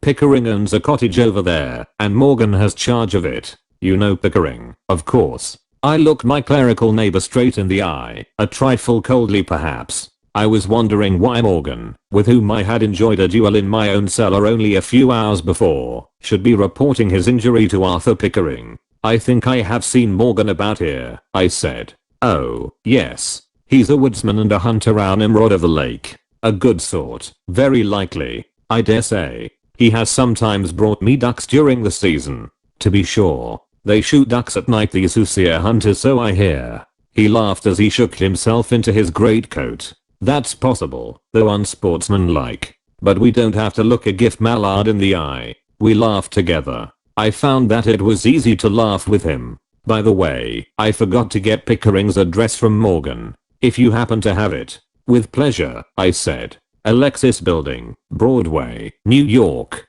Good. That's easy to remember, he said, smiling and turning up his coat collar. Don't forget me. I'm quartered in a hermit's cell back of the chapel, and I believe we can find many matters of interest to talk about. I'm confident of it, I said, glad of the sympathy and cheer that seemed to emanate from his stalwart figure. I threw on my overcoat and walked to the gate with him, and saw him hurry toward the village with long strides. Chapter 12. I explore a passage. Bates, I found him busy replenishing the candlesticks in the library. It seemed to me that he was always poking about with an armful of candles. There are a good many queer things in this world, but I guess you're one of the queerest. I don't mind telling you that there are times when I think you a thoroughly bad lot, and then again I question my judgment and don't give you credit for being much more than a doddering fool. He was standing on a ladder beneath a great crystal chandelier that hung from the center of the ceiling and looked down upon me with that patient injury that is so appealing in a dog in, say, the eyes of an Irish setter when you accidentally step on his tail. That luck is heartbreaking in a setter, but, seen in a man, it arouses the direst homicidal feelings of which I'm capable. Yes, Mr. Glenarm, he replied humbly. Now, I want you to grasp this idea that I'm going to dig into this old shell top and bottom. I'm going to blow it up with dynamite, if I please. And if I catch you spying on me, or reporting my doings to my enemies, or engaging in any questionable performances whatever, I'll hang you between the posts out there in the school wall, do you understand, so that the sweet sisters of Saint Agatha and the dear little schoolgirls Anne, the chaplain and all the rest will shudder through all their lives at the very thought of you. Certainly, Mr. Glenarm, and his tone was the same he would have used if I had asked him to pass me the matches, and under my breath I consigned him to the harshest tortures of the fiery pit. Now, as to Morgan. Yes, sir. What possible business do you suppose he has with Mr. Pickering? I demanded. Why, sir, that's clear enough. Mr. Pickering owns a house up the lake. He got it through your grandfather. Morgan has the care of it, sir. Very plausible, indeed, and I sent him off to his work. After luncheon I went below and directly to the end of the corridor and began to sound the walls.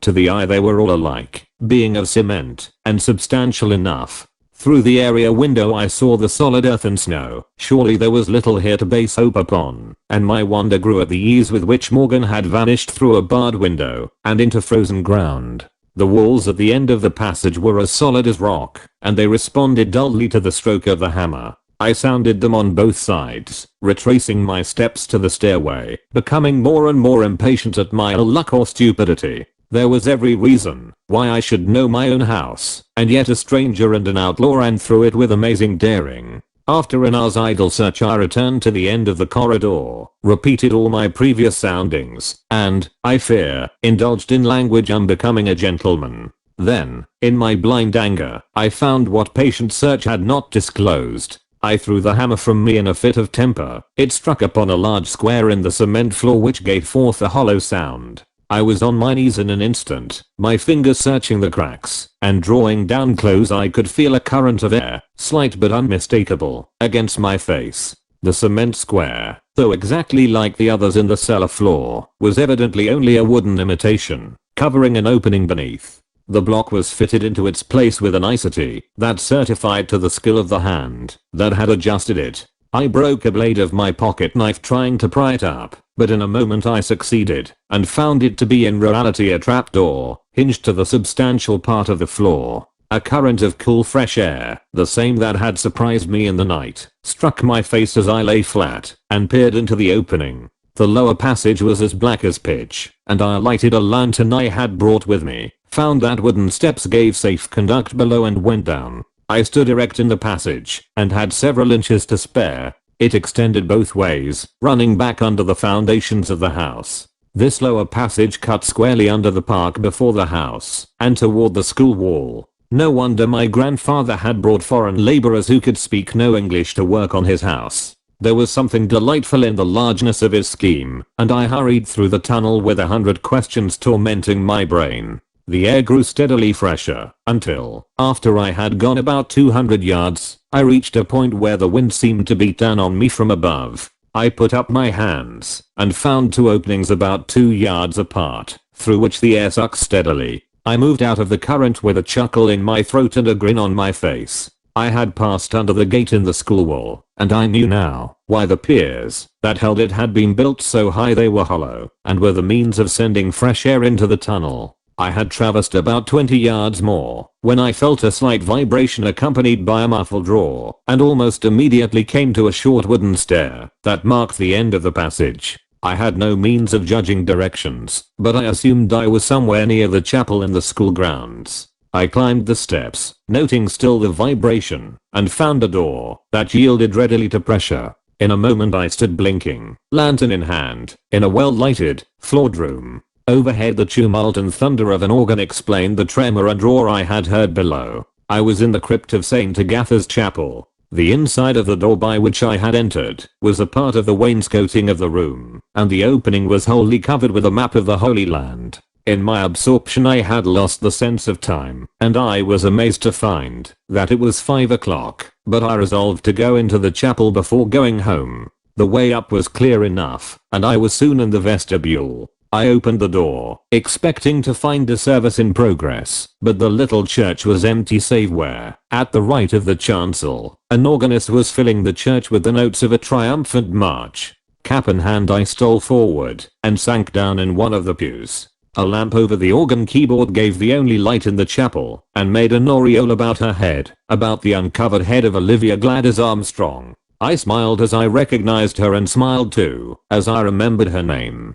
But the joy she brought to the music, the happiness in her face as she raised it in the minor harmonies, her isolation, marked by the little dial of light against the dark background of the choir, these things touched and moved me, and I bent forward, my arms upon the pew in front of me, watching and listening with a kind of awed wonder. Here was a refuge of peace and lulling harmony after the disturbed life at Glenarm, and I yielded myself to its solace with an inclination my life had rarely known. There was no pause in the outpouring of the melody. She changed stops and manuals with swift fingers and passed from one composition to another. Now it was an August hymn, now a theme from Warner, and finally Mendelssohn's Spring Song leaped forth exultant in the dark chapel. She ceased suddenly with a little sigh and struck her hands together, for the place was cold. As she reached up to put out the lights I stepped forward to the chancel steps. "Please allow me to do that for you?" She turned toward me, gathering a cape about her. "Oh, it's you, is it?" she asked, looking about quickly. I don't seem to remember that you were invited." "I didn't know I was coming myself," I remarked truthfully, lifting my hand to the lamp. "That is my opinion of you, that you're a rather unexpected person. But thank you very much." She showed no disposition to prolong the interview, but hurried toward the door and reached the vestibule before I came up with her. "You can't go any further, Mr. Glenarm," she said, and waited as though to make sure I understood. Straight before us through the wood and beyond the school buildings the sunset faded sullenly. The night was following fast upon the grey twilight, and already the bolder planets were aflame in the sky. The path led straight ahead beneath the black boughs. "I might perhaps walk to the dormitory, or whatever you call it," I said. "Thank you. No. I'm late and haven't time to bother with you. It's against the rules, you know, for us to receive visitors." She stepped out into the path. "But I'm not a caller. I'm just a neighbor. And I owe you several calls, anyhow." She laughed, but did not pause, and I followed a pace behind her. "I hope you don't think for a minute that I chased a rabbit on your side of the fence just to meet you, do you, Mr. Glenarm? Be it far from me. I'm glad I came, though, for I liked your music immensely. I'm in earnest, I think it quite wonderful, Miss Armstrong." She paid no heed to me, "and I hope I may promise myself the pleasure of hearing you often. You are positively flattering, Mr. Glenarm." But as I'm going away, I felt my heart sink at the thought of her going away. She was the only amusing person I had met at Glenarm, and the idea of losing her gave a darker note to the bleak landscape. "That's really too bad. And just when we were getting acquainted, and I was coming to church every Sunday to hear you play, and to pray for snow, so you'd come over often to chase rabbits." This, I thought, softened her heart. At any rate her tone changed. "I don't play for services. They're afraid to let me for fear I'd run comic opera tunes into the Tedeum." "How shocking. Do you know, Mr. Glenarm," her tone became confidential and her pace slackened, "we call you the Squire at St. Agatha's, and the Lord of the Manor, and names like that. All the girls are perfectly crazy about you. They'd be wild if they thought I talked with you clandestinely." "Is that the way you pronounce it?" "Anything you say, and any way you say it satisfies me," I replied. "That's ever so nice of you," she said, mockingly again. I felt foolish and guilty. She would probably get roundly scolded if the Grave Sisters learned of her talks with me, and very likely I should win their hearty contempt. But I did not turn back. "I hope the reason you're leaving isn't," I hesitated, "ill conduct." "Oh, yes, I'm terribly wicked, Squire Glenarm. They're sending me off. But I suppose they're awfully strict, the sisters. They're hideous, perfectly hideous." "Where is your home?" I demanded. Chicago, Indianapolis, Cincinnati, perhaps. Humph, you are dull. You ought to know from my accent that I'm not from Chicago. And I hope I haven't a Kentucky girl's air of waiting to be flattered to death. And no Indianapolis girl would talk to a strange man at the edge of a deep wood in the grey twilight of a winter day. That's from a book. And the Cincinnati girl is without my Alan, esprit, whatever you please to call it. She has more Teutonic repose, more of Gretchen of the Rhine Valley about her. Don't you adore French, Squire Glenarm? She concluded breathlessly, and with no pause in her quick step.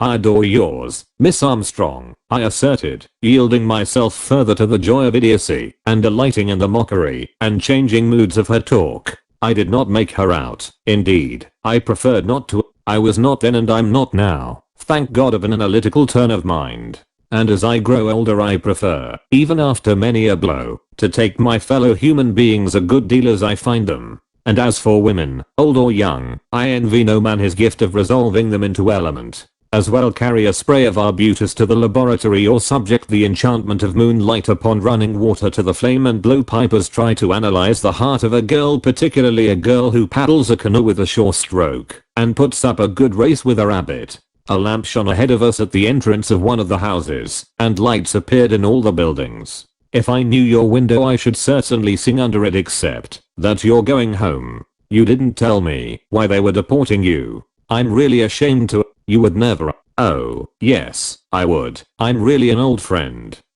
I insisted, feeling more like an idiot every minute. Well, don't tell. But they caught me flirting with the grocery boy. Now aren't you disgusted? Thoroughly. I can't believe it. Why, you'd a lot better flirt with me, I suggested boldly. Well, I'm to be sent away for good at Christmas. I may come back then, if I can square myself. My, that's slang, isn't it horrid? The sisters don't like slang, I suppose. They loathe it. Miss Devereux, you know who she is. She spies on us and tells. You don't say so, but I'm not surprised at her. I've heard about her, I declared bitterly. We had reached the door, and I expected her to fly, but she lingered a moment. Oh, if you know her. Perhaps you're a spy too. It's just as well we should never meet again, Mr. Glenarm, she declared haughtily. The memory of these few meetings will always linger with me, Miss Armstrong, I returned in an imitation of her own tone. I shall scorn to remember you, and she folded her arms under the cloak tragically. Our meetings have been all too few, Miss Armstrong. 3, exactly, I believe. I see you prefer to ignore the first time I ever saw you, she said, her hand on the door. Out there in your canoe. Never. And you've forgiven me for overhearing you. And the chaplain on the wall, please. She grasped the knob of the door and paused an instant as though pondering. I make it 4 times, not counting once in the road and other times when you didn't know, Squire Glenarm. I'm a foolish little girl to have remembered the first. I see now how blind I have been. She opened and closed the door softly, and I heard her running up the steps within. I ran back to the chapel, roundly abusing myself for having neglected my more serious affairs for a bit of silly talk with a schoolgirl, fearful lest the openings I had left at both ends of the passage should have been discovered. The tunnel added a new and puzzling factor to the problem already before me, and I was eager for an opportunity to sit down in peace and comfort to study the situation. I shall scorn to remember you. At the chapel I narrowly escaped running into Stoddard, but I slipped past him, pulled the hidden door into place, traversed the tunnel without incident, and soon climbed through the hatchway and slammed the false block securely into the opening. Chapter 13. A pair of eavesdroppers. When I came down, after dressing for dinner, Bates called my attention to a belated mail. I pounced eagerly upon a letter in Lawrence Donovan's well-known hand, bearing, to my surprise, an American stamp, and postmarked New Orleans. It was dated, however, at Veracruz, Mexico, December 15th, 1901.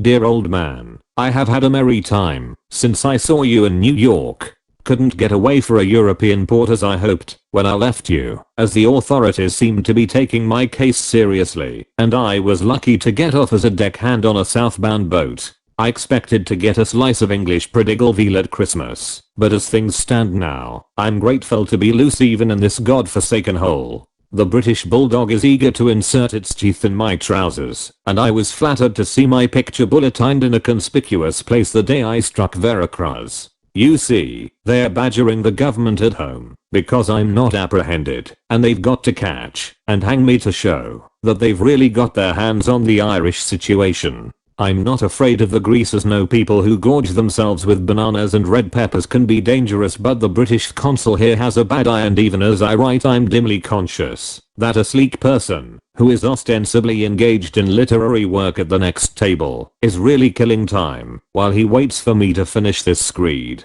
No doubt you are peacefully settled on your ancestral estate with only a few months and a little patience between you and your grandfather's shire. You always were a lucky brute. People die just to leave you money, whereas I'll have to die to get out of jail. I hope to land under the stars and stripes within a few days, either across country through El Paso or via New Orleans, preferably the former, as a man's social position is rated high in Texas in proportion to the amount of reward that's out for him. They'd probably give me the freedom of the state if they knew my crimes had been the subject of debate in the House of Commons. But the man across the table is casually looking over here for a glimpse of my signature, so I must give him a good one just for fun. With best wishes always, faithfully yours, George Washington Smith. P.S. I shan't mail this here, but give it to a red-haired Irishman on a steamer that sails north tonight. Pleasant, I must say, this eternal dodging. Wish I could share your rural paradise for the length of a pipe and a bottle. Have forgotten whether you said Indian Territory or Indiana, but will take chances on the latter as more remotely suggesting the Aborigines.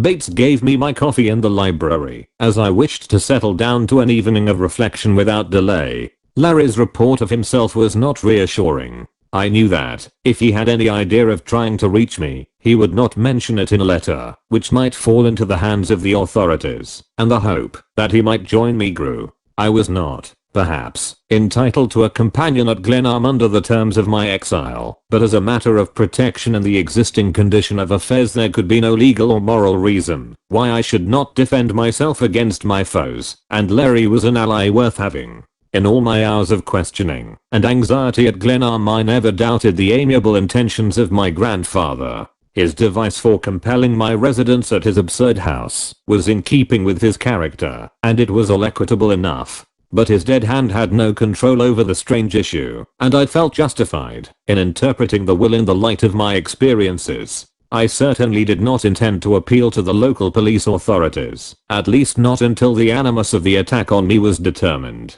My neighbor, the chaplain, had inadvertently given me a bit of important news, and my mind kept reverting to the fact that Morgan was reporting his injury to the executor of my grandfather's estate in New York. Everything else that had happened was tame and unimportant compared with this. Why had John Marshall Glenarm made Arthur Pickering the executor of his estate? He knew that I detested him, that Pickering's noble aims and high ambitions had been praised by my family until his very name sickened me, and yet my own grandfather had thought it wise to entrust his fortune and my future to the man of all men who was most repugnant to me. I rose and paced the floor in anger. Instead of accepting Pickering's word for it that the will was all straight, I should have employed counsel and taken legal advice before suffering myself to be rushed away into a part of the world I had never visited before, and cooped up in a dreary house under the eye of a somber scoundrel who might poison me any day if he did not prefer to shoot me in my sleep.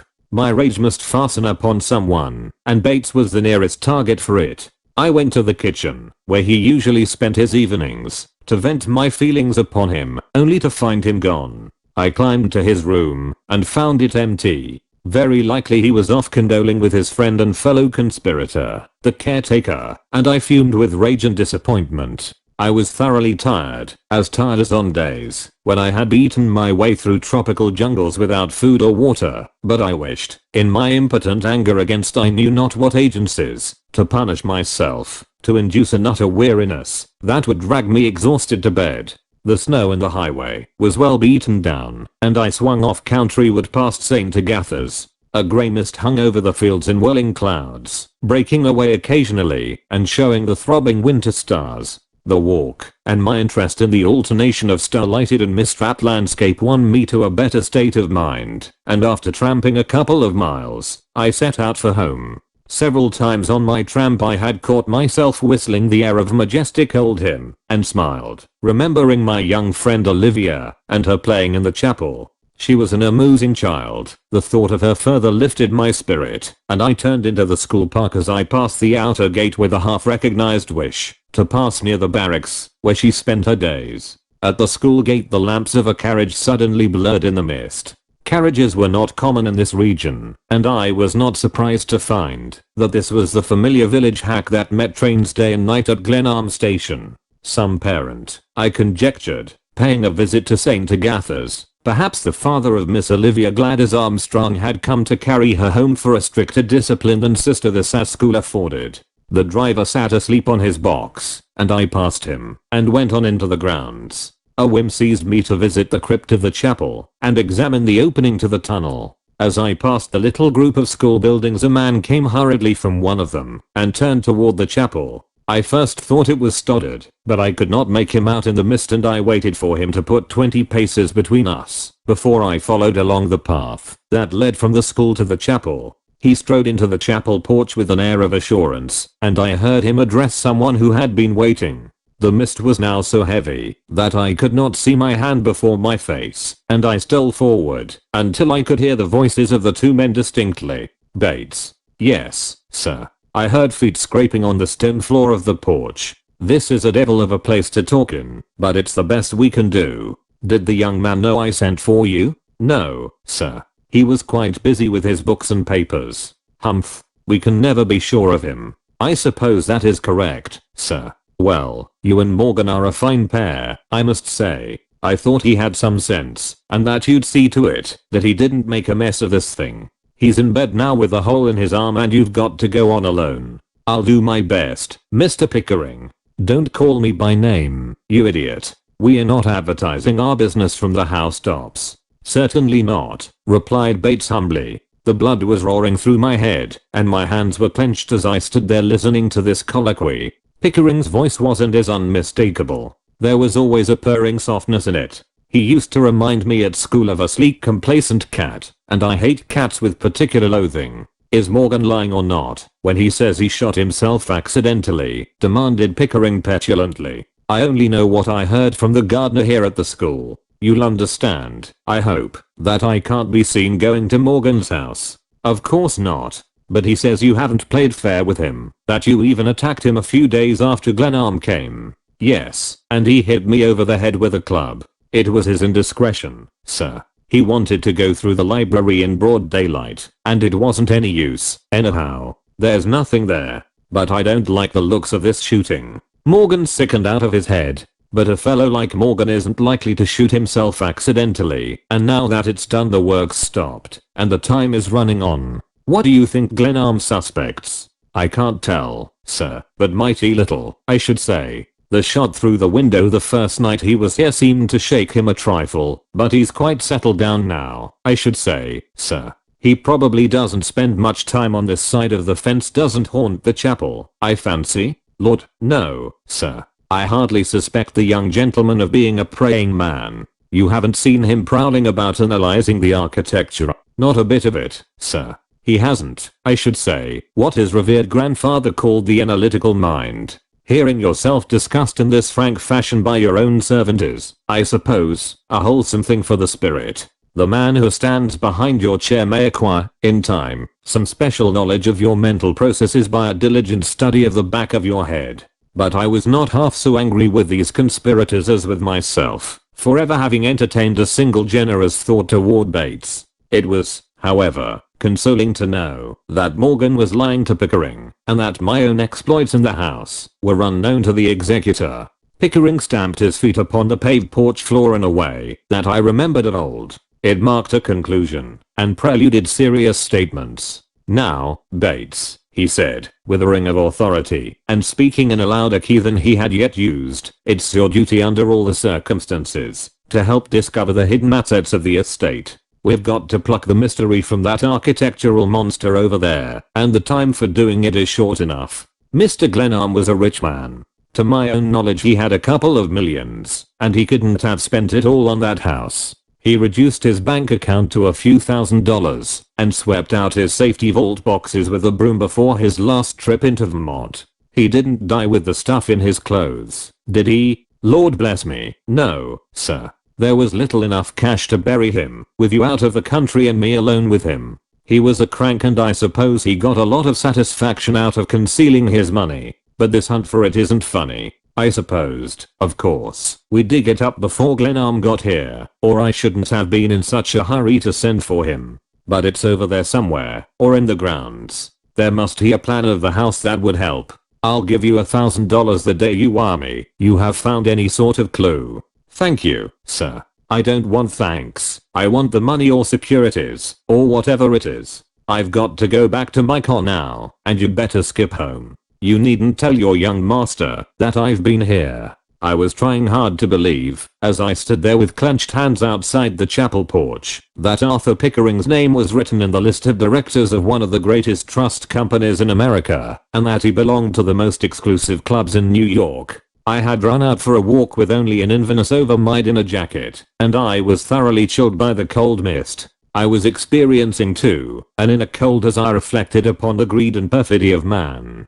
Keep an eye on Morgan, said Pickering. Certainly, sir. And be careful what you write or wire. I'll mind those points, sir. But I'd suggest, if you please, sir, well, demanded Pickering impatiently, that you should call at the house. It would look rather strange to the young gentleman if you'd come here and not see him. I haven't the slightest errand with him. And besides, I haven't time. If he learns that I've been here, you may say that my business was with Sister this and that I regretted very much not having an opportunity to call on him. The irony of this was not lost on Bates, who chuckled softly. He came out into the open and turned away toward the Glenarm gate. Pickering passed me, so near that I might have put out my hand and touched him, and in a moment I heard the carriage drive off rapidly toward the village. I heard Bates running home over the snow, and listened to the clatter of the village hack as it bore Pickering back to Annandale. Then out of the depths of the chapel porch, out of the depths of time and space, it seemed, so dazed I stood, someone came swiftly toward me. Someone, light of foot like a woman, ran down the walk a little way into the fog and paused. An exclamation broke from me. Eavesdropping for two. It was the voice of Olivia. I'd take pretty good care of myself, if I were you, Squire Glenarm. Good night. Goodbye. I faltered as she sped away into the mist toward the school. Chapter 14. The Girl in Grey. My first thought was to find the crypt door and return through the tunnel before Bates reached the house. The chapel was open, and by lighting matches I found my way to the map and panel. I slipped through and closed the opening, then ran through the passage with gratitude for the generous builder who had given it a clear floor and an ample roof. In my haste I miscalculated its length and pitched into the steps under the trap at a speed that sent me sprawling. In a moment more I had jammed the trap into place and was running up the cellar steps, breathless, with my cap smashed down over my eyes. I heard Bates at the rear of the house and knew I had won the race by a scratch. There was but a moment in which to throw my coat and cap under the divan, slap the dust from my clothes and seat myself at the great table, where the candles blazed tranquilly. Bates' step was as steady as ever. There was not the slightest hint of excitement in it as he came and stood within the door. Beg pardon, Mr. Glenarm, did you wish anything, sir? Oh, no, thank you, Bates. I had stepped down to the village, sir, to speak to the grocer. The eggs he sent this morning were not quite up to the mark. I have warned him not to send any of the storage article to this house. That's right, Bates.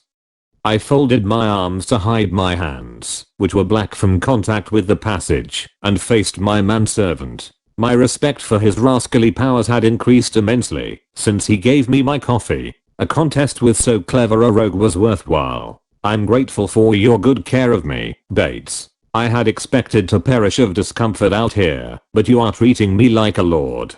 Thank you, Mr. Glenarm. I do what I can, sir. He brought fresh candles for the table candelabra, going about with his accustomed noiseless step. I felt a cold chill creep down my spine as he passed behind me on these errands. His transition from the role of conspirator to that of my flawless servant was almost too abrupt. I dismissed him as quickly as possible and listened to his step through the halls as he went about locking the doors. This was a regular incident, but I was aware tonight that he exercised what seemed to me a particular care in settling the bolts. The locking up process had rather bored me before. Tonight the snapping of bolts was particularly trying. When I heard Bates climbing to his own quarters, I quietly went the rounds on my own account and found everything as tight as a drum. In the cellar I took occasion to roll some barrels of cement into the end of the corridor to cover and block the trapdoor.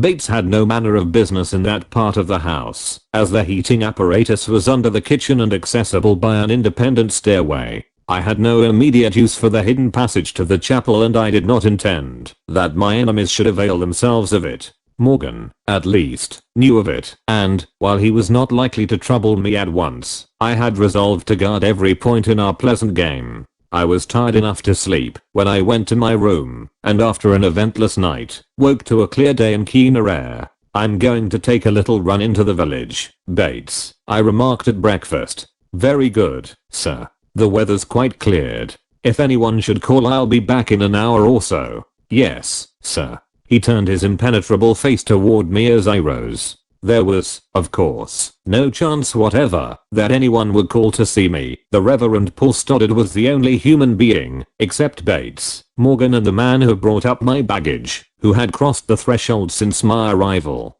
I really had an errand in the village. I wished to visit the hardware store and buy some cartridges, but Pickering's presence in the community was a disturbing factor in my mind. I wished to get sight of him, to meet him, if possible, and see how a man, whose schemes were so deep, looked in the light of day. As I left the grounds and gained the highway, Stoddard fell in with me. "Well, Mr. Glenarm, I'm glad to see you abroad so early. With that library of yours, the temptation must be strong to stay within doors. But a man's got to subject himself to the sun and wind. Even a good wetting now and then is salutary." "I try to get out every day," I answered, "but I've chiefly limited myself to the grounds." "Well, it's a fine estate. The lake is altogether charming in summer. I quite envy you your fortune." He walked with a long swinging stride, his hands thrust deep into his overcoat pockets. It was difficult to accept the idea of so much physical strength being wasted in the mere business of saying prayers in a girls' school. Here was a fellow who should have been captain of a ship or a soldier, a leader of forlorn hopes. I felt sure there must be a weakness of some sort in him. Quite possibly it would prove to be a mild asceticism that delighted in the savor of incense and the mournful cadence of choral vespers. He declined a cigar, and this rather increased my suspicions. The village hack, filled with young women, passed at a gallop, bound for the station, and we took off our hats. "Christmas holidays," explained the chaplain. "Practically all the students go home. Lucky kids, to have a Christmas to go home to." "I suppose Mr. Pickering got away last night," he observed, and my pulse quickened at the name. "I haven't seen him yet," I answered guardedly. "Then of course he hasn't gone," and these words, uttered in the big clergyman's deep tones, seemed wholly plausible. There was, to be sure, nothing so unlikely as that Arthur Pickering, executor of my grandfather's estate, would come to Glenarm without seeing me. Sister Lissa told me this morning he was here. He called on her and Miss Devereux last night. I haven't seen him myself. I thought possibly I might run into him in the village. His car's very likely on the station switch. "No doubt we shall find him there," I answered easily. The Annandale station presented an appearance of unusual gaiety when we reached the main street of the village. There, to be sure, lay a private car on the siding, and on the platform was a group of 20 or more girls, with several of the brown-habited sisters of St. Agatha. There was something a little foreign in the picture, the girls in their bright colors talking gaily, the sisters in their somber garb hovering about, suggesting France or Italy rather than Indiana. "I came here with the idea that St. Agatha's was a charity school," I remarked to the chaplain. "Not a bit of it. Sister Lissa is really a swell, you know, and her school is hard to get into. I'm glad you warned me in time. I had thought of sending over a sack of flour occasionally, or a few bolts of calico, to help on the good work. You've saved my life." "I probably have. I might mention your good intentions to Sister Lissa." "Pray don't. If there's any danger of meeting her on that platform." "No, she isn't coming down, I'm sure. But you ought to know her if you will pardon me. And Miss Devereux is charming, but really I don't mean to be annoying. Not in the least. But under the circumstances, the will and my probationary era, you can understand." "Certainly. A man's affairs are his own, Mr. Glenarm." We stepped upon the platform. The private car was on the opposite side of the station and had been switched into a siding of the east and west road. Pickering was certainly getting on. The private car, even more than the yacht, is the symbol of plutocracy, and gaping rustics were evidently impressed by its grandeur. As I lounged across the platform with Stoddard, Pickering came out into the vestibule of his car, followed by two ladies and an elderly gentleman. They all descended and began a promenade of the plank walk. Pickering saw me an instant later and came up hurriedly with outstretched hand. This is indeed good fortune. We dropped off here last night rather unexpectedly to rest a hot box and should have been picked up by the midnight express for Chicago, but there was a miscarriage of orders somewhere and we now have to wait for the 9 o'clock and it's late. If I'd known how much behind it was I should have run out to see you. How are things going? As smooth as a whistle. It really isn't so bad when you face it. And the fact is I'm actually at work. That's splendid. The year will go fast enough, never fear. I suppose you pine for a little human society now and then. A man can never strike the right medium in such things. In New York we are all rushed to death. I sometimes feel that I'd like a little rustication myself. I get nervous, and working for corporations is wearing. The old gentleman there is Taylor, president of the Interstate and Western. The ladies are his wife and her sister. I'd like to introduce you. He ran his eyes over my corduroys and leggings amiably. He had not in years addressed me so pleasantly. Stoddard had left me to go to the other end of the platform to speak to some of the students. I followed Pickering rather loathly to where the companions of his travels were pacing to and fro in the crisp morning air. I laugh still whenever I remember that morning at Annandale Station. As soon as Pickering had got me well underway in conversation with Taylor, he excused himself hurriedly and went off, as I assumed. To be sure, the station agent had received orders for attaching the private car to the Chicago Express. Taylor proved to be a supercilious person. I believe they call him Chilly Billy at the Metropolitan Club, and our efforts to converse were pathetically unfruitful. He asked me the value of land in my county, and as my ignorance on this subject was vast and illimitable, I could see that he was forming a low opinion of my character and intelligence. The two ladies stood by, making no concealment of their impatience. Their eyes were upon the girls from St. Agatha's on the other platform, whom they could see beyond me. I had jumped the conversation from Indiana farmlands to the recent disorders in Bulgaria, which interested me more, when Mrs. Taylor spoke abruptly to her sister. That's she, the one in the grey coat, talking to the clergyman. She came a moment ago in the carriage. The one with the umbrella? I thought you said. Mrs. Taylor glanced at her sister warningly, and they both looked at me. Then they sought to detach themselves and moved away. There was someone on the farther side of the platform whom they wished to see, and Taylor, not understanding their maneuver, he was really anxious, I think, not to be left alone with me, started down the platform after them, I following. Mrs. Taylor and her sister walked to the end of the platform and looked across, a biscuit toss away, to where Stoddard stood talking to the girl I had already heard described as wearing a grey coat and carrying an umbrella. The girl in grey crossed the track quickly and addressed the two women cordially. Taylor's back was to her, and he was growing eloquent in a mild, well-bred way over the dullness of our statesmen in not seeing the advantages that would accrue to the United States in fostering our shipping industry. His wife, her sister and the girl in grey were so near that I could hear plainly what they were saying. They were referring apparently to the girl's refusal of an invitation to accompany them to California. So you can't go, it's too bad. We had hoped that when you really saw us on the way you would relent, said Mrs. Taylor. But there are many reasons, and above all, sister, this needs me. It was the voice of Olivia, a little lower, a little more restrained than I had known it. But think of the rose gardens that are waiting for us out there, said the other lady.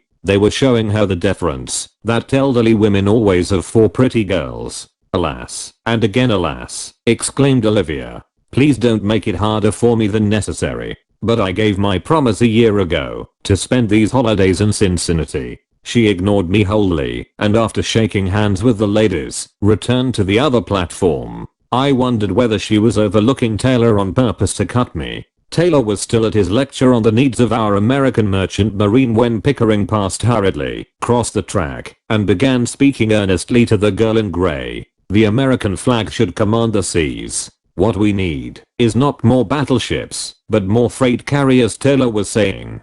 but I was watching Olivia Gladys Armstrong in a long skirt, with her hair caught up under a grey toque that matched her coat perfectly. She was not my Olivia of the Tam O'Shanter, who had pursued the rabbit, nor yet the unsophisticated schoolgirl who had suffered my idiotic babble, nor, again, the dreamy rapt organist of the chapel. She was a grown woman with at least 20 summers to her credit, and there was about her an air of knowing the world, and of not being at all a person one would make foolish speeches to. She spoke to Pickering gravely. Once she smiled dolefully and shook her head, and I vaguely strove to remember where I had seen that look in her eyes before. Her gold beads, which I had once carried in my pocket, were clasped tight about the close collar of her dress, and I was glad, very glad, that I had ever touched anything that belonged to her. As the years go by, we are going to dominate trade more and more. Our manufacturers already lead the world, and what we make we've got to sell, haven't we? Demanded Taylor.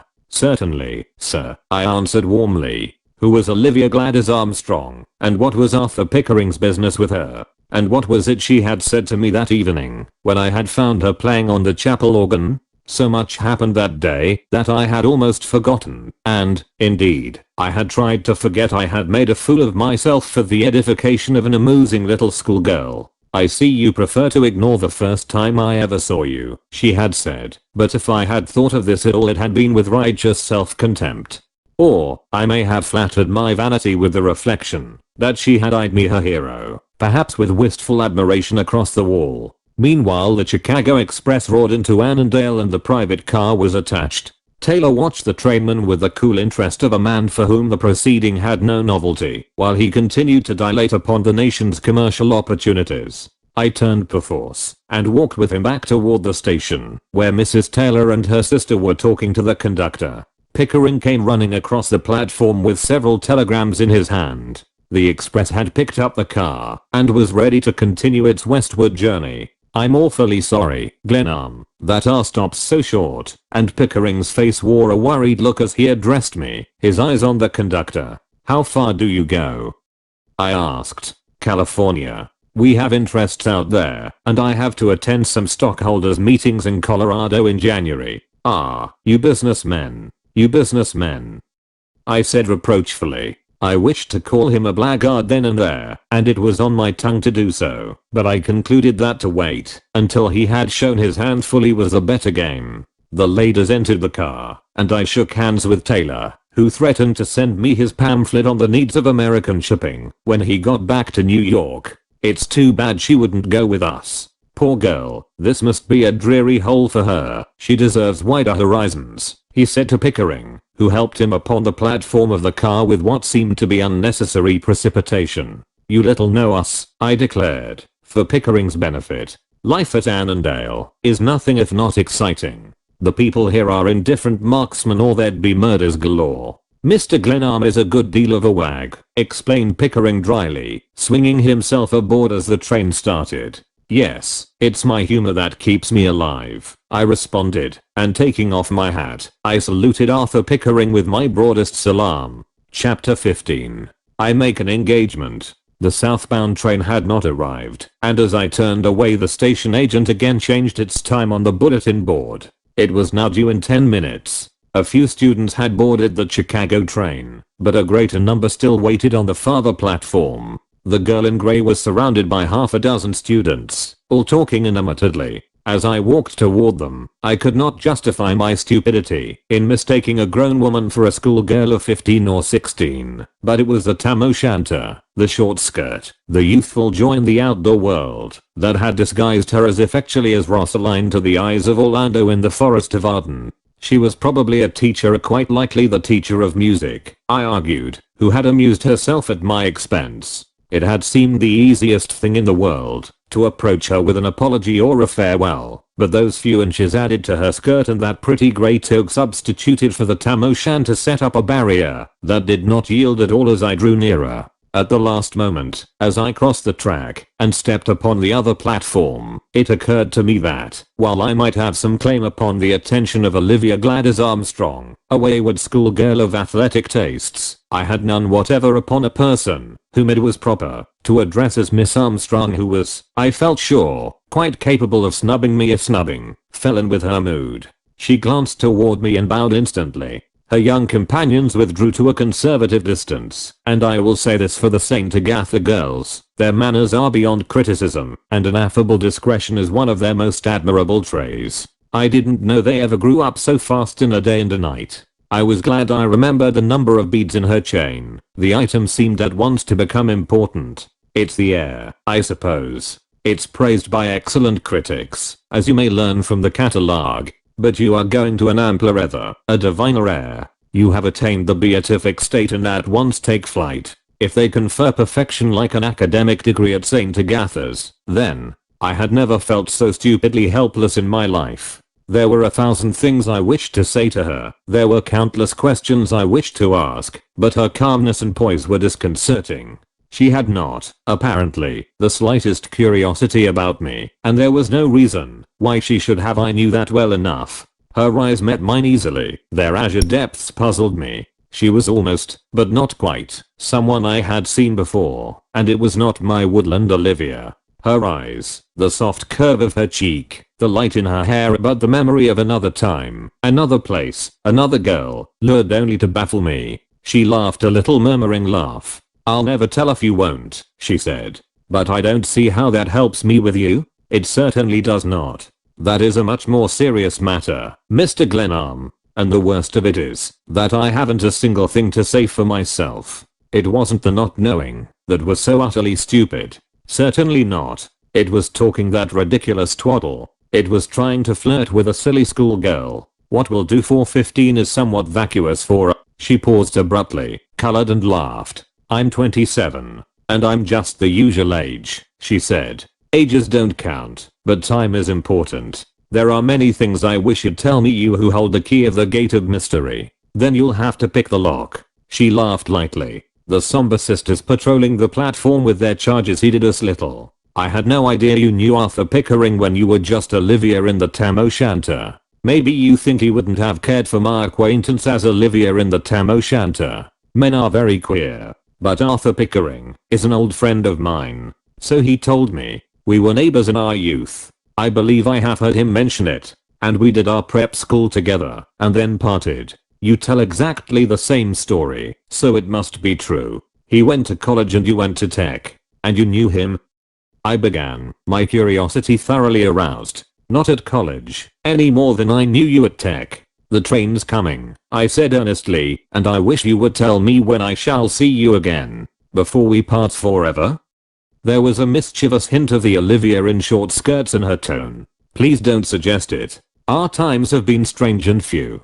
There was that first night when you called to me from the lake. How impertinent. How dare you remember that? And there was that other encounter at the chapel porch. Neither you nor I had the slightest business there. I admit my own culpability." She colored again. "But you spoke as though you understood what you must have heard there. It is important for me to know. I have a right to know just what you meant by that warning." Real distress showed in her face for an instant. The agent and his helpers rushed the last baggage down the platform, and the rails hummed their warning of the approaching train. "I was eavesdropping on my own account," she said hurriedly, and with a note of finality. "I was there by intention." And there was another hint of the Tam O'Shanter in the mirth that seemed to bubble for a moment in her throat. "It's too bad you didn't see me, for I had on my prettiest gown, and the fog wasn't good for it. But you know as much of what was said there as I do. You are a man, and I have heard that you have had some experience in taking care of yourself, Mr. Glenarm.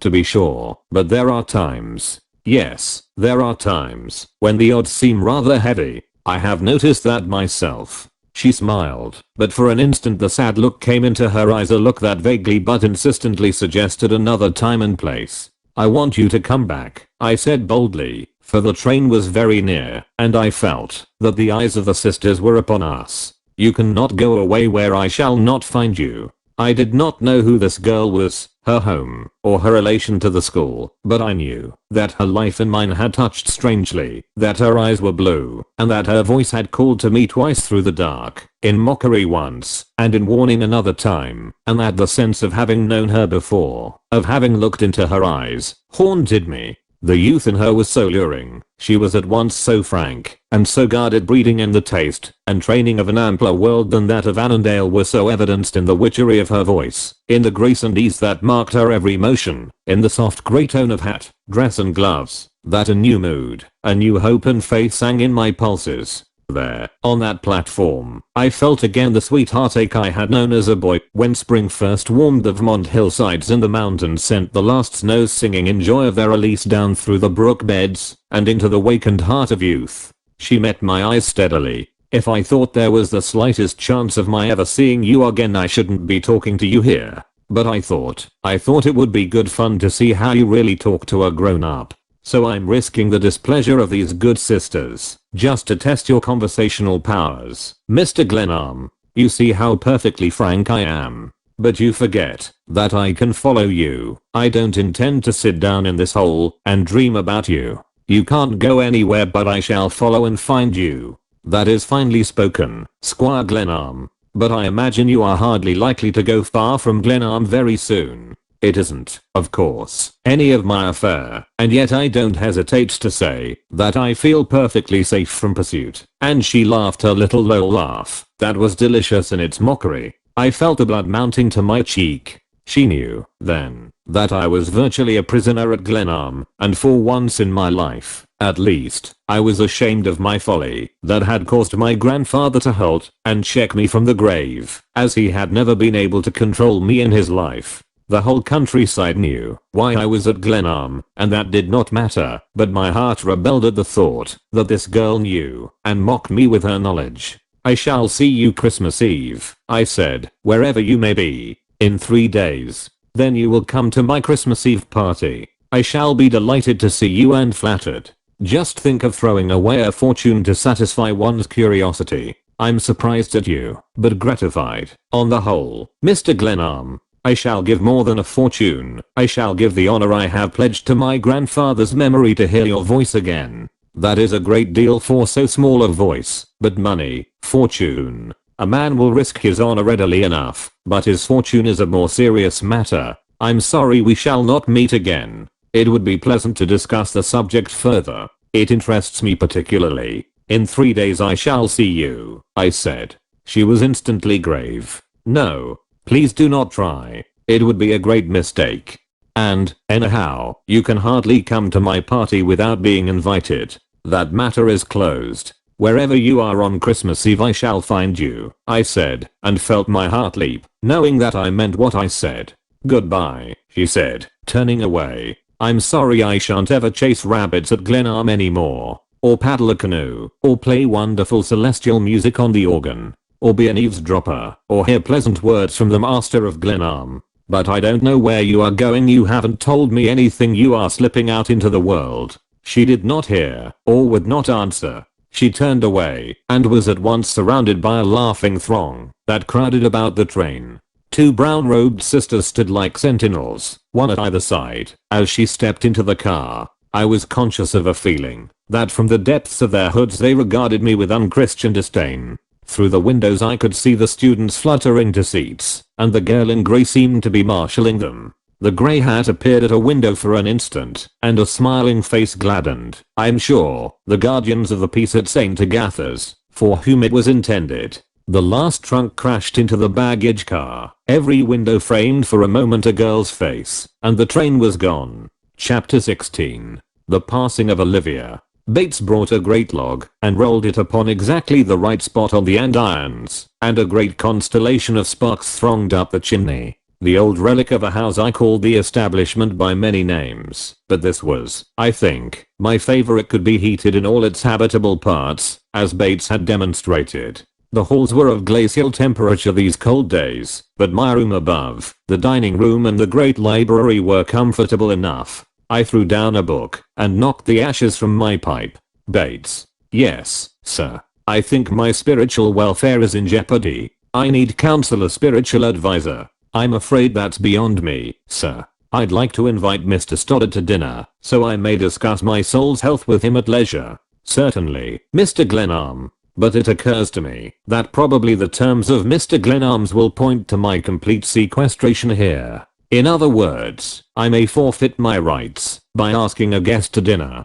He pondered the matter for a moment, then replied, I should think, sir, as you ask my opinion, that in the case of a gentleman in holy orders there would be no impropriety. Mr. Stoddard is a fine gentleman. I heard your late grandfather speak of him very highly. That, I imagine, is hardly conclusive in the matter. There is the executor. To be sure, I hadn't considered him. Well, you'd better consider him. He's the court of last resort, isn't he? Well, of course, that's one way of looking at it, sir. I suppose there's no chance of Mr. Pickering's dropping in on us now and then. He gazed at me steadily, unblinkingly, and with entire respect. He's a good deal of a traveler, Mr. Pickering is. He passed through only this morning, so the mail boy told me. You may have met him at the station. Oh, yes, to be sure. So I did, I replied.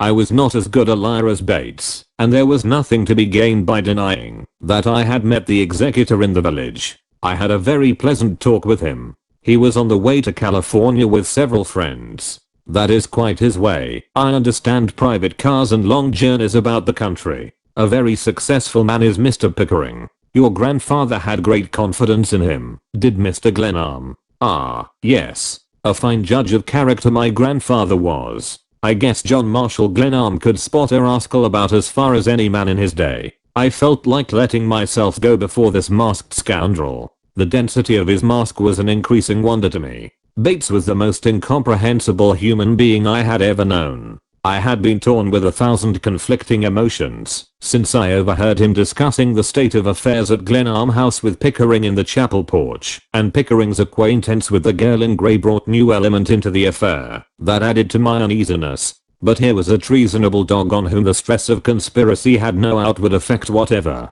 It was an amazing situation, but it called for calmness and eternal vigilance. With every hour my resolution grew to stand fast and fight it out on my own account without outside help. 1,000 times during the afternoon I had heard the voice of the girl in grey saying to me, you are a man, and I have heard that you have had some experience in taking care of yourself, Mr. Glenarm. It was both a warning and a challenge, and the memory of the words was at once sobering and cheering. Bates waited. Of him, certainly, I should ask no questions touching Olivia Armstrong. To discuss her with a blackguard servant, even to gain answers to baffling questions about her, was not to my liking. And, thank God, I taught myself one thing, if nothing more, in those days at Glenarm House. I'll learn to bide my time. I'll give you a note to Mr. Stoddard in the morning. You may go now. Yes, sir. The note was written and dispatched. The chaplain was not at his lodgings, and Bates reported that he had left the message. The answer came presently by the hand of the Scotch gardener, Ferguson, a short, wiry, raw-boned specimen. I happened to open the door myself and brought him into the library until I could read Stoddard's reply. Ferguson had, I thought, an uneasy eye, and his hair, of an ugly carrot color, annoyed me. Mr. Paul Stoddard presented his compliments and would be delighted to dine with me. He wrote a large, even hand, as frank and open as himself. That is all, Ferguson. And the gardener took himself off. Thus it came about that Stoddard and I faced each other across the table in the refectory that same evening under the lights of a great candelabrum which Bates had produced from the storeroom below. And I may say here that while there was a slight hitch sometimes in the delivery of supplies from the village, while the fish which Bates caused to be shipped from Chicago for delivery every Friday morning failed once or twice, and while the grapefruit for breakfast was not always what it should have been, the supply of candles seemed inexhaustible. They were produced in every shade and size. There were enormous ones, such as I had never seen outside of a Russian church, and one of the rooms in the cellar was filled with boxes of them. The House of 1,000 Candles deserved and proved its name. Bates had certainly arisen to the occasion. Silver and crystal, of which I had not known before, glistened on the table, and on the sideboard 2 huge candelabra added to the festival air of the little room. Stoddard laughed as he glanced about. Here I have been feeling sorry for you, and yet you are living like a prince. I didn't know there was so much splendor in all Urbana County. I'm a trifle dazzled myself. Bates has tapped a new cellar somewhere. I'm afraid I'm not a good housekeeper, to speak truthfully. There are times when I hate the house, when it seems wholly ridiculous, the whim of an eccentric old man, and then again I'm actually afraid that I like its seclusion. Your seclusion is better than mine. You know my little 2-room affair behind the chapel, only a few books and a punching bag. That chapel also is one of your grandfather's whims. He provided that all the offices of the church must be said there daily or the endowment is stopped. Mr. Glenarm lived in the past, or like to think he did. I suppose you know, or maybe you don't know, how I came to have this appointment? Indeed, I should like to know. We had reached the soup, and Bates was changing our plates with his accustomed light hand. It was my name that did the business pull. A bishop had recommended a man whose given name was Ethelbert, a decent enough name, and one that you might imagine would appeal to Mr. Glenarm, but he rejected him because the name might too easily be cut down to Ethel, a name which, he said, was very distasteful to him. That is characteristic. The dear old gentleman, I exclaimed with real feeling. But he reckoned without his host. Stoddard continued. The young ladies, I have lately learned, call me Pauline, as a mark of regard, or otherwise, probably otherwise. I give 2 lectures a week on church history, and I fear my course isn't popular.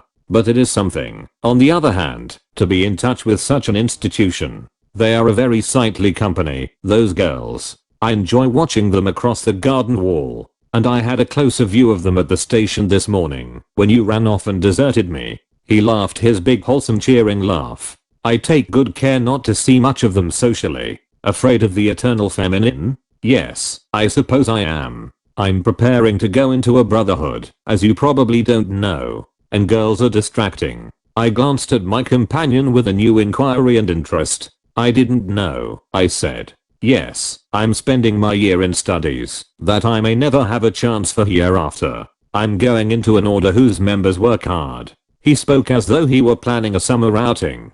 I had not sat at meat with a clergyman since the death of my parents broke up our old home in Vermont, and my attitude toward the cloth was, I fear, one of antagonism dating from those days. Well, I saw Pickering after all, I remarked. Yes, I saw him too. What is it in his case, genius or good luck? I'm not a competent witness, I answered. I'll be frank with you, I don't like him. I don't believe in him. Oh, I beg your pardon. I didn't know, of course. The subject is not painful to me, I hastened to add, though he was always rather thrust before me as an ideal back in my youth, and you know how fatal that is. And then the gods of success have opened all the gates for him. Yes, and yet I repeated. Stoddard lifted a glass of sherry to the light and studied it for a moment. He did not drink wine, but was not, I found, afraid to look at it. And yet, he said, putting down the glass and speaking slowly, when the gates of good fortune open too readily and smoothly, they may close sometimes rather too quickly and snap a man's coattails.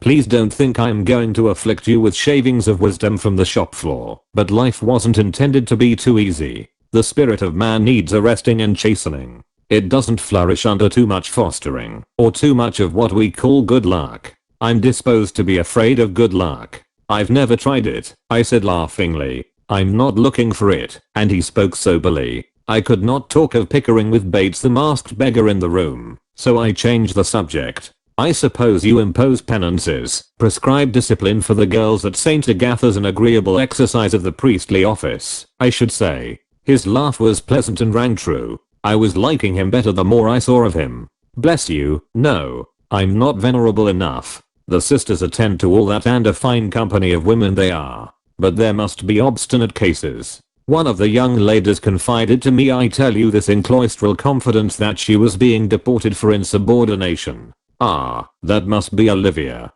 Well, her case is different. She is not one girl, she is many kinds of a girl in one. I fear Sister Thisha lost her patience and hardened her heart. I should like to intercede for Miss Armstrong, I declared. The surprise showed in his face, and I added, pray don't misunderstand me. We met under rather curious circumstances, Miss Armstrong and I. She is usually met under rather unconventional circumstances, I believe, he remarked dryly. My introduction to her came through the kitten she smuggled into the alms box of the chapel. It took me 2 days to find it. He smiled ruefully at the recollection. She's a young woman of spirit, I declared defensively. She simply must find an outlet for the joy of youth, paddling a canoe, chasing rabbits through the snow, placing kittens in durance vile. But she's demure enough when she pleases and a satisfaction to the eye. My heart warmed at the memory of Olivia. Verily the chaplain was right, she was many girls in one. Stoddard dropped a lump of sugar into his coffee.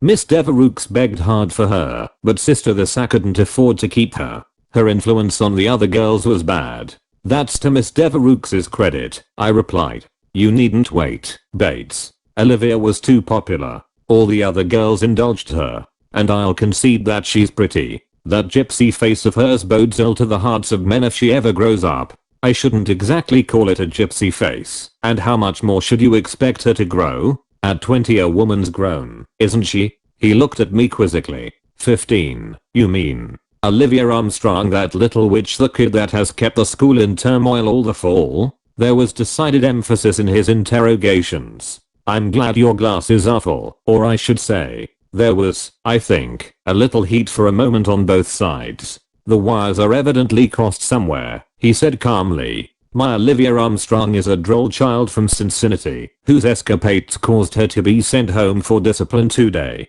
She's a little mite who just about comes to the lapel of your coat. Her eyes are as black as midnight. Then she didn't talk to Pickering and his friends at the station this morning. The prettiest girl in the world, grey hat, grey coat, blue eyes. You can have your Olivia, but who, will you tell me, is mine? I pounded with my clenched hand on the table until the candles rattled and sputtered. Stoddard stared at me for a moment, as though he thought I had lost my wits. Then he lay back in his chair and roared. I rose, bending across the table toward him in my eagerness. A suspicion had leaped into my mind, and my heart was pounding as it roused 1,000 questions. The blue-eyed young woman in grey? Bless your heart, man. Olivia is a child. I talked to her myself on the platform. You were talking to Miss Devereux. She isn't Olivia, she's Marion. Then, who is Marion Devereux? Where does she live? What is she doing here? Well, he laughed. To answer your questions in order, she's a young woman. Her home is New York. She has no near kinfolk except Sister the Sack, so she spends some of her time here. Teaches music. Not that I ever heard of. She does a lot of things well, takes cups in golf tournaments, and is the nimblest hand at tennis you ever saw. Also, she's a fine musician and plays the organ tremendously. Well, she told me she was Olivia. I said. I should think she would, when you refused to meet her, when you had ignored her and Sister the Sack, both of them among your grandfather's best friends, and your nearest neighbors here. My grandfather be hanged. Of course I couldn't know her. We can't live on the same earth. I'm in her way, hanging on to this property here just to defeat her, when she's the finest girl alive. He nodded gravely, his eyes bent upon me with sympathy and kindness. The past events at Glen Arms swept through my mind in kinetoscopic flashes, but the girl in grey talking to Arthur Pickering, and his friends at the Annandale station, the girl in grey who had been an eavesdropper at the chapel, the girl in grey with the eyes of blue. It seemed that a year passed before I broke the silence. Where has she gone? I demanded. He smiled, and I was cheered by the mirth that showed in his face. Why, she's gone to Cincinnati with Olivia Gladys Armstrong, he said. They're great chums, you know. Chapter 17. Sister the Sack. There was further information I wished to obtain, and I did not blush to pluck it from Stoddard before I let him go that night. Olivia Gladys Armstrong lived in Cincinnati. Her father was a wealthy physician at Walnut Hills. Stoddard knew the family, and I asked questions about them, their antecedents and place of residence, that were not perhaps impertinent in view of the fact that I had never consciously set eyes on their daughter in my life. As I look back upon it now, my information secured at that time, touching the history and social position of the Armstrongs of Walnut Hills, Cincinnati, seems excessive, but the curiosity which the Reverend Paul Stoddard satisfied with so little trouble to himself was of immediate interest and importance. As to the girl in grey, I found him far more difficult. She was Marion Devereux. She was a niece of Sister the Sack. Her home was in New York, with another aunt, her parents being dead, and she was a frequent visitor at St. Agatha's. The wayward Olivia and she were on excellent terms, and when it seemed wisest for that vivacious youngster to retire from school at the mid-year recess, Miss Devereux had accompanied her home, ostensibly for a visit, but really to break the force of the blow. It was a pretty story, and enhanced my already high opinion of Miss Devereux, while at the same time I admired the unknown Olivia Gladys nonetheless. When Stoddard left me, I dug out of a drawer my copy of John Marshall Glenarm's will and reread it for the first time since Pickering gave it to me in New York. There was one provision to which I had not given a single thought, and when I had smoothed the thin typewritten sheets upon the table in my room I read it over and over again, construing it in a new light with every reading. Provided, further, that in the event of the marriage of said John Glenarm to the said Marian Devereux, or in the event of any promise or contract of marriage between said persons within 5 years from the date of said John Glenarm's acceptance of the provisions of this will, the whole estate shall become the property absolutely of St. Agatha's School at Annandale, Wabanna County, Indiana, a corporation under the laws of said state. Bully for the old boy. I muttered finally, folding the copy with something akin to reverence for my grandfather's shrewdness in closing so many doors upon his heirs. It required no lawyer to interpret this paragraph. If I could not secure his estate by settling at Glenarm for a year, I was not to gain it by marrying the alternative heir. Here, clearly, was not one of those situations so often contrived by novelists, in which the luckless heir presumptive, cut off without a cent, weds the pretty cousin who gets the fortune, and they live happily together ever afterward. John Marshall Glenarm had explicitly provided against any such frustration of his plans. Bully for you, John Marshall Glenarm. I rose and bowed low to his photograph. On top of my mail next morning lay a small envelope, unstamped, and addressed to me in a free-running hand. Ferguson left it, explained Bates. I opened and read. If convenient, will Mr. Glenarm kindly look in at St. Agatha's some day this week at 4 o'clock. Sister Lisa wishes to see him. I whistled softly. My feelings towards Sister Lisa had been those of utter repugnance and antagonism. I had been avoiding her studiously and was not a little surprised that she should seek an interview with me. Quite possibly she wished to inquire how soon I expected to abandon Glenarm House, or perhaps she wished to admonish me as to the perils of my soul. In any event, I liked the quality of her note, and I was curious to know why she sent for me. Moreover, Marian Devereux was her niece, and that was wholly in the sister's favor. At 4 o'clock I passed into St. Agatha territory and rang the bell at the door of the building where I had left Olivia the evening I found her in the chapel. A sister admitted me, led the way to a small reception room where, I imagined, the visiting parent was received, and left me. I felt a good deal like a schoolboy who has been summoned before a severe master for discipline. I was idly beating my hat with my gloves when a quick step sounded in the hall, and instantly a brown-clad figure appeared in the doorway. Mr. Glenarm. It was a deep, rich voice, a voice of assurance, a voice, may I say, of the world, a voice too, may I add, of a woman who is likely to say what she means without ado. The white band at her forehead brought into relief two wonderful grey eyes that were alight with kindliness. She surveyed me a moment, then her lips parted in a smile. This room is rather forbidding, if you will come with me. She turned with an air of authority that was a part of her undeniable distinction, and I was seated a moment later in a pretty sitting room, whose windows gave a view of the dark wood and frozen lake beyond. I'm afraid, Mr. Glenarm, that you are not disposed to be neighborly, and you must pardon me if I seem to be pursuing you. Her smile, her voice, her manner were charming. I had pictured her a sour old woman who had hidden away from a world that had offered her no pleasure. The apologies must all be on my side, Sister Lisa. I have been greatly occupied since coming here, distressed and perplexed even. Our young ladies treasure the illusion that there are ghosts at your house, she said, with a smile that disposed of the matter. She folded her slim white hands on her knees and spoke with a simple directness. Mr. Glenarm, there is something I wish to say to you, but I can say it only if we are to be friends. I have feared you might look upon us here as enemies. That is a strong word, I replied evasively. Let me say to you that I hope very much that nothing will prevent your inheriting all that Mr. Glenarm wished you to have from him. Thank you, that is both kind and generous, I said with no little surprise. Not in the least. I should be disloyal to your grandfather, who was my friend and the friend of my family, if I did not feel kindly toward you and wish you well. And I must say for my niece, Miss Devereux. I found a certain pleasure in pronouncing her name. Miss Devereux is very greatly disturbed over the good intentions of your grandfather in placing her name in his will. You can doubtless understand how uncomfortable a person of any sensibility would be under the circumstances. I'm sorry you have never met her. She is a very charming young woman whose happiness does not, I may say, depend on other people's money. She had never told. Then, I smiled at the recollection of our interviews. I'm sure that is true, Sister Lisa. Now I wish to speak to you about a matter of some delicacy. It is, I understand perfectly, no business of mine how much of a fortune Mr. Glenarm left. But this matter has been brought to my attention in a disagreeable way. Your grandfather established this school. He gave most of the money for these buildings. I had other friends who offered to contribute, but he insisted on doing it all. But now Mr. Pickering insists that the money or part of it at least was only a loan. Yes, I understand.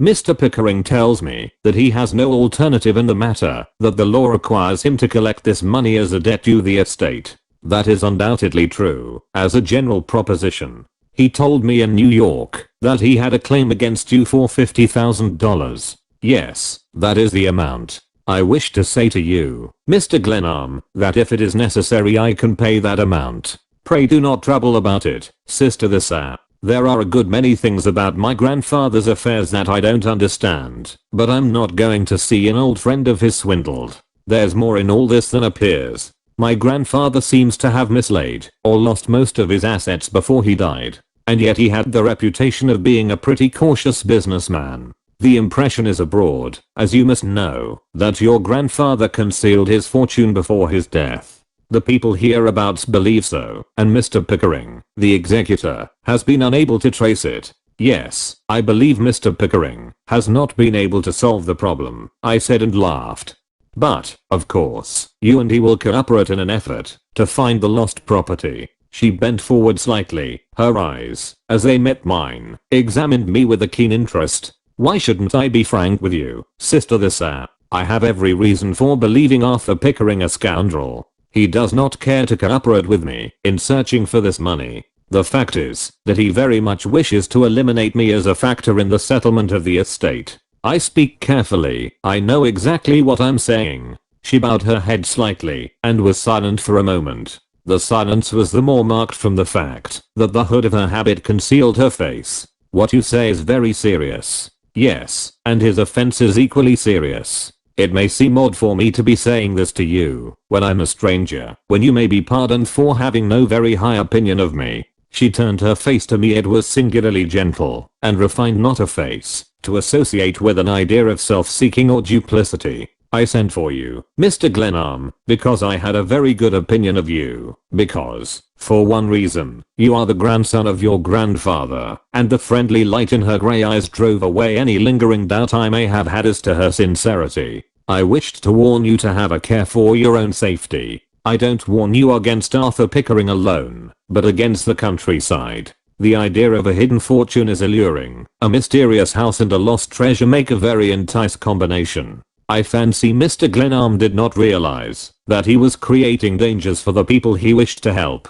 She was silent again, her eyes bent meditatively upon me. Then she spoke abruptly. Mr. Pickering wishes to marry my niece. Ah, I have been waiting to hear that. I'm exceedingly glad to know that he has so noble an ambition. But Miss Devereux isn't encouraging him, as near as I can make out. She refused to go to California with his party. I happen to know that. That whole California episode would have been amusing if it had not been ridiculous. Marion never had the slightest idea of going with him, but she is sometimes a little, shall I say, perverse? Please do. I like the word and the quality. And Mr. Pickering's rather elaborate methods of wooing. He's as heavy as lead, I declared. Amuse Marion up to a certain point, then they annoy her. He has implied pretty strongly that the claim against me could be easily adjusted if Marion marries him. But she will never marry him, whether she benefits by your grandfather's will, or however that may be. I should say not, I declared with a warmth that caused Sister Lisa to sweep me warily with those wonderful grey eyes. But first he expects to find this fortune and endow Miss Devereux with it. That is a part of the scheme. And my own interest in the estate must be eliminated before he can bring that condition about. But, Sister Lisa, I'm not so easily got rid of as Arthur Pickering imagines. My staying qualities, which were always weak in the eyes of my family, have been braced up a trifle. Yes. I thought pleasure and hope were expressed in the monosyllable, and my heart warmed to her. Sister Lisa, you and I are understanding each other much better than I imagined we should, and we both laughed, feeling a real sympathy growing between us. Yes, I believe we are, and the smile lighted her face again. So I can tell you two things. The first is that Arthur Pickering will never find my grandfather's lost fortune, assuming that any exists. The second is that in no event will he marry your niece. You speak with a good deal of confidence, she said, and laughed a low murmuring laugh. I thought there was relief in it, but I didn't suppose Marian's affairs interested you. They don't, Sister Lisa. Her affairs are not of the slightest importance, but she is. There was frank inquiry in her eyes now. But you don't know her or you have missed your opportunity. To be sure, I don't know her, but I know Olivia Gladys Armstrong. She's a particular friend of mine. We have chased rabbits together, and she told me a great deal. I have formed a very good opinion of Miss Devereux in that way. Oh, that note you wrote about Olivia's intrusions beyond the wall. I should thank you for it, but I really didn't mind.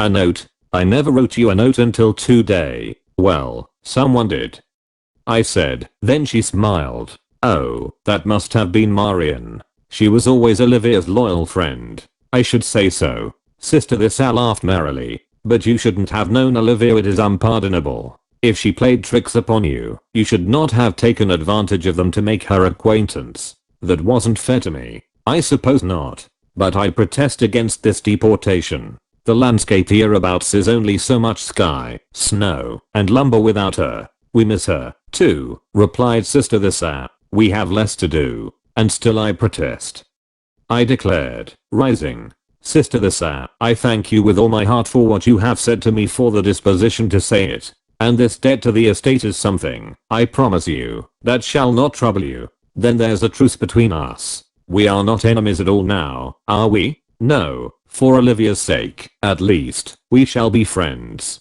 I went home and studied the timetable. Chapter 18.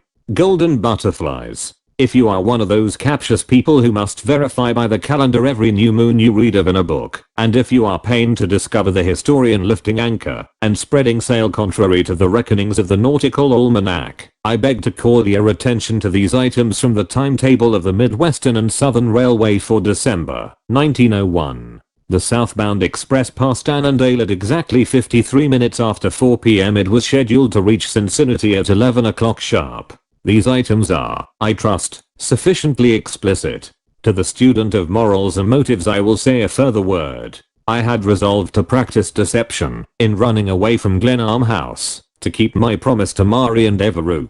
By leaving I should forfeit my right to any part of my grandfather's estate. I knew that, and accepted the issue without regret, but I had no intention of surrendering Glenarm House to Arthur Pickering, particularly now that I realized how completely I had placed myself in his trap. I felt, moreover, a duty to my dead grandfather, and not least the attacks of Morgan and the strange ways of Bates had stirred whatever fighting blood there was in me. Pickering and I were engaged in a sharp contest, and I was beginning to enjoy it to the full, but I did not falter in my determination to visit Cincinnati, hoping to return without my absence being discovered. So the next afternoon I began preparing for my journey.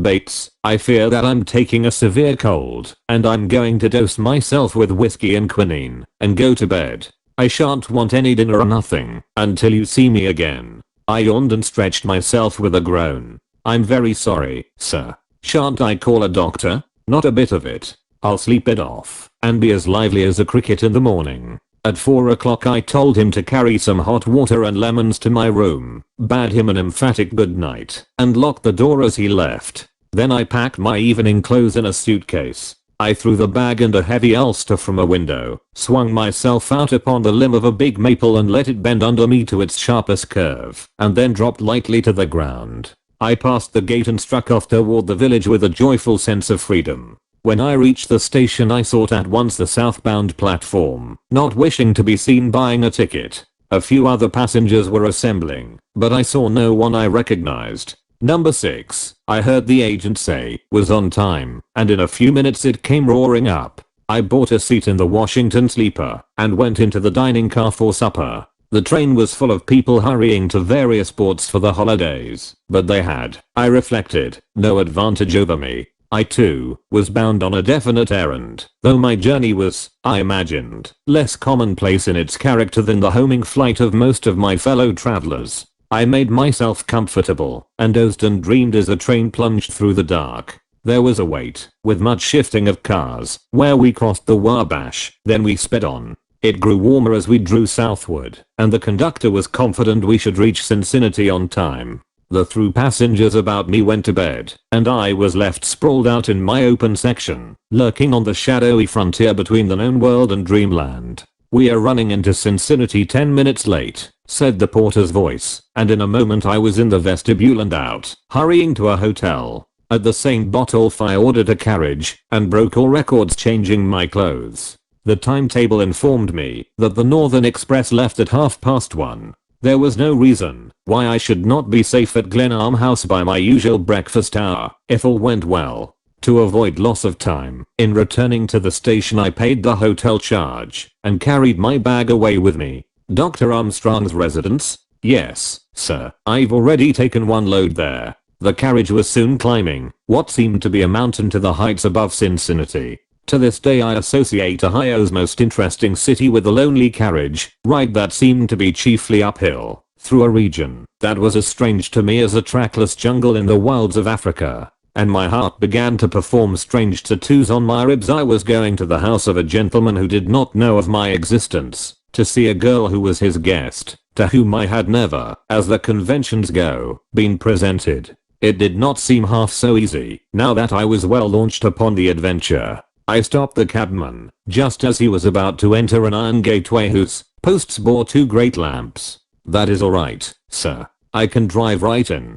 "But you needn't," I said, jumping out. "Wait here." Dr. Armstrong's residence was brilliantly lighted, and the strains of a waltz stole across the lawn cheerily. Several carriages swept past me as I followed the walk. I was arriving at a fashionable hour. It was nearly 12, and just how to effect an entrance without being thrown out as an interloper was a formidable problem. Now that I had reached the house, I must catch my train home, and this left no margin for explanation to an outraged host, whose first impulse would very likely be to turn me over to the police. I made a detour and studied the house, seeking a door by which I could enter without passing the unfriendly Gibraltar of a host and hostess on guard to welcome belated guests. A long conservatory filled with tropical plants gave me my opportunity. Promenaders went idly through and out into another part of the house by an exit I could not see. A handsome spectacled gentleman opened a glass door within a yard of where I stood, sniffed the air, and said to his companion, as he turned back with a shrug into the conservatory,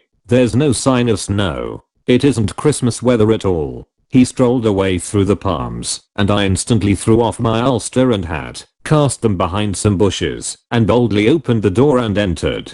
The ballroom was on the 3rd floor, but the guests were straggling down to supper, and I took my stand at the foot of the broad stairway and glanced up carelessly, as though waiting for someone. It was a large and brilliant company, and many a lovely face passed me as I stood waiting. The very size of the gathering gave me security, and I smoothed my gloves complacently. The spectacled gentleman whose breath of night air had given me a valued hint of the open conservatory door came now and stood beside me. He even put his hand on my arm with intimate friendliness. There was a sound of mirth and scampering feet in the hall above, and then down the steps, between the lines of guests arrested in their descent, came a dark laughing girl in the garb of Little Red Riding Hood, amid general applause and laughter. "It's Olivia. She's won the wager," exclaimed the spectacled gentleman, and the girl, whose dark curls were shaken about her face, ran up to us and threw her arms about him and kissed him. It was a charming picture of the figures on the stairway, the pretty graceful child, the eager, happy faces all about.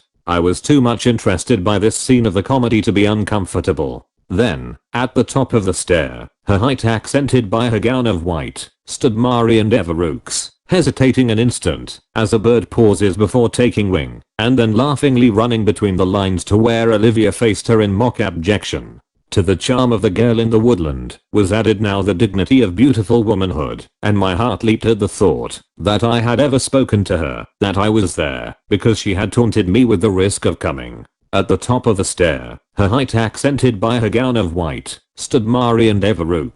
Above, on the stair landing, a deep-toned clock began to strike midnight, and everyone cried Merry Christmas, and Olivia's won, and there was more hand clapping, in which I joined with goodwill. Someone behind me was explaining what had just occurred. Olivia, the youngest daughter of the house, had been denied a glimpse of the ball. Miss Devereux had made a wager with her host that Olivia would appear before midnight, and Olivia had defeated the plot against her and gained the main hall at the stroke of Christmas. Good night, called Olivia, the real Olivia, in derision to the company, and turned and ran back through the applauding, laughing throng. The spectacled gentleman was Olivia's father, and he mockingly rebuked Marian Devereux for having encouraged an infraction of parental discipline, while she was twitting him upon the loss of his wager. Then her eyes rested upon me for the first time. She smiled slightly, but continued talking placidly to her host. The situation did not please me. I had not traveled so far and burglariously entered Dr. Armstrong's house in quest of a girl with blue eyes merely to stand by while she talked to another man.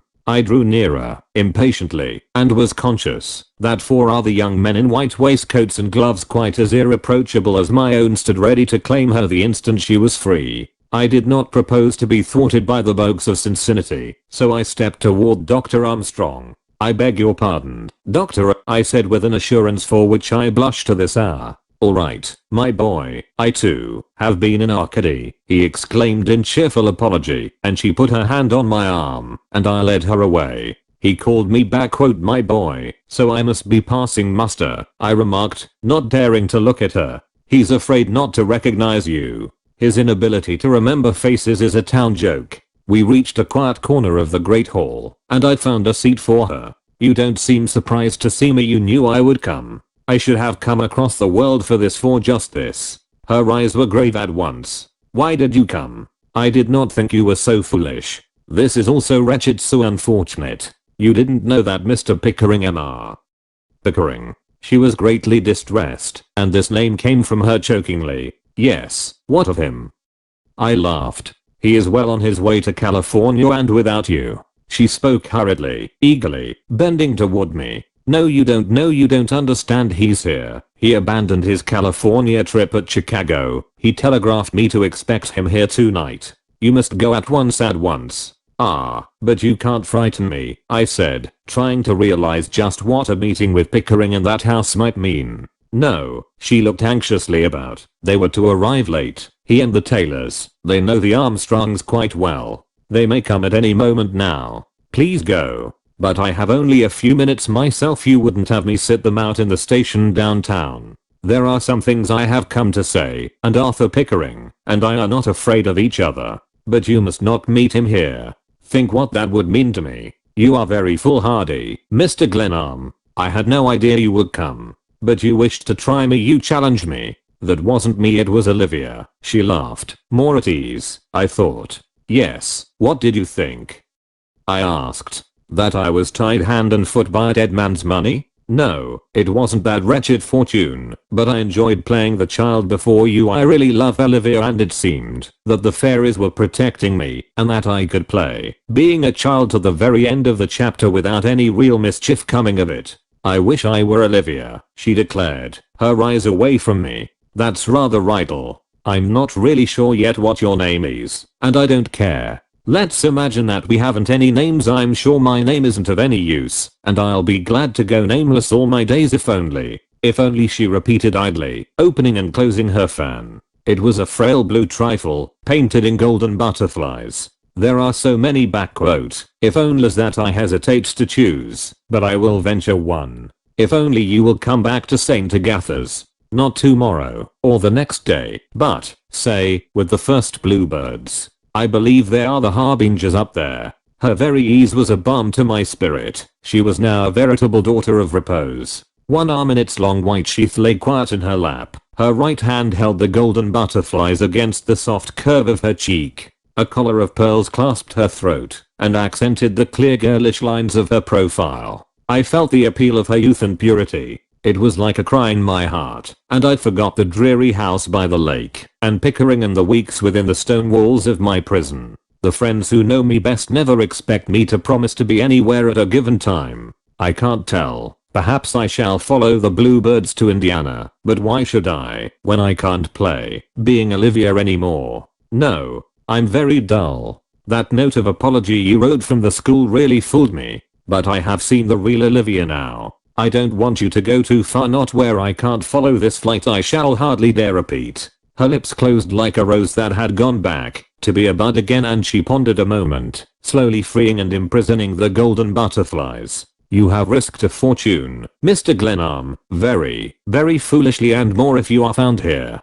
Why, Olivia must have recognized you. She must have seen you often across the wall. But I don't care, I'm not staying at that ruin up there for money. My grandfather meant more to me than that. Yes, I believe that is so. He was a dear old gentleman, and he liked me because I thought his jokes adorable. My father and he had known each other, but there was no expectation, no wish to profit by his friendship. My name in his will is a great embarrassment, a source of real annoyance. The newspapers have printed dreadful pictures of me. That is why I say to you, quite frankly, that I wouldn't accept a cent of Mr. Glenarm's money if it were offered me, and that is why." And her smile was a flash of spring. "I want you to obey the terms of the will and earn your fortune." She closed the fan sharply and lifted her eyes to mine. "But there isn't any fortune. It's all a myth, a joke," I declared. "Mr. Pickering doesn't seem to think so. He had every reason for believing that Mr. Glenarm was a very rich man.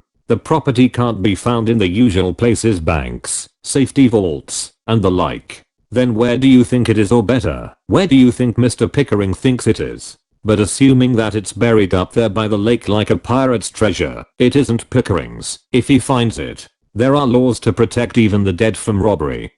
I concluded hotly. "How difficult you are. Suppose you should fall from a boat, or be shot accidentally, then I might have to take the fortune after all, and Mr. Pickering might think of an easier way of getting it than by stealing it." "Yes, but you wouldn't."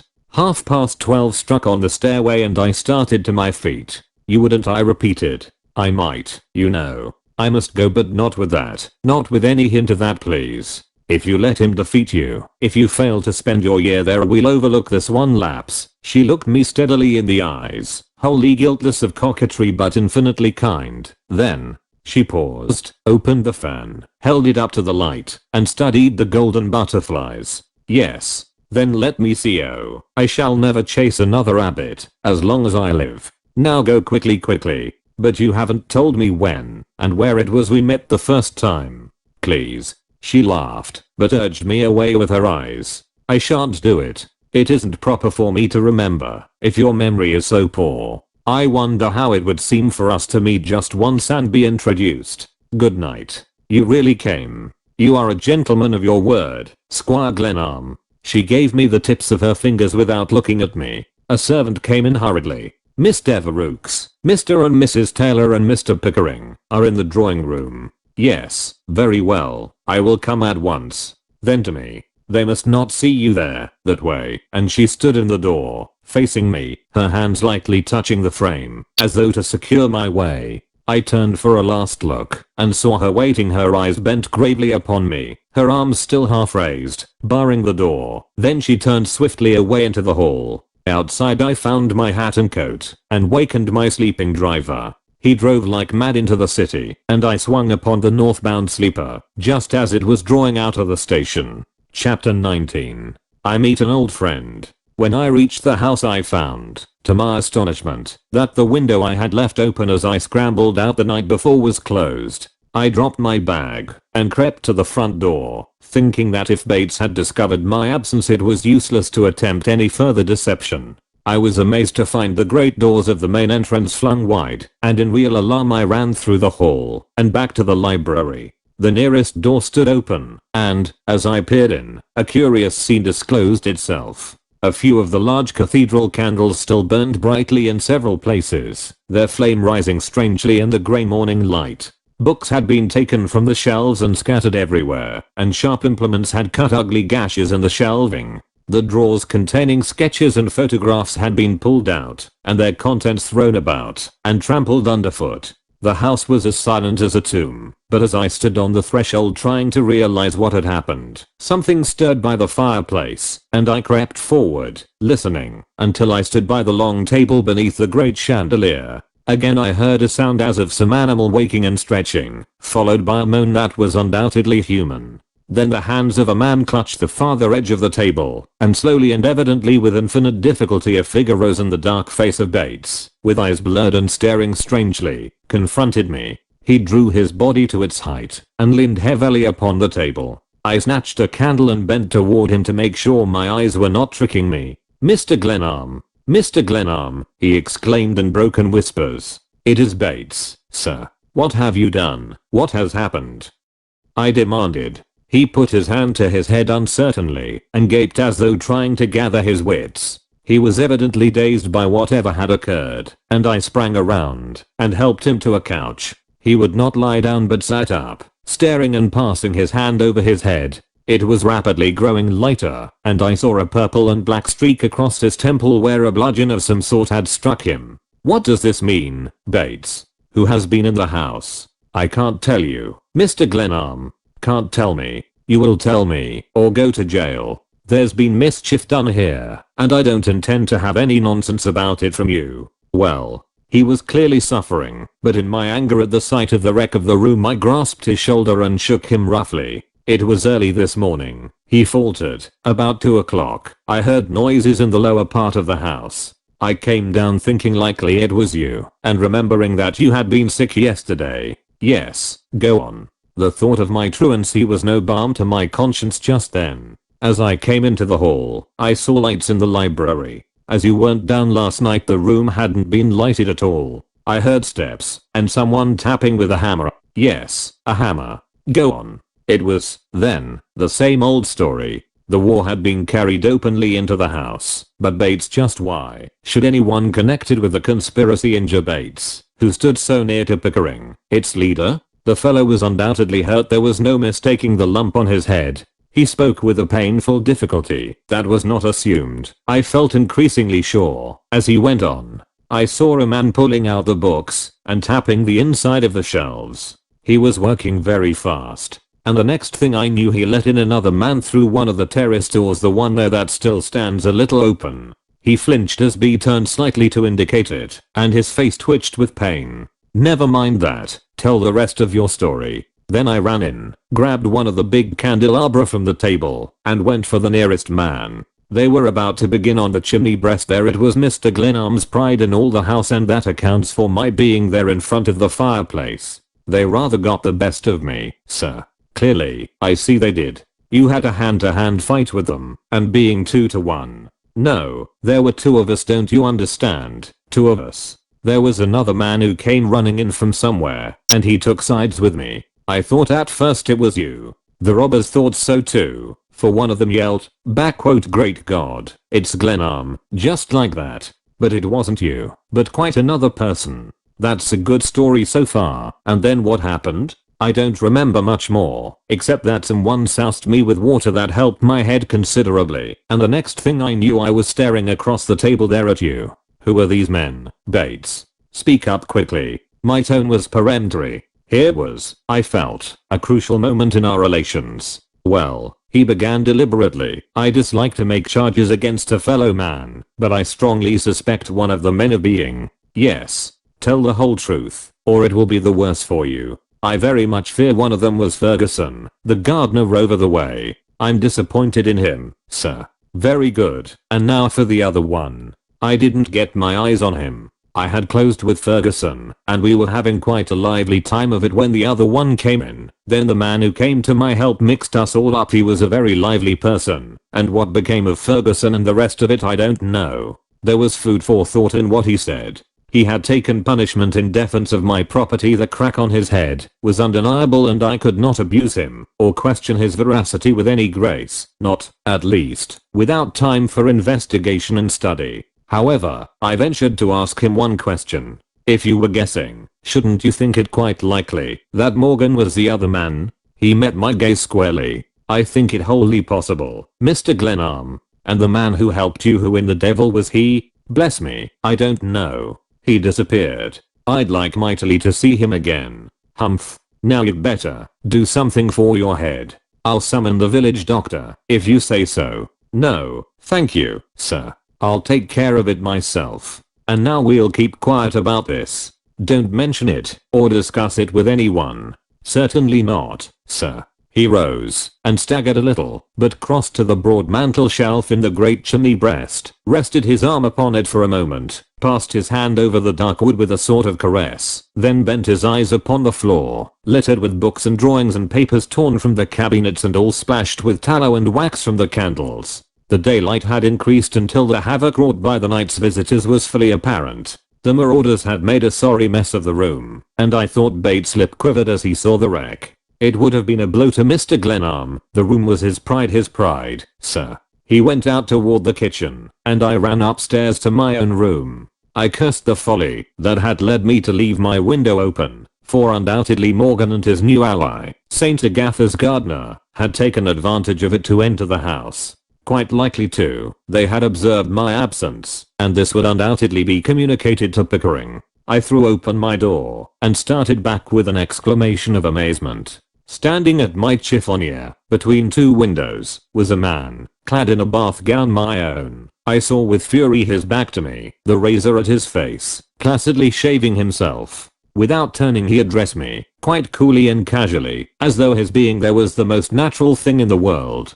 Good morning, Mr. Glenarm. Rather damaging evidence, that costume. I suppose it's the custom of the country for gentlemen in evening clothes to go out by the window and return by the door. You might think the other way round preferable. Larry, I shouted. Jack, kick that door shut and lock it, he commanded, in a sharp, severe tone that I remembered well and just now welcomed in him. How, why and when? Never mind about me. I'm here thrown the enemy off for a few days, and you give me lessons in current history first, while I climb into my armor. Pray pardon the informality. He seized a broom and began work upon a pair of trousers to which mud and briars clung tenaciously. His coat and hat lay on a chair, they too, much the worse for rough wear. There was never any use in refusing to obey Larry's orders, and as he got into his clothes I gave him in as few words as possible the chief incidents that had marked my stay at Glenarm House. He continued dressing with care, helping himself to a shirt and collar from my chiffonier, and choosing with unfailing eye the best tie in my collection.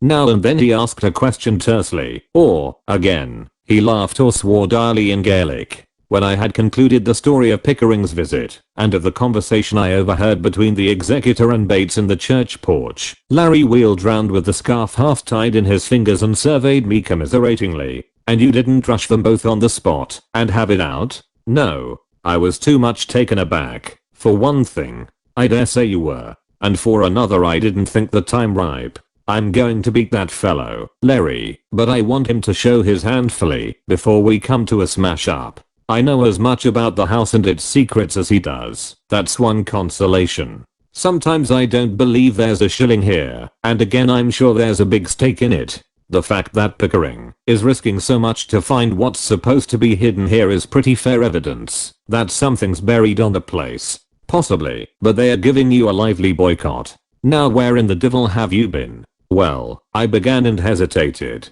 I had not mentioned Mari and Devereux and this did not seem the time for confidences of that sort. He took a cigarette from his pocket and lighted it. Bah, these women. Under the terms of your revered grandfather's will you have thrown away all your rights. It looks to me, as a member of the Irish bar in bad standing, as though you had delivered yourself up to the enemy, so far as the legal situation is concerned. How does it strike you? Of course I've forfeited my rights. But I don't mean that anyone shall know it yet a while. My lad, don't deceive yourself. Everybody round here will know it before night. You ran off, left your window open invitingly, and two gentlemen who meditated breaking in found that they needn't take the trouble. One came in through your own room, noting, of course, your absence, let in his friend below, and tore up the place regrettably. Yes, but how did you get here if you don't mind telling? It's a short story. That little chap from Scotland Yard, who annoyed me so much in New York and drove me to Mexico, for which may he dwell forever in fiery torment, has never given up.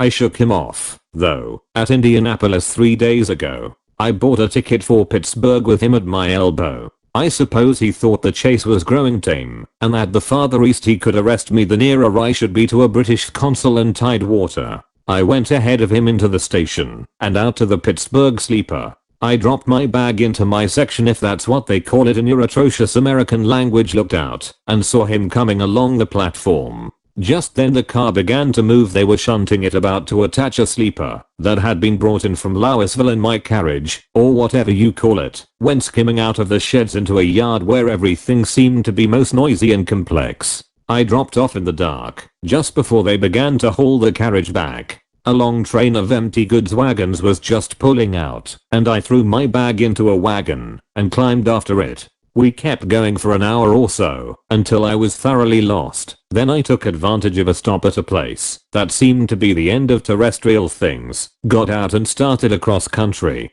I expressed my bag to you the other day from a town that rejoiced in the cheering name of Kokomo, just to get rid of it. I walked into Annandale about midnight, found this medieval marvel through the kindness of the station master, and was reconnoitering with my usual caution when I saw a gentleman romantically entering through an open window. Larry paused to light a fresh cigarette. You always did have a way of arriving opportunely.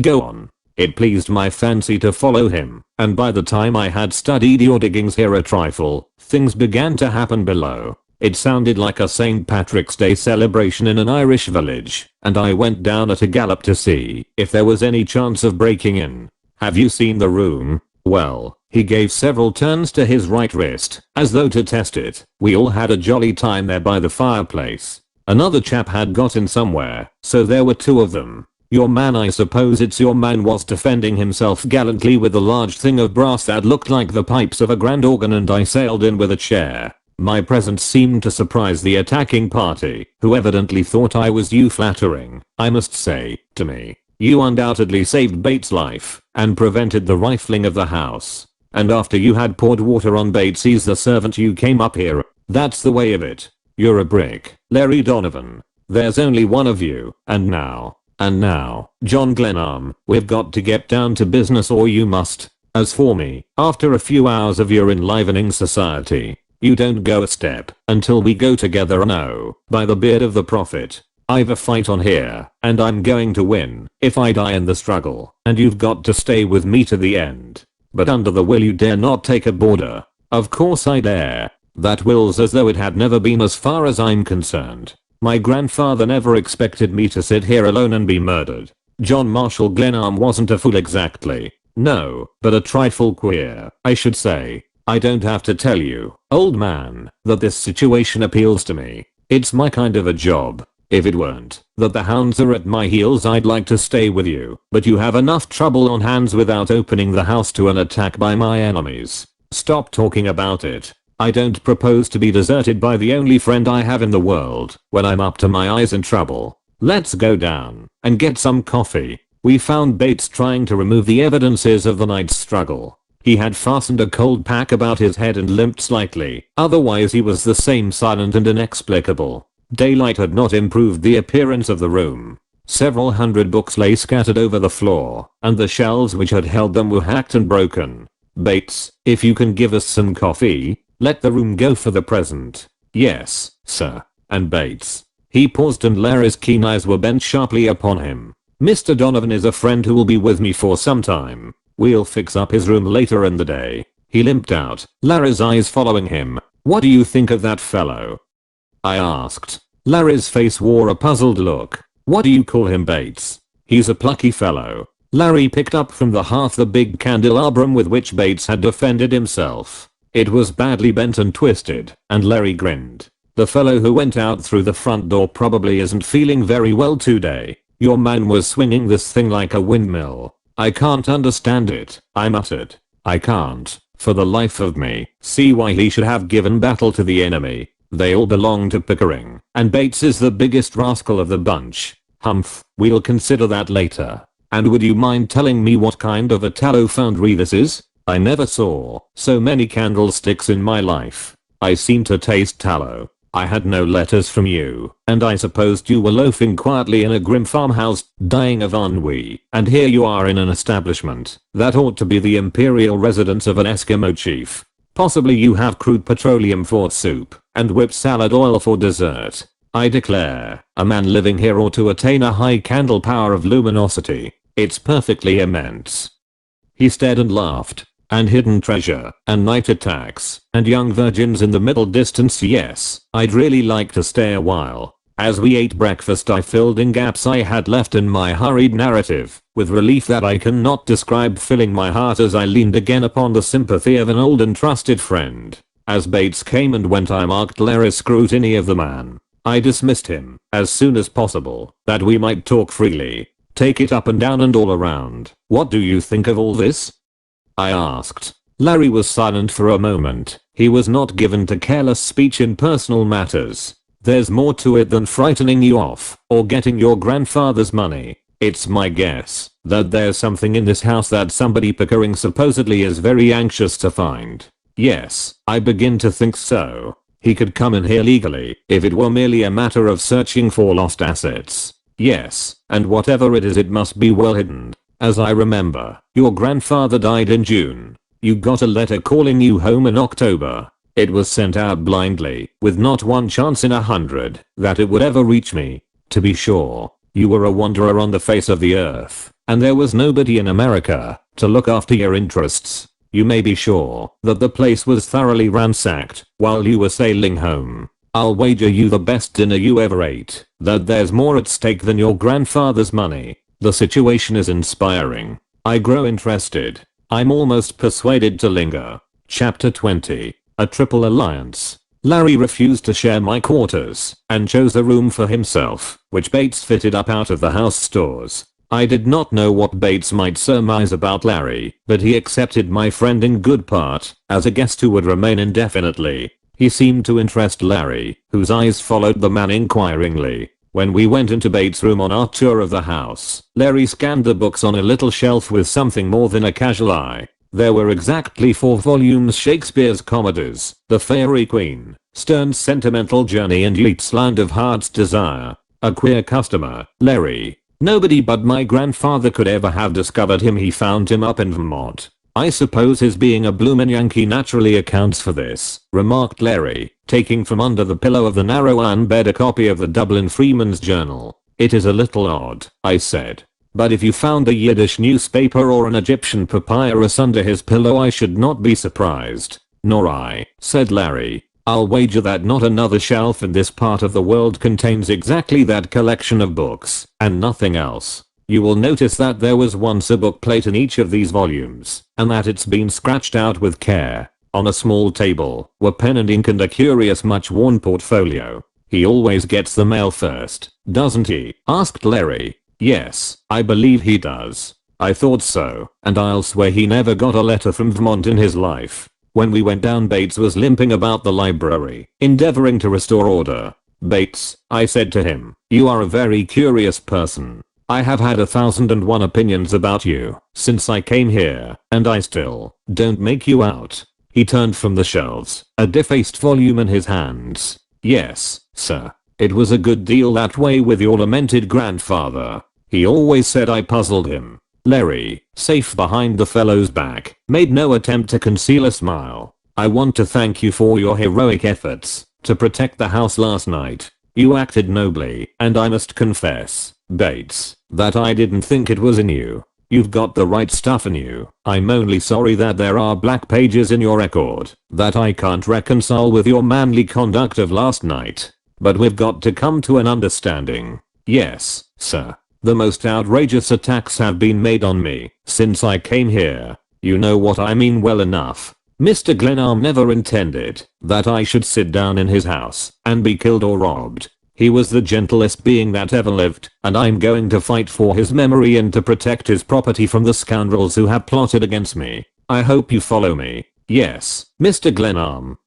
He was regarding me attentively. His lips quavered, perhaps from weakness, for he certainly looked ill. "Now I offer you your choice, either to stand loyally by me and my grandfather's house or to join these scoundrels Arthur Pickering has hired to drive me out. I'm not going to bribe you. I don't offer you a cent for standing by me, but I won't have a traitor in the house, and if you don't like me or my terms, I want you to go and go now." He straightened quickly, his eyes lighted, and the color crept into his face. I had never before seen him appear so like a human being. Mr. Glenarm, you have been hard on me. There have been times when you have been very unjust. Unjust, my god. What do you expect me to take from you? Haven't I known that you were in league with Pickering? I'm not as dull as I look, and after your interview with Pickering in the chapel porch you can't convince me that you were faithful to my interests at that time. He started and gazed at me wonderingly. I had had no intention of using the chapel porch interview at this time, but it leaped out of me uncontrollably.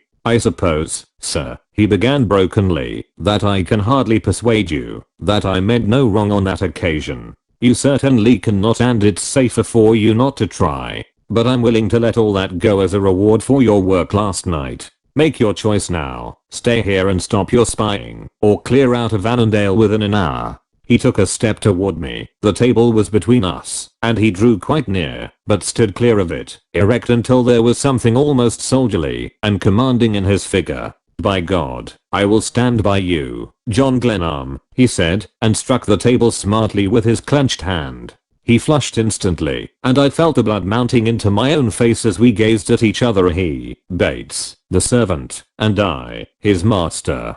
He had always addressed me so punctiliously with the sir of respect that his declaration of fealty, spoken with so sincere and vigorous an air of independence, and with the bold emphasis of the oath, held me spellbound, staring at him. The silence was broken by Larry, who sprang forward and grasped Bates' hand. I too, Bates, I said, feeling my heart leap with liking, even with admiration for the real manhood that seemed to transfigure this hireling, this fellow whom I had charged with most infamous treachery, this servant who had cared for my needs in so humble a spirit of subjection. The knocker on the front door sounded peremptorily, and Bates turned away without another word, and admitted Stoddard, who came in hurriedly. Merry Christmas, in his big hearty tones, was hardly consonant with the troubled look on his face. I introduced him to Larry and asked him to sit down. Pray excuse our disorder, and we didn't do it for fun. It was one of Santa Claus' tricks. He stared about wonderingly. So you caught it too, did you? To be sure. You don't mean to say that they raided the chapel? That's exactly what I mean to say. When I went into the church for my early service, I found that someone had ripped off the wainscoting in a half a dozen places and even pried up the altar. It's the most outrageous thing I ever knew. You've heard of the proverbial poverty of the church mouse. What do you suppose anybody could want to raid a simple little country chapel for? And more curious yet, the church plate wasn't a shade, though the closet where it's kept was upset, as though the miscreants had been looking for something they didn't find. Stoddard was greatly disturbed and gazed about the topsy-turvy library with growing indignation. We drew together for a council of war. Here was an opportunity to enlist a new recruit on my side. I already felt stronger by reason of Larry's accession. As to Bates, my mind was still numb and bewildered. Larry, there's no reason why we shouldn't join forces with Mr. Stoddard, as he seems to be affected by this struggle. We owe it to him and the school to put him on guard, particularly since we know that Ferguson's with the enemy. Yes, certainly, said Larry. He always liked or disliked new people unequivocally, and I was glad to see that he surveyed the big clergyman with approval. I'll begin at the beginning, I said, and tell you the whole story. He listened quietly to the end, while I told him of my experience with Morgan, of the tunnel into the chapel crypt, and finally of the affair in the night and our interview with Bates. I feel like rubbing my eyes and accusing you of reading penny horrors, he said. That doesn't sound like the 20th century in Indiana. But Ferguson, you'd better have a care in his direction. Sister the sir, bless your heart. Ferguson's gone without notice. He got his traps and skipped without saying a word to anyone. We'll hear from him again, no doubt. Now, gentlemen, I believe we understand one another. I don't like to draw you, either one of you, into my private affairs. The big chaplain laughed. Glenarm, prefixes went out of commission quickly that morning. If you hadn't let me in on this, I should never have got over it. Why, this is a page out of the good old times. Bless me, I never appreciated your grandfather. I must really have another service. But I hope you gentlemen will call on me, day or night, for anything I can do to help you. Please don't forget me. I had a record once for putting the shot. Why not give our friend escort through the tunnel? Asked Larry. I'll not hesitate to say that I'm dying to see it. To be sure.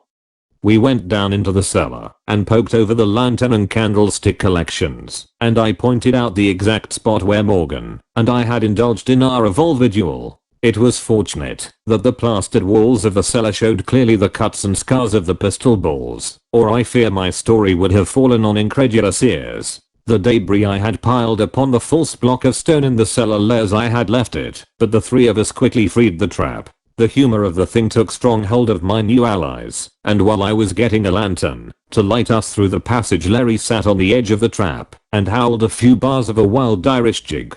We set forth at once and found the passage unchanged. When the cold air blew in upon us, I paused. Have you gentlemen the slightest idea of where you are? We must be under the school grounds, I should say, replied Stoddard. We are exactly under the stone wall. Those tall posts at the gate are a scheme for keeping fresh air in the passage. You certainly have all the modern improvements, observed Larry, and I heard him chuckling all the way to the crypt door. When I pushed the panel open and we stepped out into the crypt, Stoddard whistled and Larry swore softly. It must be for something, exclaimed the chaplain. You don't suppose Mr. Glenarm built a secret passage just for the fun of it, do you? He must have had some purpose. Why, I sleep out here within 40 yards of where we stand, and I never had the slightest idea of this. But other people seem to know of it, observed Larry. To be sure, the curiosity of the whole countryside was undoubtedly piqued by the building of Glenarm House.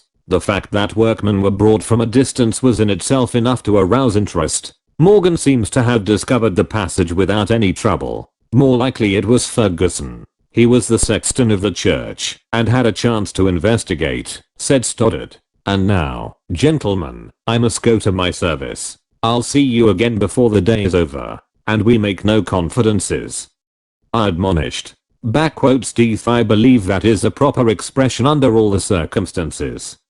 And the Reverend Paul Stoddard laughed, clasped my hand, and went up into the chapel vestry. I closed the door in the wainscoting and hung the map back in place. We went up into the little chapel and found a small company of worshippers assembled, a few people from the surrounding farms, half a dozen sisters sitting somberly near the chancel, and the school servants. Stoddard came out into the chancel, lighted the altar tapers, and began the Anglican communion office. I had forgotten what a church service was like, and Larry, I felt sure, had not attended church since the last time his family had dragged him to choral vespers. It was comforting to know that here was, at least, one place apiece within reach of Glenarm House. But I may be forgiven, I hope, if my mind wandered that morning, and my thoughts played hide and seek with memory. For it was here, in the winter twilight, that Marian Devereux had poured out her girl's heart in a great flood of melody. I was glad that the organ was closed. It would have wrung my heart to hear a note from it that her hands did not evoke.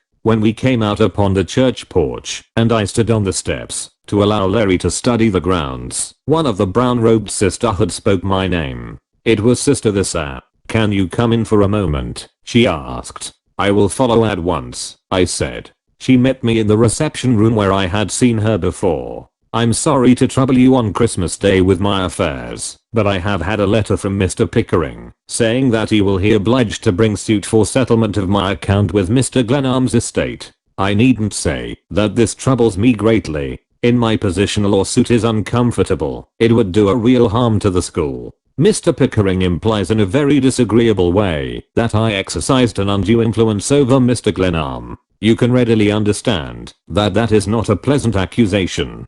He is going pretty far, I said. He gives me credit for a degree of power over others that I regret to say I do not possess. He thinks, for instance, that I'm responsible for Miss Devereux's attitude toward him, something that I have had nothing whatever to do with. No, of course not. I'm glad you have no harsh feeling toward her. It was unfortunate that Mr. Glenarm saw fit to mention her in his will. It has given her a great deal of notoriety and has doubtless strengthened the impression in some minds that she and I really plotted to get as much as possible of your grandfather's estate. No one would regret all this more than my grandfather, I'm sure of that. There are many inexplicable things about his affairs. It seems hardly possible that a man, so shrewd as he, and so thoughtful of the feelings of others, should have left so many loose ends behind him. But I assure you I am giving my whole attention to these matters, and I'm wholly at your service in anything I can do to help you. I sincerely hope that nothing may interfere to prevent your meeting Mr. Glenarm's wish that you remain through the year. That was a curious and whimsical provision, but it is not, I imagine, so difficult. She spoke in a kindly tone of encouragement that made me feel uneasy and almost ashamed for having already forfeited my claim under the will. Her beautiful grey eyes disconcerted me. I had not the heart to deceive her. I have already made it impossible for me to inherit under the will, I said. The disappointment in her face rebuked me sharply. I'm sorry, very sorry, indeed, she said coldly. But how, may I ask? I ran away last night. I went to Cincinnati to see Miss Devereux. She rose, staring in dumb astonishment, and after a full minute in which I tried vainly to think of something to say, I left the house. There is nothing in the world so tiresome as explanations, and I have never in my life tried to make them without floundering into seas of trouble. Chapter 21. Pickering serves notice. The next morning Bates placed a letter postmarked Cincinnati at my plate. I opened and read it aloud to Larry. On board the Hello Eyes. December 25th, 1901. John Glenarm Esquire. Glenarm House, Annandale, Wabanako, Indiana. Dear Sir, I have just learned from what I believe to be a trustworthy source that you have already violated the terms of the agreement under which you entered into residence on the property near Annandale, known as Glenarm House. The provisions of the will of John Marshall Glenarm are plain and unequivocal, as you undoubtedly understood when you accepted them, and your absence, not only from the estate itself, but from Wabana County, violates beyond question your right to inherit. I, as executor, therefore demand that you at once vacate said property, leaving it in as good condition as when received by you. Very truly yours, Arthur Pickering, executor of the estate of John Marshall Glenarm. Very truly the devil's, growled Larry, snapping his cigarette case viciously. How did he find out? I asked lamely, but my heart sank like lead. Had Marian Devereux told him? How else could he know? Probably from the stars. The whole universe undoubtedly saw you skipping off to meet your lady love. Bah, these women. Tut. They don't all marry the sons of brewers, I retorted. You assured me once, while the affair with that Irish girl was on, that the short upper lip made heaven seem possible, but unnecessary. Then the next thing I knew she had shaken you for the bloated masher. Take that for your impertinence. But perhaps it was Bates? I did not wait for an answer. I was not in a mood for reflection or nice distinctions. The man came in just then with a fresh plate of toast.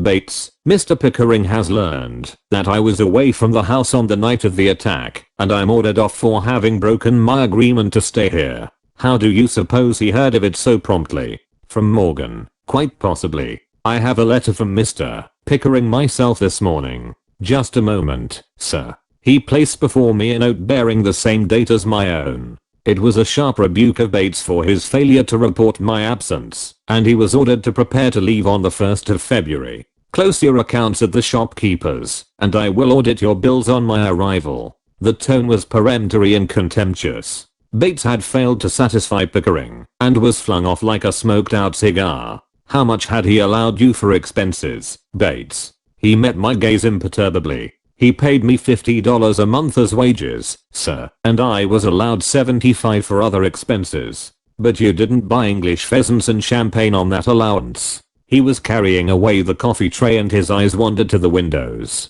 Not quite, sir. You see, but I don't see. It had occurred to me that as Mr. Pickering's allowance wasn't what you might call generous, it was better to augment it well, sir. I took the liberty of advancing a trifle, as you might say, to the estate. Your grandfather would not have had you starve, sir. He left hurriedly, as though to escape from the consequences of his words, and when I came to myself Larry was gloomily invoking his strange Irish gods. Larry Donovan, I've been tempted to kill that fellow a dozen times. This thing is too damned complicated for me. I wish my lamented grandfather had left me something easy. To think of it, that fellow, after my treatment of him, my cursing and abusing him, since I came here. Great Scott, man, I've been enjoying his bounty. I've been living on his money. And all the time he's been trusting in me, just because of his dog-like devotion to my grandfather's memory. Lord, I can't face the fellow again. As I have said before, you're rather lacking at times in perspicacity. Your intelligence is marred by large opaque spots.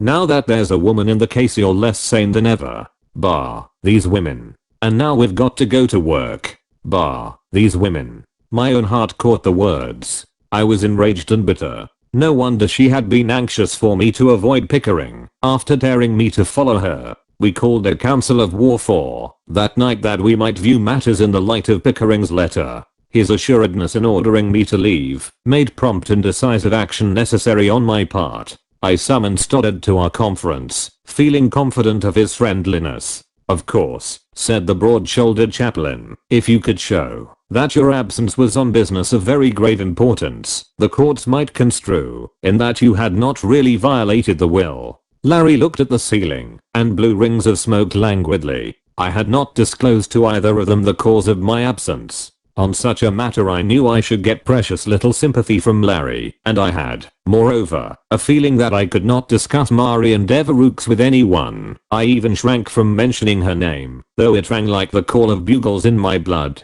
She was always before me, the charmed spirit of youth, linked to every foot of the earth, every gleam of the sun upon the icebound lake, every glory of the winter sunset. All the good impulses I had ever stifled were quickened to life by the thought of her. Amid the day's perplexities I started sometimes, thinking I heard her voice, her girlish laughter, or saw her again coming toward me down the stairs, or holding against the light her fan with its golden butterflies. I really knew so little of her. I could associate her with no home, only with that last fling of the autumn upon the lake, the snow-driven woodland, that twilight hour at the organ in the chapel, those stolen moments at the Armstrongs. I resented the pressure of the hour's affairs, and chafed at the necessity for talking of my perplexities with the good friends who were there to help.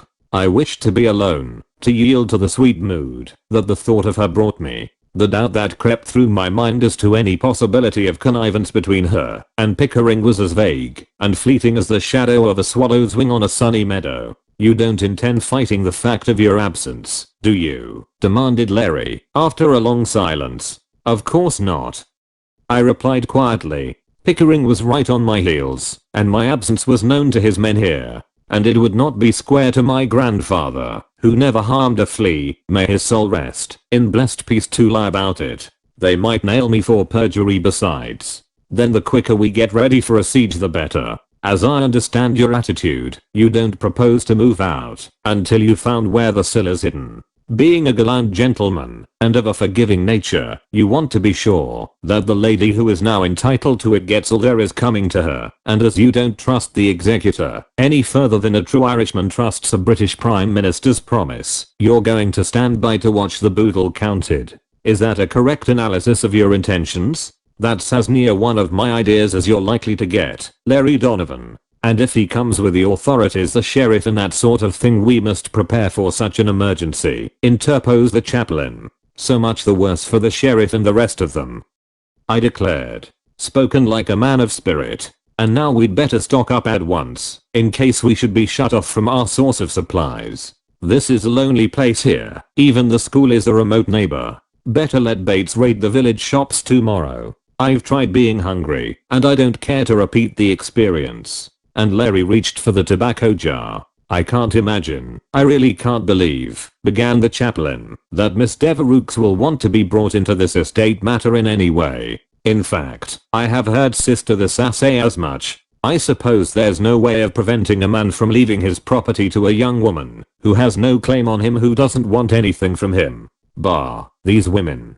People don't throw legacies to the birds these days. Of course she'll take it. Then his eyes widened and met mine in a gaze that reflected the mystification and wonder that struck both of us. Stoddard turned from the fire suddenly. What's that? There's someone upstairs. Larry was already running toward the hall, and I heard him springing up the steps like a cat, while Stoddard and I followed. Where's Bates? Demanded the chaplain. I'll thank you for the answer, I replied. Larry stood at the top of the staircase, holding a candle at arm's length in front of him, staring about. We could hear quite distinctly someone walking on a stairway. The sounds were unmistakable, just as I had heard them on several previous occasions, without ever being able to trace their source. The noise ceased suddenly, leaving us with no hint of its whereabouts. I went directly to the rear of the house and found Bates putting the dishes away in the pantry. "Where have you been?"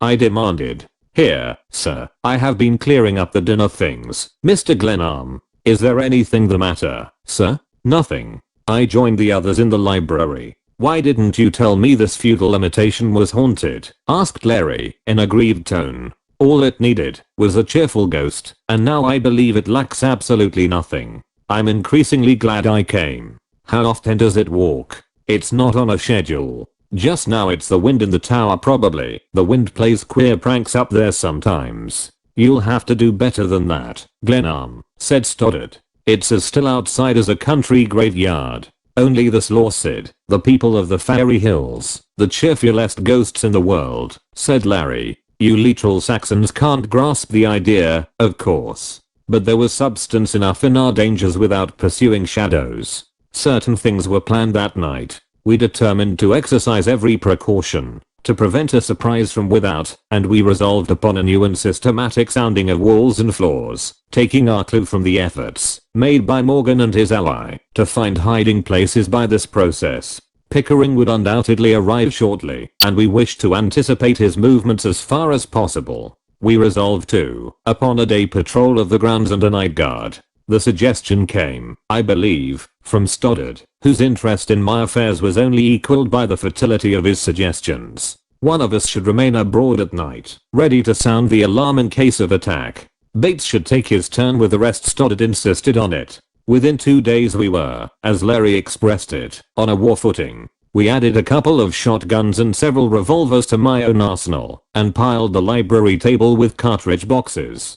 Bates, acting as quartermaster, brought a couple of wagon loads of provisions. Stoddard assembled a remarkable collection of heavy sticks. He had more confidence in them, he said, than in gunpowder, and, moreover, he explained, a priest might not with propriety bear arms. It was a cheerful company of conspirators that now gathered around the big hearth. Larry, always restless, preferred to stand at one side, an elbow on the mantel shelf, pipe in mouth, and Stoddard sought the biggest chair and filled it. He and Larry understood each other at once, and Larry's stories, ranging in subject from undergraduate experiences at Dublin to adventures in Africa and always including endless conflicts with the Irish constabulary, delighted the big boyish clergyman. Often, at someone's suggestion of a new idea, we ran off to explore the house again in search of the key to the Glenarm riddle, and always we came back to the library with that riddle still unsolved. Chapter 22. The Return of Mari and Devereux. Sister, the sir has left, sir. Bates had been into Annandale to mail some letters, and I was staring out upon the park from the library windows when he entered. Stoddard, having kept watch the night before, was at home asleep, and Larry was off somewhere in the house, treasure hunting. I was feeling decidedly discouraged over our failure to make any progress with our investigations, and Bates' news did not interest me. "Well, what of it?" I demanded, without turning round. "Nothing, sir, but Miss Devereux has come back." "The devil." I turned and took a step toward the door. "I said Miss Devereux," he repeated in dignified rebuke. "She came up this morning, and the sister left at once for Chicago." "Sister, this depends particularly upon Miss Devereux, so I've heard, sir. Miss Devereux quite takes charge when the sister goes away. A few of the students are staying in school through the holidays." "You seem full of information," I remarked, taking another step toward my hat and coat. "And I've learned something else, sir." "Well, they all came together, sir." "Who came, if you please, Bates?" "Why, the people who've been traveling with Mr. Pickering came back with him, and Miss Devereux came with them from Cincinnati. That's what I learned in the village. And Mr. Pickering is going to stay." "Pickering stay?" "At his cottage on the lake for a while. The reason is that he's worn out with his work and wishes quiet. The other people went back to New York in the car. He's opened a summer cottage in midwinter, has he?" I had been blue enough without this news. Mari and Devereux had come back to Annandale with Arthur Pickering. My faith in her snapped like a reed at this astounding news. She was now entitled to my grandfather's property, and she had lost no time in returning. As soon as she and Pickering had discussed together at the Armstrongs my flight from Annandale, her return could have no other meaning than that there was a strong tie between them, and he was now to stay on the ground until I should be dispossessed and her rights established. She had led me to follow her, and my forfeiture had been sealed by that stolen interview at the Armstrongs.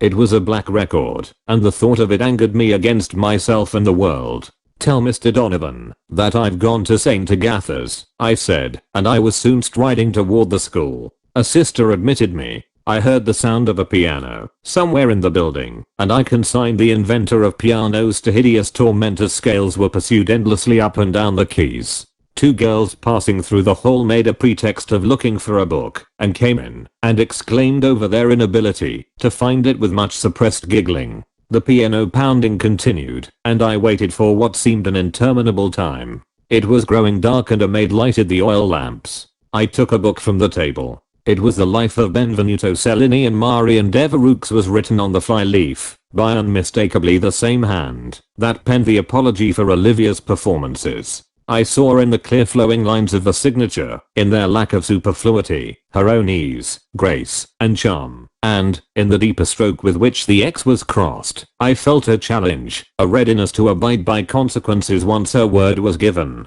Then my own inclination to think well of her angered me. It was only a pretty bit of chirography, and I dropped the book impatiently when I heard her step on the threshold. "I'm sorry to have kept you waiting, Mr. Glenarm, but this is my busy hour. I shall not detain you long." I hesitated, not knowing why I had come. She took a chair near the open door and bent forward with an air of attention that was disquieting. She wore black, perhaps to fit her the better into the house of a somber sisterhood. I seemed suddenly to remember her from a time long gone, and the effort of memory threw me off guard. Stoddard had said there were several Olivia Armstrongs. There were certainly many Marion Devereuxes. The silence grew intolerable. She was waiting for me to speak, and I blurted, "I suppose you have come to take charge of the property, do you?" she asked. "And you came back with the executor to facilitate matters. I'm glad to see that you lose no time." "Oh," she said lingeringly, as though she were finding with difficulty the note in which I wished to pitch the conversation.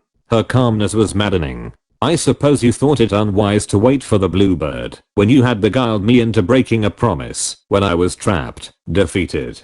Her elbow on the arm of the chair, her hand resting against her cheek, the light rippling goldenly in her hair, her eyes bent upon me inquiringly, mournfully, as I had seen them wear once before. My heart leaped in that moment, with that thought. "I remember now the first time," I exclaimed, more angry than I had ever been before in my life. "That is quite remarkable," she said, and nodded her head ironically. "It was at Sherry's. You were with Pickering. You dropped your fan and he picked it up, and you turned toward me for a moment. You were in black that night. It was the unhappiness in your face, in your eyes, that made me remember." I was intent upon the recollection, eager to fix and establish it. "You are quite right. It was at Sherry's. I was wearing black then. Many things made me unhappy that night." Her forehead contracted slightly, and she pressed her lips together. "I suppose that even then the conspiracy was thoroughly arranged," I said tauntingly, laughing a little perhaps, and wishing to wound her,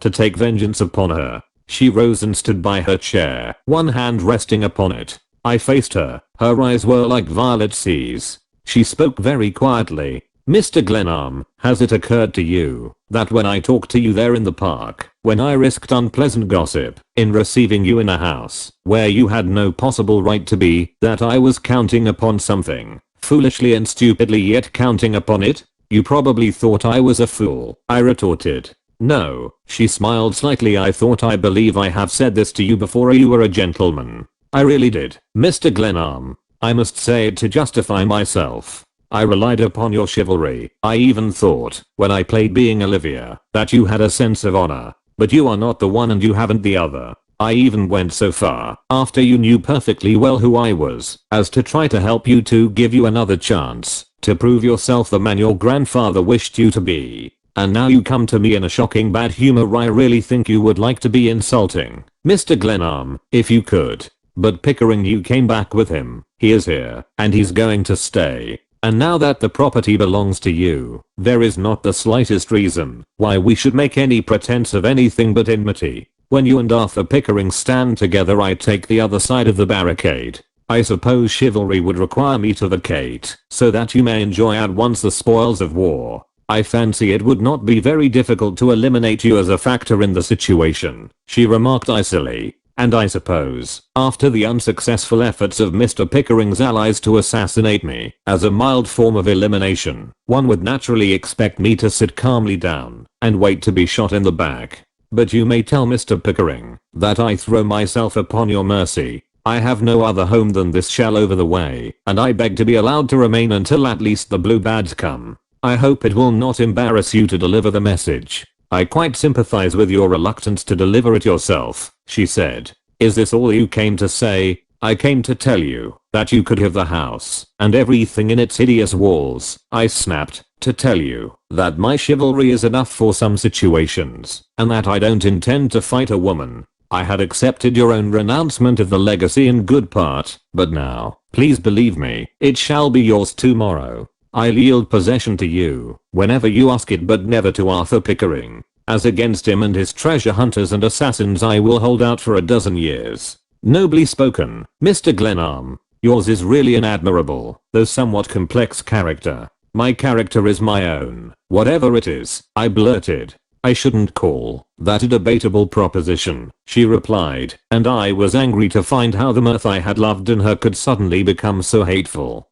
She half turned away so that I might not see her face. The thought that she should countenance Pickering in any way tore me with jealous rage. Mr. Glenarm, you are what I have heard called a quitter, defined in common Americanese as one who quits. Your blustering here this afternoon can hardly conceal the fact of your failure or your inability to keep a promise. I had hoped you would really be of some help to Sister Thisha. You quite deceived her. She told me as she left today that she thought well of you. She really felt that her fortunes were safe in your hands.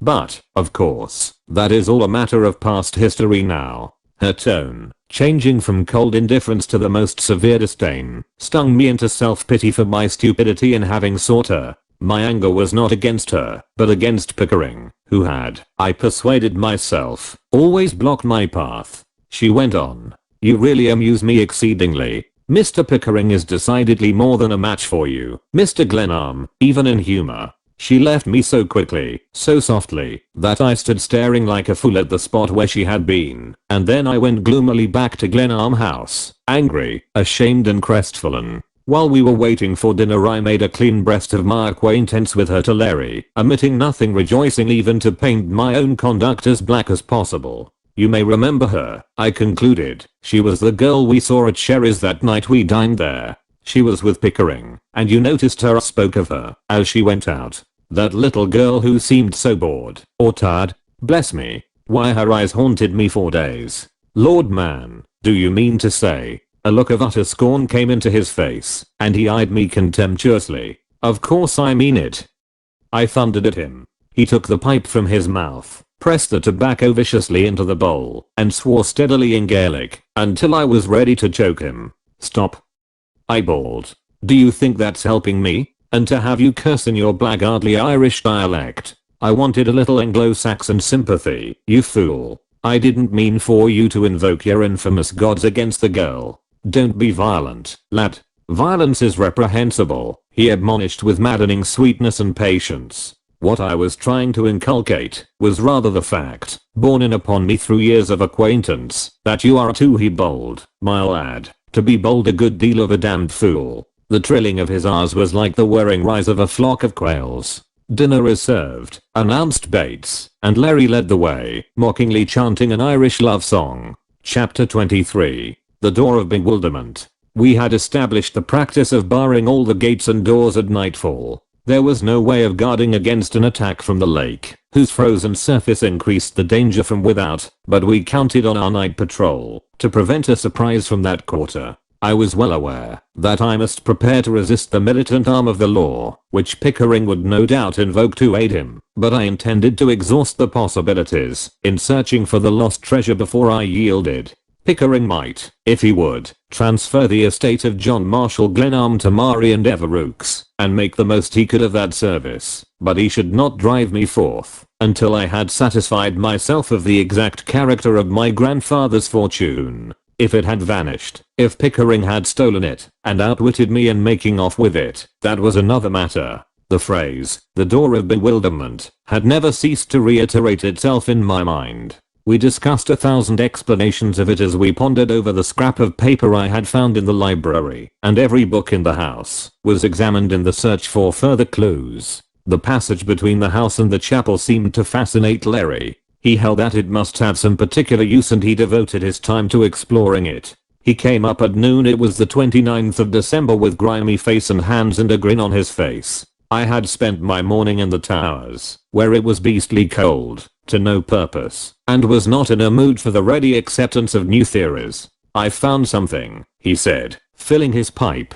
"Not soap, evidently. No, but I'm going to say the last word on the tunnel, and within an hour. Give me a glass of beer and a piece of bread, and we'll go back and see whether we are sold again or not. Let us explore the idea and be done with it. Wait till I tell Stoddard where we are going." The chaplain was trying the second floor walls, and I asked him to eat some luncheon and stand guard while Larry and I went to the tunnel. We took with us an iron bar, an axe and a couple of hammers. Larry went ahead with a lantern. "You see," he explained, as we dropped through the trap into the passage, "I've tried a compass on this tunnel and find that we've been working on the wrong theory. The passage itself runs a straight line from the house under the gate to the crypt. The ravine is a rough crescent shape, and for a short distance the tunnel touches it. How deep does that ravine average? About 30 feet. Yes, it's shallowest where the house stands. It drops sharply from there onto the lake. Very good, but the ravine is all on the Glenarm side of the wall, isn't it? Now when we get under the wall I'll show you something." "Here we are," said Larry, as the cold air blew in through the hollow posts. "Now we are pretty near that sharp curve of the ravine that dips away from the wall. Take the lantern while I get out the compass. What do you think that C on the piece of paper means?" "Why, chapel, of course. I have measured the distance from the house, the point of departure, we may assume, to the chapel, and 3/4 of it brings us under those beautiful posts. The directions are as plain as daylight. The passage itself is your NW, as the compass proves, and the ravine cuts close in here. Therefore, our business is to explore the wall on the ravine side. But this is just wall here, earth with a layer of brick and a thin coat of cement. A nice job it must have been to do the work, and it cost the price of a tiger hunt," I grumbled. "Take heart, lad, and listen," and Larry began pounding the wall with a hammer, exactly under the north gate post. We had sounded everything in and about the house until the process bored me. "Hurry up and get through with it," I jerked impatiently, holding the lantern at the level of his head. It was sharply cold under the posts, and I was anxious to prove the worthlessness of his idea and be done. Thump, thump. "There's a place here that sounds a trifle off the key. You try it." I snatched the hammer and repeated his soundings. Thump, thump. There was a space about 4 feet square in the wall that certainly gave forth a hollow sound. "Stand back," exclaimed Larry eagerly. "Here goes with the axe." He struck into the wall sharply, and the cement chipped off in rough pieces, disclosing the brick beneath. Larry paused when he had uncovered a foot of the inner layer and examined the surface. "They're loose, these bricks are loose, and there's something besides earth behind them." I snatched the hammer and drove hard at the wall. The bricks were set up without mortar, and I plucked them out and rapped with my knuckles on a wooden surface. Even Larry grew excited as we flung out the bricks. "Ah, lad," he said, "the old gentleman had a way with him, he had a way with him." A brick dropped on his foot and he howled in pain. Bless the old gentleman's heart. He made it as easy for us as he could. Now, for the Glenarm millions, red money all piled up for the ease of counting it, or £1,000 in every pile. "Don't be a fool, Larry," I coughed at him, for the brick dust and the smoke of Larry's pipe made breathing difficult. "That's all the loose brick. Bring the lantern closer," and we peered through the aperture upon a wooden door, in which strips of iron were deep set. It was fastened with a padlock and Larry reached down for the axe. "Wait," I called, drawing closer with the lantern. "What's this?" The wood of the door was fresh and white, but burned deep on the surface. In this order were the words, "The door of bewilderment." There are dead men inside, I dare say. Here, my lad, it's not for me to turn loose the family skeletons. And Larry stood aside while I swung the axe and brought it down with a crash on the padlock. It was of no flimsy stuff and the remaining bricks cramped me, but half a dozen blows broke it off. The house of 1,000 ghosts, chanted the irrepressible Larry as I pushed the door open and crawled through. Whatever the place was, it had a floor, and I set my feet firmly upon it and turned to take the lantern. "Hold a bit," he exclaimed. "Someone's coming," and bending toward the opening I heard the sound of steps down the corridor. In a moment Bates ran up, calling my name with more spirit than I imagined possible in him. "What is it?" I demanded, crawling out into the tunnel. "It's Mr. Pickering. The sheriff has come with him, sir." As he spoke his glance fell upon the broken wall and open door. The light of Larry's lantern struck full upon him. Amazement, and, I thought, a certain satisfaction, were marked upon his countenance. "Run along, Jack, I'll be up a little later," said Larry. "If the fellow has come in daylight with the sheriff, he isn't dangerous. It's his friends that shoot in the dark that give us the trouble." I crawled out and stood upright. Bates, staring at the opening, seemed reluctant to leave the spot. "You seem to have found it, sir," he said, I thought a little chokingly. His interest in the matter nettled me, for my first business was to go above for an interview with the executor, and the value of our discovery was secondary. "Of course we have found it," I ejaculated, brushing the dust from my clothes. "Is Mr. Stoddard in the library?" "Oh, yes, sir. I left him entertaining the gentlemen. Their visit is certainly most inopportune," said Larry. "Give them my compliments, and tell them I'll be up as soon as I've articulated the bones of my friends and sisters."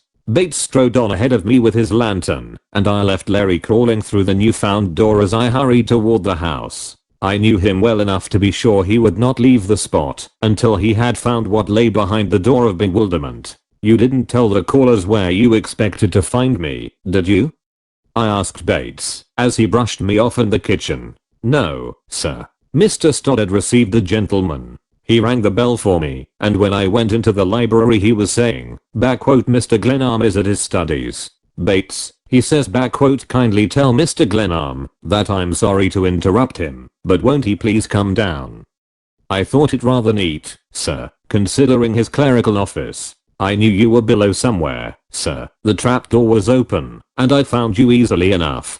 Bates' eyes were brighter than I had ever seen them. A certain buoyant note gave an entirely new tone to his voice. He walked ahead of me to the library door, threw it open and stood aside. "Here you are, Glenarm," said Stoddard.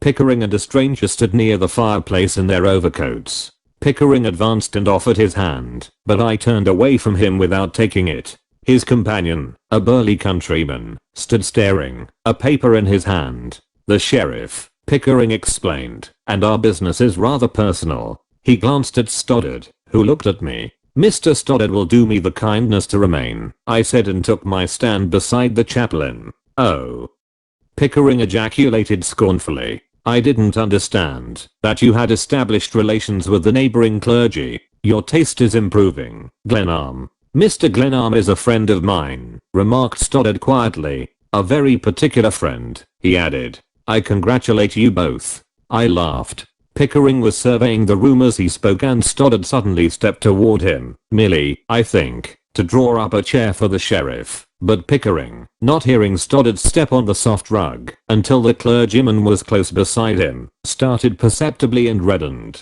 It was certainly ludicrous, and when Stoddard faced me again he was biting his lip. "Pardon me," he murmured. "Now, gentlemen, will you kindly state your business? My own affairs press me." Pickering was studying the cartridge boxes on the library table. The sheriff, too, was viewing these effects with interest, not, I think, unmixed with awe. "Glenarm, I don't like to invoke the law to eject you from this property, but I'm left with no alternative. I can't stay out here indefinitely, and I want to know what I'm to expect." "That is a fair question," I replied. "If it were merely a matter of following the terms of the will, I should not hesitate, or be here now. But it isn't the will, or my grandfather, that keeps me. It's the determination to give you all the annoyance possible, to make it hard and mighty hard for you to get hold of this house, until I have found why you are so much interested in it." You always had a grand way in money matters. As I told you before you came out here, it's a poor stake. The assets consist wholly of this land and this house, whose quality you have had an excellent opportunity to test. You have doubtless heard that the country people believe there is money concealed here, but I dare say you have exhausted the possibilities. This is not the first time a rich man has died leaving precious little behind him. You seem very anxious to get possession of a property that you call a poor stake, I said.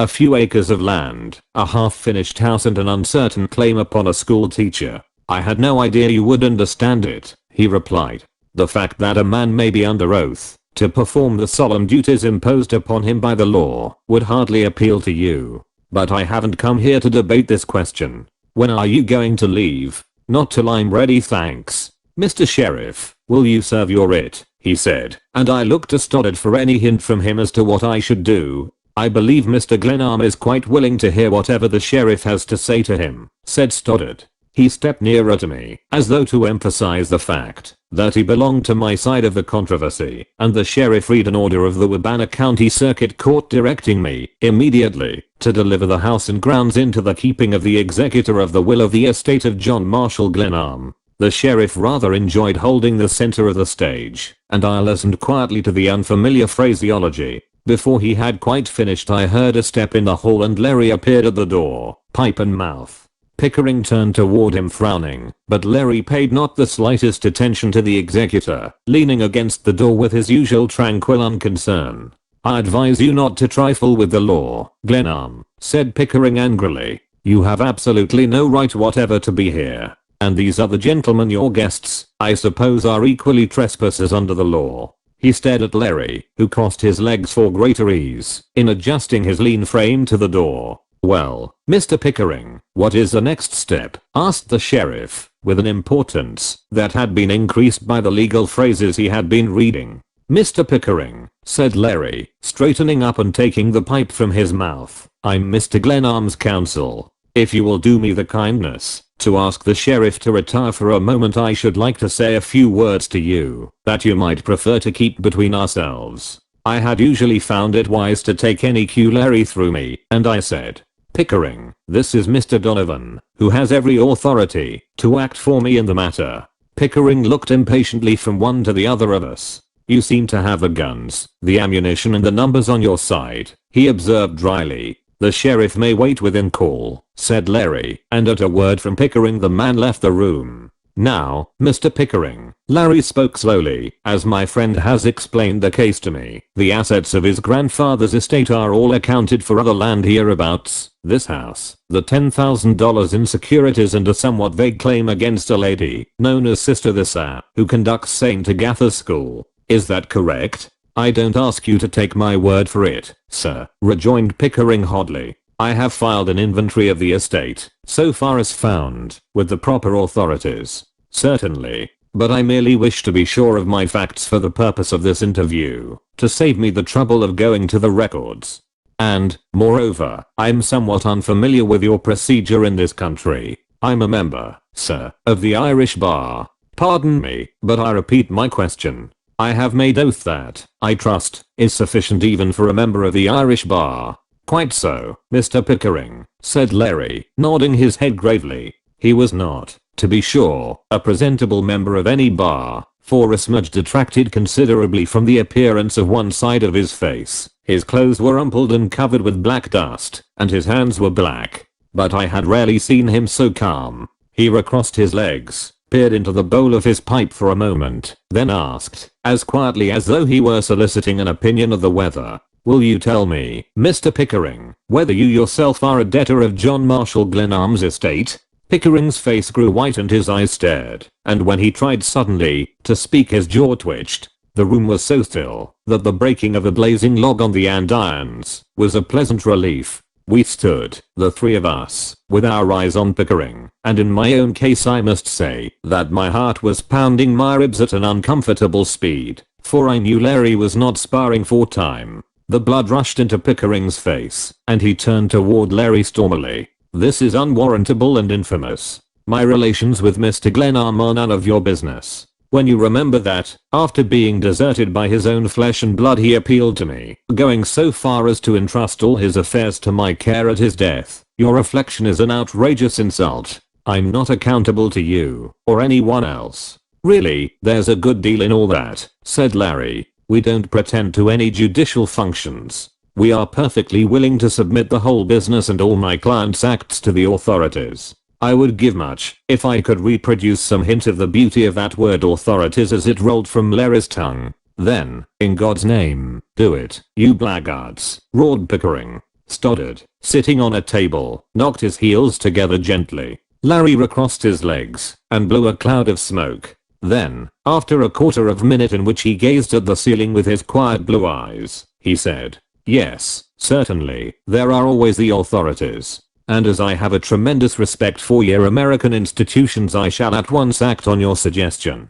Mr. Pickering, the estate is richer than you thought it was. It holds, or will hold, your notes given to the decedent for $320,000. He drew from his pocket a brown envelope, walked to where I stood, and placed it in my hands. At the same time Stoddard's big figure grew active, and before I realized that Pickering had leaped toward the packet, the executor was sitting in a chair where the chaplain had thrown him. He rallied promptly, stuffing his necktie into his waistcoat. He even laughed a little. "So much old paper. You gentlemen are perfectly welcome to it." "Thank you," jerked Larry. "Mr. Glenarm and I had many transactions together, and he must have forgotten to destroy those papers." "Quite likely," I remarked. "It is interesting to know that Sister the Sad wasn't his only debtor." Pickering stepped to the door and called the sheriff. "I shall give you until tomorrow morning at 9 o'clock to vacate the premises. The court understands this situation perfectly.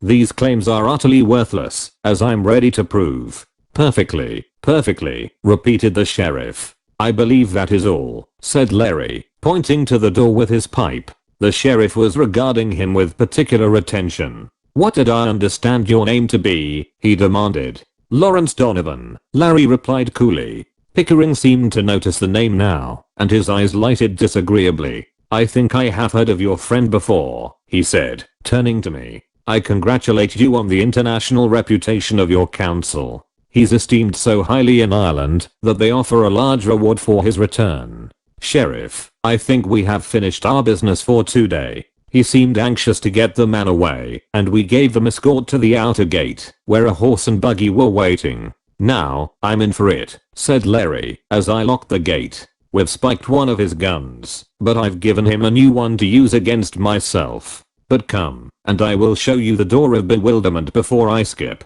Chapter 24. A Prowler of the Night. Down we plunged into the cellar, through the trap, and to the door of bewilderment.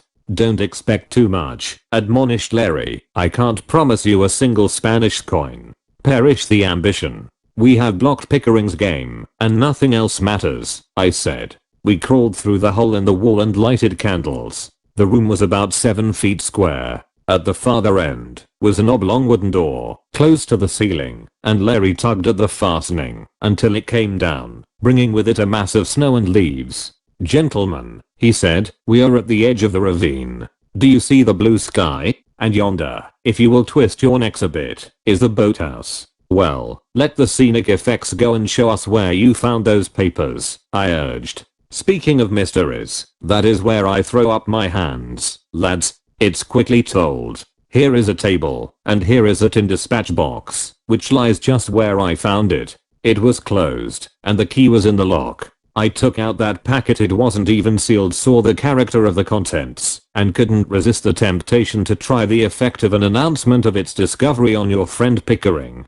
Now that is nearly all. I found this piece of paper under the tape with which the envelope was tied, and I don't hesitate to say that when I read it, I laughed until I thought I should shake down the cellar. Read it, John Glenarm." He handed me a sheet of legal cap paper on which was written these words: "He laughs best who laughs last." "What do you think is so funny in this?"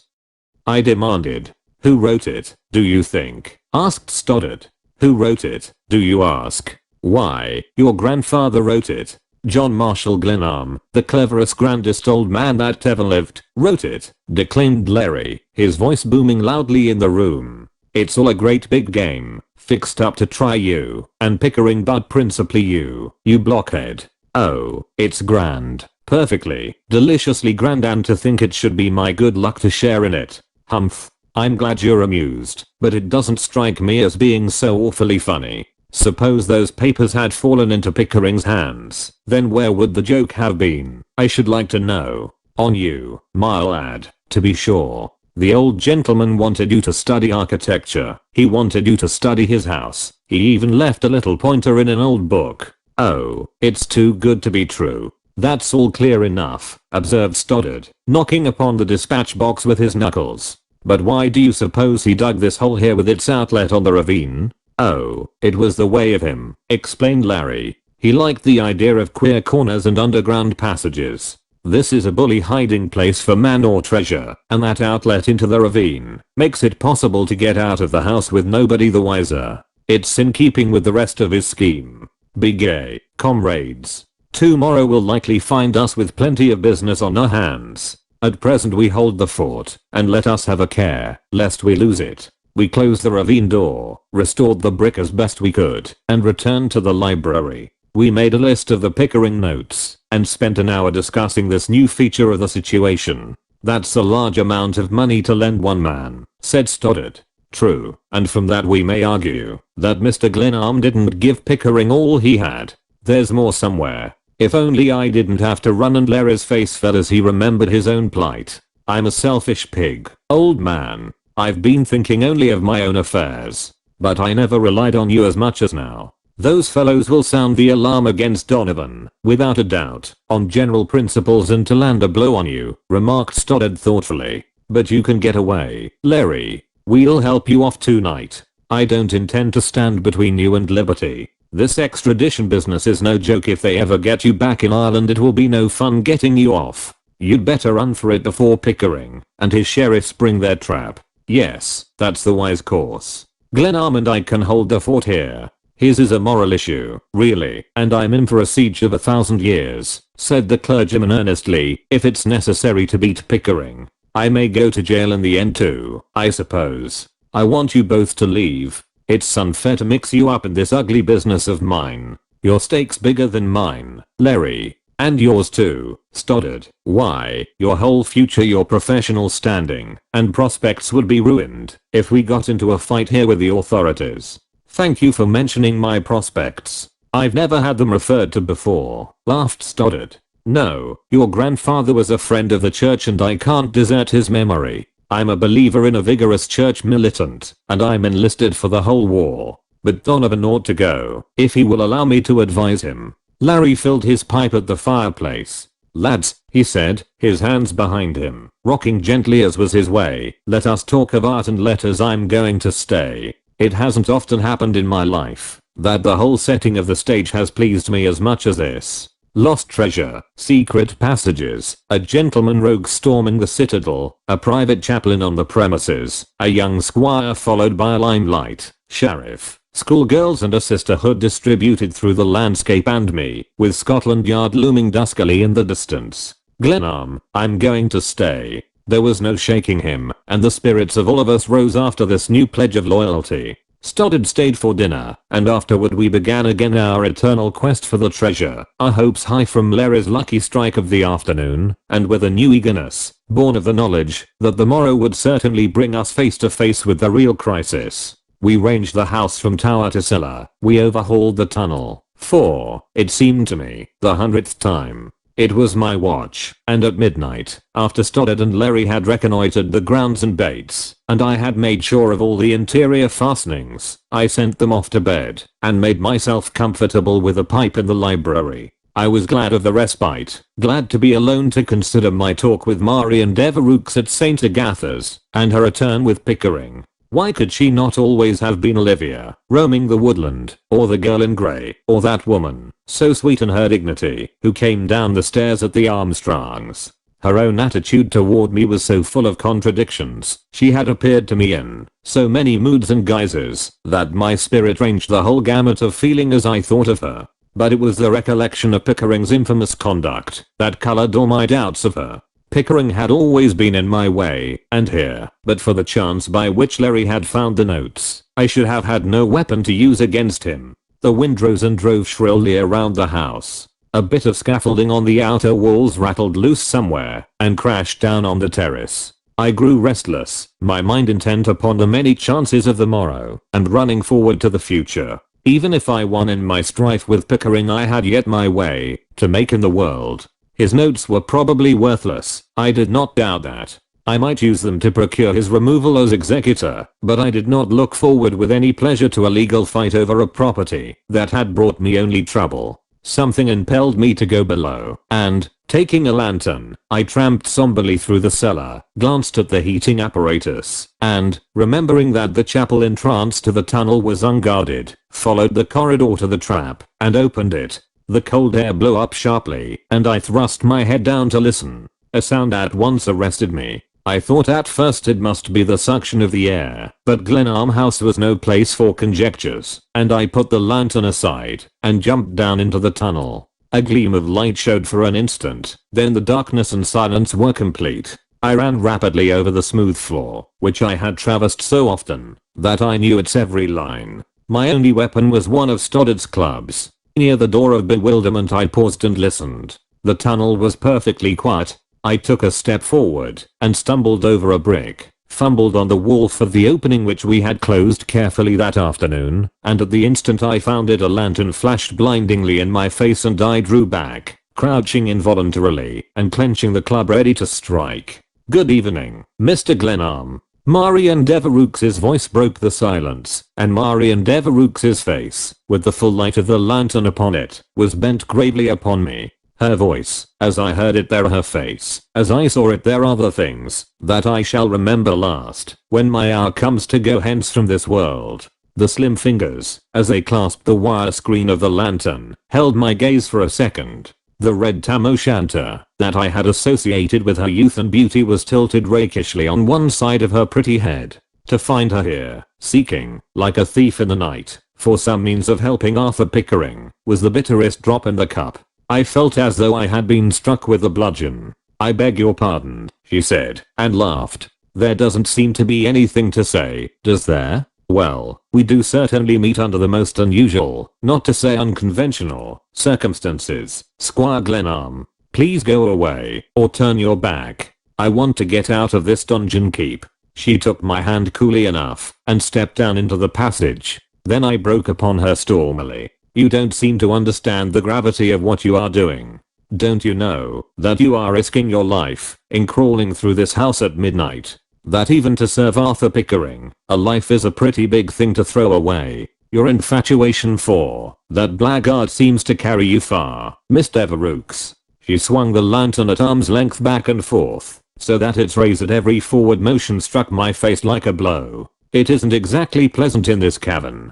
Unless you wish to turn me over to the Lord High Executioner, I will bid you good night. But the infamy of this of coming in here to spy upon me to help my enemy, the man who is seeking plunder, doesn't seem to trouble you." "No, not a particle," she replied quietly, and then, with an impudent fling, "Oh, no."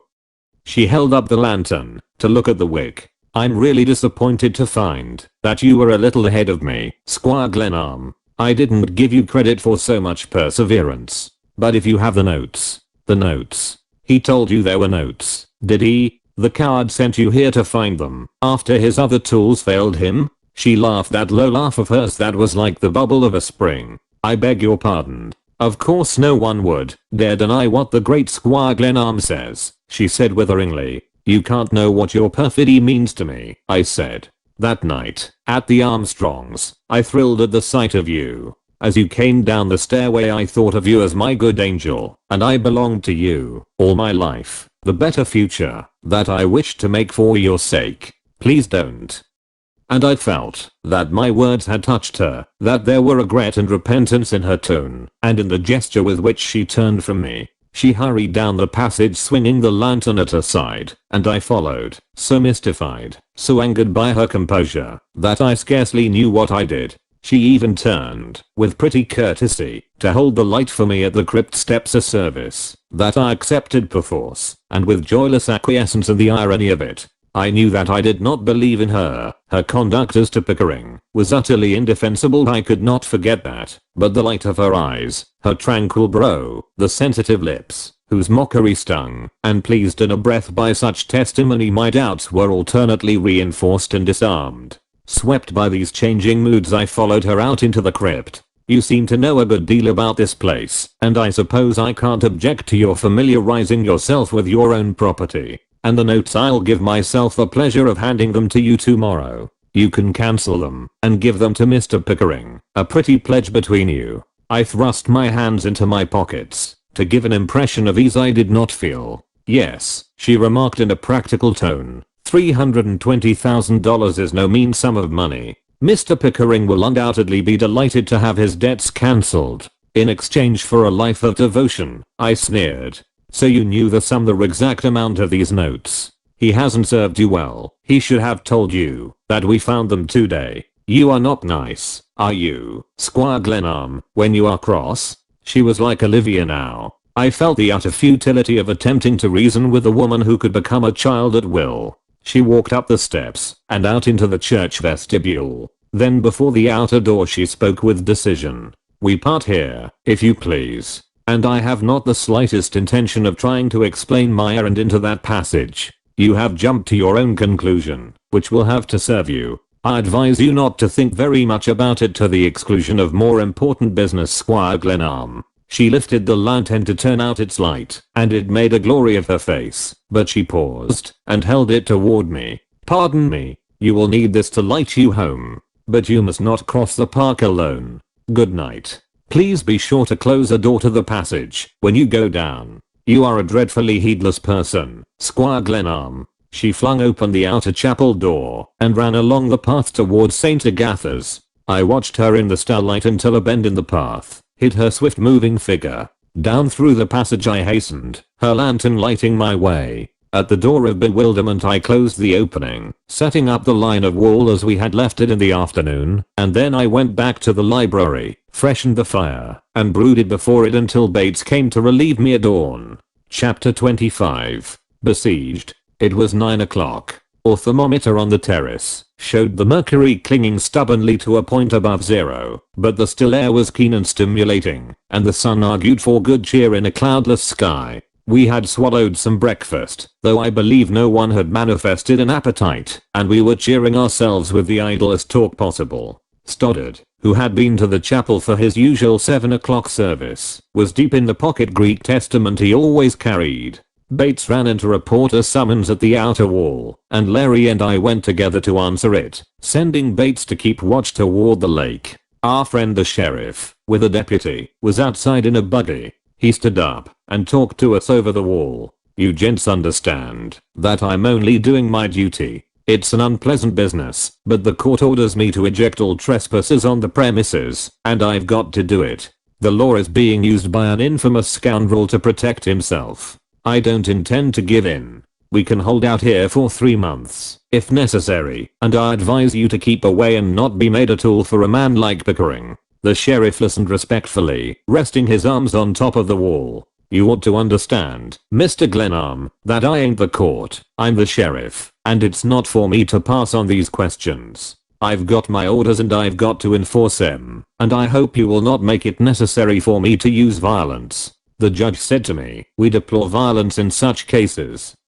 Those were his honor's very words. You may give his honor my compliments, and tell him that we are sorry not to see things his way, but there are points involved in this business that he doesn't know anything about, and we, unfortunately, have no time to lay them before him. The sheriff's seeming satisfaction with his position on the wall and his disposition to Polly had begun to arouse my suspicions, and Larry several times exclaimed impatiently at the absurdity of discussing my affairs with a person whom he insisted on calling a constable. To the sheriff's evident annoyance, the officer now turned upon him. You, sir, have got our eye on you, and you better come along peaceable. Lawrence Donovan, the description fits you to a T. You could buy a nice farm with that reward, couldn't you? Began Larry, but at that moment Bates ran toward us calling loudly. They're coming across the lake, sir, he reported, and instantly the sheriff's head disappeared, and as we ran toward the house we heard his horse pounding down the road toward St. Agatha's.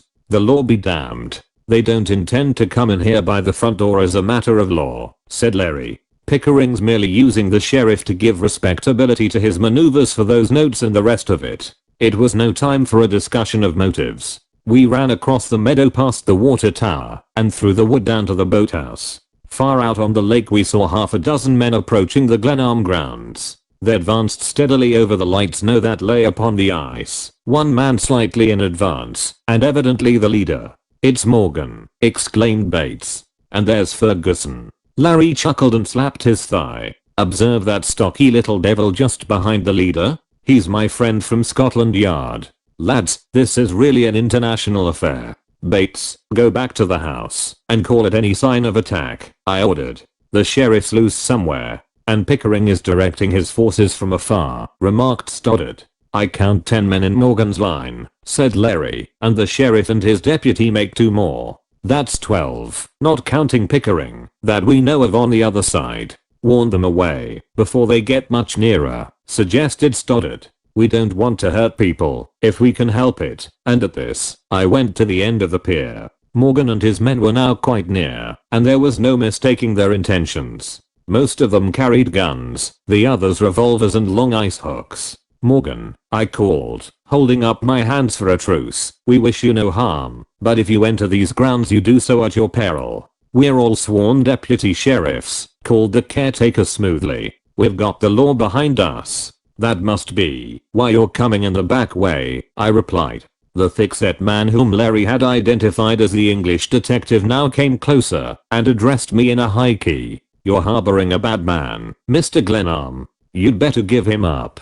The American law supports me, and you'll get yourself in trouble if you protect that man. You may not understand, sir, that he's a very dangerous character." "Thanks, Davidson," called Larry. "You'd better keep out of this. You know I'm a bad man with a shillelagh." "That you are, you blackguard," yelled the officer, so spitefully that we all laughed. I drew back to the boathouse. "They are not going to kill anybody if they can help it," remarked Stoddard, "any more than we are. Even deputy sheriffs are not turned loose to do murder, and the Wabana County Court wouldn't, if it hadn't been imposed on by Pickering, lend itself to a game like this." "Now we are in for it," yelled Larry, and the 12 men, in close order, came running across the ice toward the shore. "Open order, and fall back slowly toward the house," I commanded. And we deployed from the boathouse, while the attacking party still clung together, a strategic error, as Larry assured us. "Stay together, lads. Don't separate. You'll get lost if you do," he yelled. Stoddard bade him keep still, and we soon had our hands full with a preliminary skirmish. Morgan's line advanced warily. Davidson, the detective, seemed disgusted at Morgan's tactics, openly abused the caretaker, and ran ahead of his column, revolver in hand, bearing down upon Larry, who held our center. The Englishman's haste was his undoing. The light fall of snow a few days before had gathered in the little hollows of the wood deceptively. The detective plunged into one of these and fell sprawling on all fours, a calamity that caused his comrades to pause uneasily. Larry was upon his enemy in a flash, wrenched his pistol away, and pulled the man to his feet. "Ah, Davidson. There's many a slip. Move, if you dare, and I'll plug you with your own gun." And he stood behind the man, using him as a shield, while Morgan and the rest of the army hung near the boathouse uncertainly. "It's the strategic intellect we've captured, General," observed Larry to me. "You see, the American invaders were depending on British brains. Morgan now acted on the hint we had furnished him, and sent his men out as skirmishers. The loss of the detective had undoubtedly staggered the caretaker, and we were slowly retreating toward the house, Larry with one hand on the collar of his prisoner and the other grasping the revolver with which he poked the man frequently in the ribs. We slowly continued our retreat, fearing a rush, which would have disposed of us easily enough if Morgan's company had shown more of a fighting spirit. Stoddard's presence rather amazed them, I think, and I saw that the invaders kept away from his end of the line. We were far apart, stumbling over the snow-covered earth, and calling to one another now and then that we might not become too widely separated. Davidson did not relish his capture by the man he had followed across the ocean, and he attempted once to roar a command to Morgan. Try it again, I heard Larry admonish him. Try that once more, and the sod, God bless it, will never feel the delicate imprint of your web feet again. He turned the man about and rushed him toward the house, the revolver still serving as a prod. His speed gave heart to the wary invaders immediately behind him, and two fellows urged and led by Morgan charged our line at a smart pace. Bolt for the front door, I called to Larry, and Stoddard and I closed in after him to guard his retreat. They're not shooting, called Stoddard. You may be sure they've had their orders to capture the house with as little row as possible. We were now nearing the edge of the wood, with the open meadow and water tower at our backs, while Larry was making good time toward the house. Let's meet them here, shouted Stoddard. Morgan was coming up with a club in his hand, making directly for me, two men at his heels, and the rest veering off toward the wall of St. Agatha's. Watch the house, I yelled to the chaplain, and then, on the edge of the wood Morgan came at me furiously, swinging his club over his head, and in a moment we were fencing away at a merry rate. We both had revolvers strapped to our waists, but I had no intention of drawing mine unless in extremity. At my right Stoddard was busy keeping off Morgan's personal guard, who seemed reluctant to close with the clergyman. I have been, in my day, something of a fencer, and my knowledge of the foil stood me in good stead now. With a tremendous thwack I knocked Morgan's club flying over the snow, and, as we grappled, Bates yelled from the house. I quickly found that Morgan's wounded arm was still tender. He flinched at the first grapple, and his anger got the better of his judgment. We kicked up the snow at a great rate as we feinted, and dragged each other about. He caught hold of my belt with one hand, and with a great wrench nearly dragged me from my feet, but I pinioned his arms and bent him backward, then, by a trick Larry had taught me, flung him upon his side. It is not, I confess, a pretty business, matching your brute strength against that of a fellow man, and as I cast myself upon him, and felt his hard-blown breath on my face, I hated myself more than I hated him for engaging in so ignoble a contest. Bates continued to call from the house. Come on at any cost, shouted Stoddard, putting himself between me and the men who were flying to Morgan's aid. I sprang away from my adversary, snatching his revolver, and ran toward the house. Stoddard close behind, but keeping himself well between me and the men who were now after us in full cry. Shoot, you fools, shoot, howled Morgan, and as we reached the open meadow and ran for the house a shotgun roared back of us, and buckshot snapped and rattled on the stone of the water tower. There's the sheriff, called Stoddard behind me. The officer of the law and his deputy ran into the park from the gate of St. Agatha's, while the rest of Morgan's party were skirting the wall to join them. Stop or I'll shoot, yelled Morgan, and I felt Stoddard pause in his gigantic stride to throw himself between me and the pursuers. Sprint for it hot, he called very coolly, as though he were coaching me in a contest of the most amiable sort imaginable. Get away from those guns, I panted, angered by the very generosity of his defense.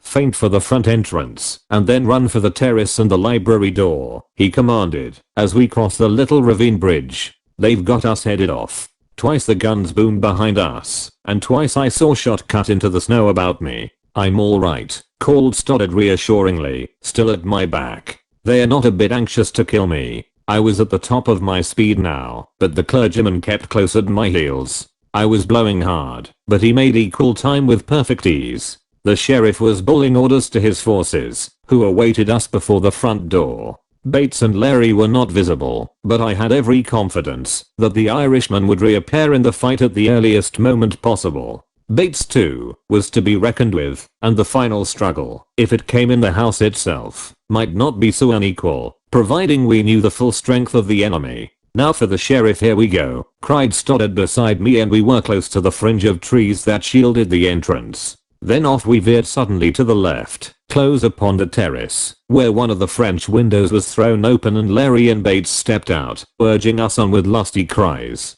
They caught us by the arms and dragged us over where the balustrade was lowest, and we crowded through the door and slammed it. As Bates snapped the bolts, Morgan's party discharged its combined artillery and the sheriff began a great clatter at the front door. Gentlemen, we are in a state of siege, observed Larry, filling his pipe. Shot pattered on the rails and several panes of glass cracked in the French windows. All's tight below, sir, reported Bates. I thought it best to leave the tunnel trap open for our own use. Those fellows won't come in that way, it's too much like a blind alley. Where's your prisoner, Larry? Potato cellar. Quite comfortable, thanks. It was 10 o'clock and the besiegers suddenly withdrew a short distance for parley among themselves. Outside the sun shone brightly, and the sky was never bluer. In this moment of respite, while we made ready for what further the day might bring forth, I climbed up to the finished tower, to make sure we knew the enemy's full strength. I could see over the treetops, beyond the chapel tower, the roofs of St. Agatha's. There, at least, was peace. And in that moment, looking over the black wood, with the snow lying upon the ice of the lake white, and gleaming under the sun, I felt unutterably lonely and heartsick, and tired of strife. It seemed 1,000 years ago that I had walked and talked with the child Olivia, and 10,000 years more since the girl in grey at the Annandale station had wakened in me a higher aim and quickened a better impulse than I had ever known. Larry roared my name through the lower floors. I went down with no wish in my heart but to even matters with Pickering and be done with my grandfather's legacy forever. The sheriff and Morgan have gone back toward the lake, reported Larry. They've gone to consult their chief, I said. I wish Pickering would lead his own battalions. It would give social prestige to the fight. Bah, these women. And Larry tore the corner from a cartridge box. Stoddard, with a pile of clubs within reach, lay on his back on the long leather couch, placidly reading his Greek testament. Bates, for the first time since my arrival, seemed really nervous and anxious. He pulled a silver watch from his pocket several times, something I had never seen him do before. He leaned against the table, looking strangely tired and worn, and I saw him start nervously as he felt Larry's eyes on him. I think, sir, I'd better take another look at the outer gates, he remarked to me quite respectfully. His disturbed air aroused my old antagonism. Was he playing double in the matter? Did he seek now an excuse for conveying some message to the enemy? You'll stay where you are, I said sharply, and I found myself restlessly fingering my revolver. Very good, sir, and the hurt look in his eyes touched me. Bates is alright, Larry declared, with an emphasis that was meant to rebuke me. Chapter 26. The fight in the library. They're coming faster this time, remarked Stoddard. Certainly. Their general has been cursing them right heartily for retreating without the loot. He wants his $300,000 autograph collection, observed Larry. Why doesn't he come for it himself, like a man?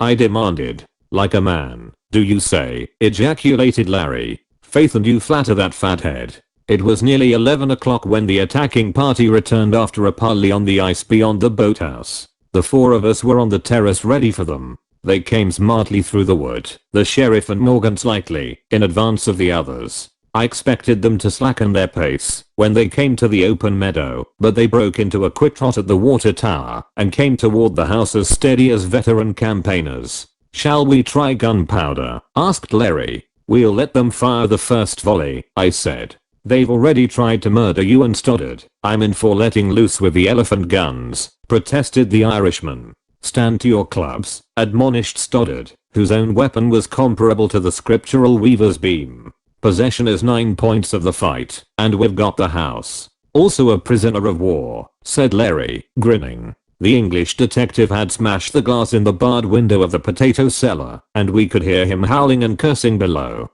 Looks like business this time, exclaimed Larry. Spread out now, and the first head that sticks over the balustrade gets a dose of hickory. When 25 yards from the terrace the advancing party divided, half halting between us and the water tower and the remainder swinging around the house toward the front entrance. Ah, look at that, yelled Larry. It's a battering ram they have. Oh man of peace, have I your majesty's consent to try the elephant guns now? Morgan and the sheriff carried between them a stick of timber from which the branches had been cut, and, with a third man to help, they ran it up the steps and against the door with a crash that came booming back through the house. Bates was already bounding up the front stairway, a revolver in his hand and a look of supreme rage on his face. Leaving Stoddard and Larry to watch the library windows, I was after him, and we clattered over the loose boards in the upper hall and into a great unfinished chamber immediately over the entrance.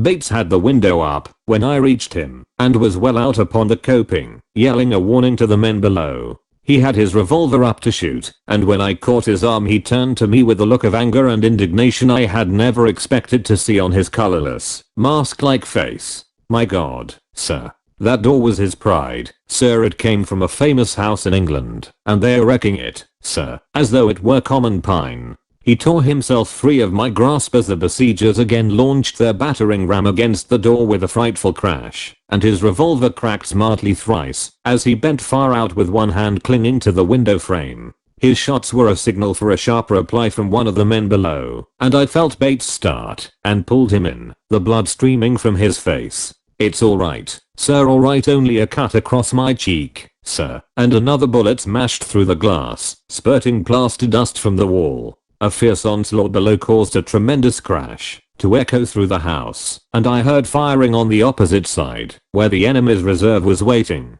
Bates, with a handkerchief to his face, protested that he was unhurt. Come below, there's nothing to be gained here, and I ran down to the hall, where Stoddard stood, leaning upon his club like a Hercules and coolly watching the door as it leaped and shook under the repeated blows of the besiegers. A gun roared again at the side of the house, and I ran to the library, where Larry had pushed furniture against all the long windows save one, which he held open. He stepped out upon the terrace and emptied a revolver at the men, who were now creeping along the edge of the ravine beneath us. One of them stopped and discharged a rifle at us with deliberate aim. The bull snapped snow from the balustrade and screamed away harmlessly. Bah, such monkeys, he muttered. I believe I've hit that chap.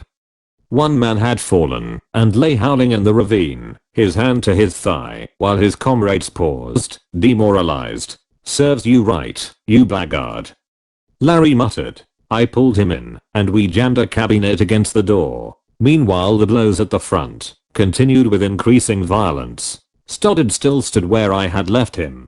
Bates was not in sight, but the barking of a revolver above showed that he had returned to the window to take vengeance on his enemies. Stoddard shook his head in deprecation. They fired first, we can't do less than get back at them, I said, between the blows of the battering ram. A panel of the great oak door now splintered in, but in their fear that we might use the opening as a loophole, they scampered out into range of Bates' revolver. In return we heard a rain of small shot on the upper windows, and a few seconds later Larry shouted that the flanking party was again at the terrace. This movement evidently heartened the sheriff, for, under a fire from Bates, his men rushed up, and the log crashed again into the door, shaking it free of the upper hinges. The lower fastenings were wrenched loose an instant later, and the men came tumbling into the hall, the sheriff, Morgan and 4 others I had never seen before. Simultaneously the flanking party reached the terrace, and was smashing the small panes of the French windows. We could hear the glass crack and tinkle above the confusion at the door. In the hall he was certainly a lucky man who held to his weapon a moment after the door tumbled in. I blazed at the sheriff with my revolver as he stumbled and half fell at the threshold, so that the bull passed over him, but he gripped me by the legs and had me prone and half dazed by the rap of my head on the floor. I suppose I was 2 or 3 minutes, at least, getting my wits. I was first conscious of Bates grappling the sheriff, who sat upon me, and as they struggled with each other I got the full benefit of their combined, swerving, tossing weight. Morgan and Larry were trying for a chance at each other with revolvers, while Morgan backed the Irishman slowly toward the library. Stoddard had seized one of the unknown deputies with both hands by the collar, and gave his captive a tremendous swing, jerking him high in the air, and driving him against another invader with a blow that knocked both fellows spinning into a corner. Come on to the library, shouted Larry, and Bates, who had got me to my feet, dragged me down the hall toward the open library door. Bates presented at this moment an extraordinary appearance, with the blood from the scratch on his face coursing down his cheek and upon his shoulder. His coat and shirt had been torn away, and the blood was smeared over his breast. The fury and indignation in his face was something I hope not to see again in a human countenance. My God, this room, this beautiful room. I heard him cry as he pushed me before him into the library. It was Mr. Glenarm's pride, he muttered, and sprang upon a burly fellow who had came in through one of the library doors and was climbing over the long table we had set up as a barricade. We were now between 2 fires. The sheriff's party had fought valiantly to keep us out of the library, and now that we were within, Stoddard's big shoulders held the door half closed against the combined strength of the men in the ball. This pause was fortunate, for it gave us an opportunity to deal singly with the fellows who were climbing in from the terrace.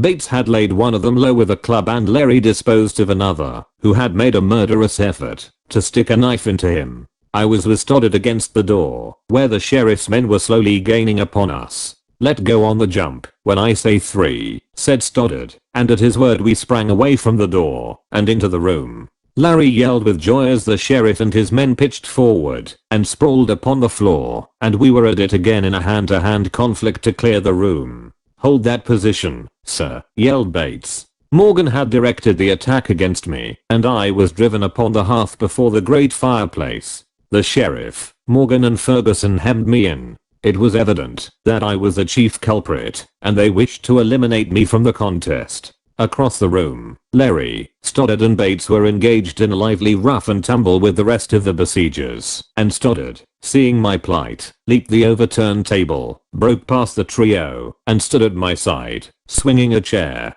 At that moment my eyes, sweeping the outer doors, saw the face of Pickering.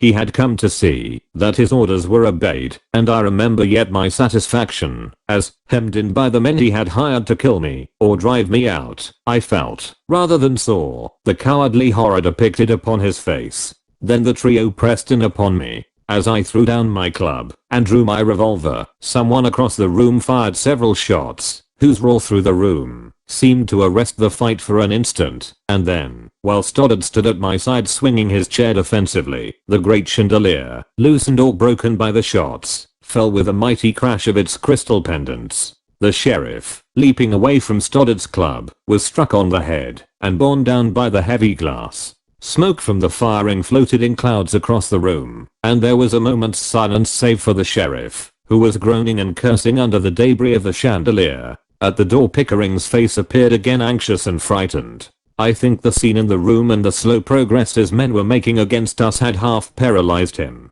We were all getting our second wind for a renewal of the fight, with Morgan in command of the enemy. One or two of his men, who had gone down early in the struggle, were now crawling back for revenge. I think I must have raised my hand and pointed at Pickering, for Bates wheeled like a flash, and before I realized what happened he had dragged the executor into the room. "You scoundrel, you ingrate," howled the servant. The blood on his face and bare chest and the hatred in his eaves made him a hideous object, but in that lull of the storm while we waited, watching for an advantage, I heard off somewhere, above or below, that same sound of footsteps that I had remarked before. Larry and Stoddard heard it, Bates heard it, and his eyes fixed upon Pickering with a glare of malicious delight. "There comes our old friend, the ghost," yelled Larry. "I think you are quite right, sir," said Bates. He threw down the revolver he held in his hand, and leaned upon the edge of the long table that lay on its side, his gaze still bent on Pickering, who stood with his overcoat buttoned close, his derby hat on the floor beside him, where it had fallen as Bates hauled him into the room.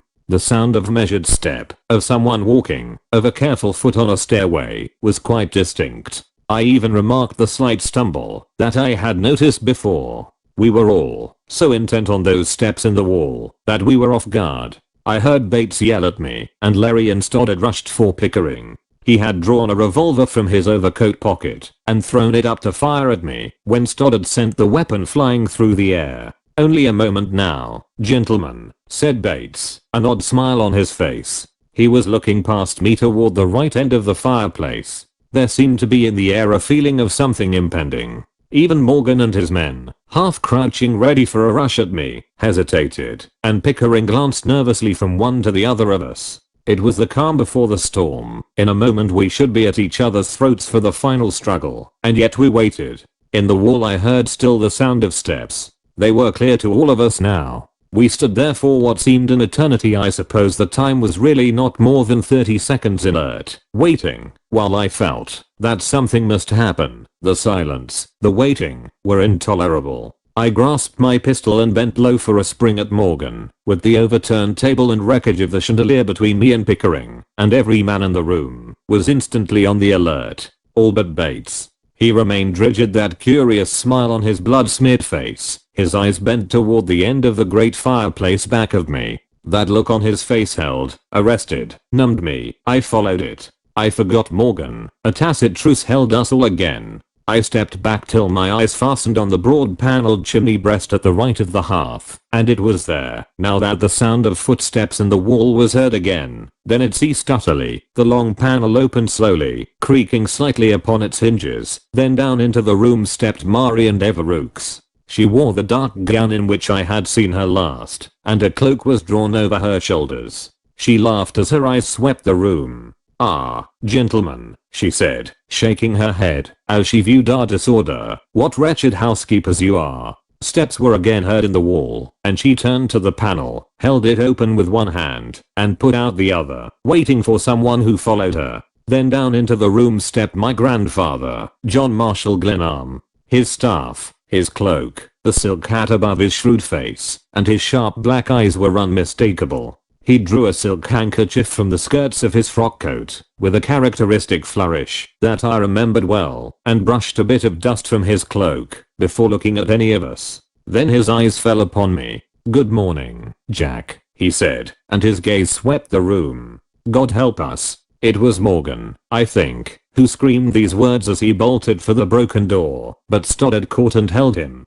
"Thank God, you're here, sir," boomed forth in Bates' sepulchral voice. It seemed to me that I saw all that happened with a weird unnatural distinctness, as one sees, before a storm, vivid outlines of far headlands that the usual light of day scarce discloses. I was myself dazed and spellbound, but I do not like to think, even now, of the effect of my grandfather's appearance on Arthur Pickering, of the shock that seemed verily to break him in two, so that he staggered, then collapsed, his head falling, as though to strike his knees. Larry caught him by the collar and dragged him to a seat, where he huddled, his twitching hands at his throat. "Gentlemen," said my grandfather, "you seem to have been enjoying yourselves. Who is this person?" He pointed with his stick to the sheriff, who was endeavoring to crawl out from under the mass of broken crystals. "That, sir, is a sheriff," answered Bates. "A very disorderly man, I must say. Jack, what have you been doing to cause the sheriff so much inconvenience?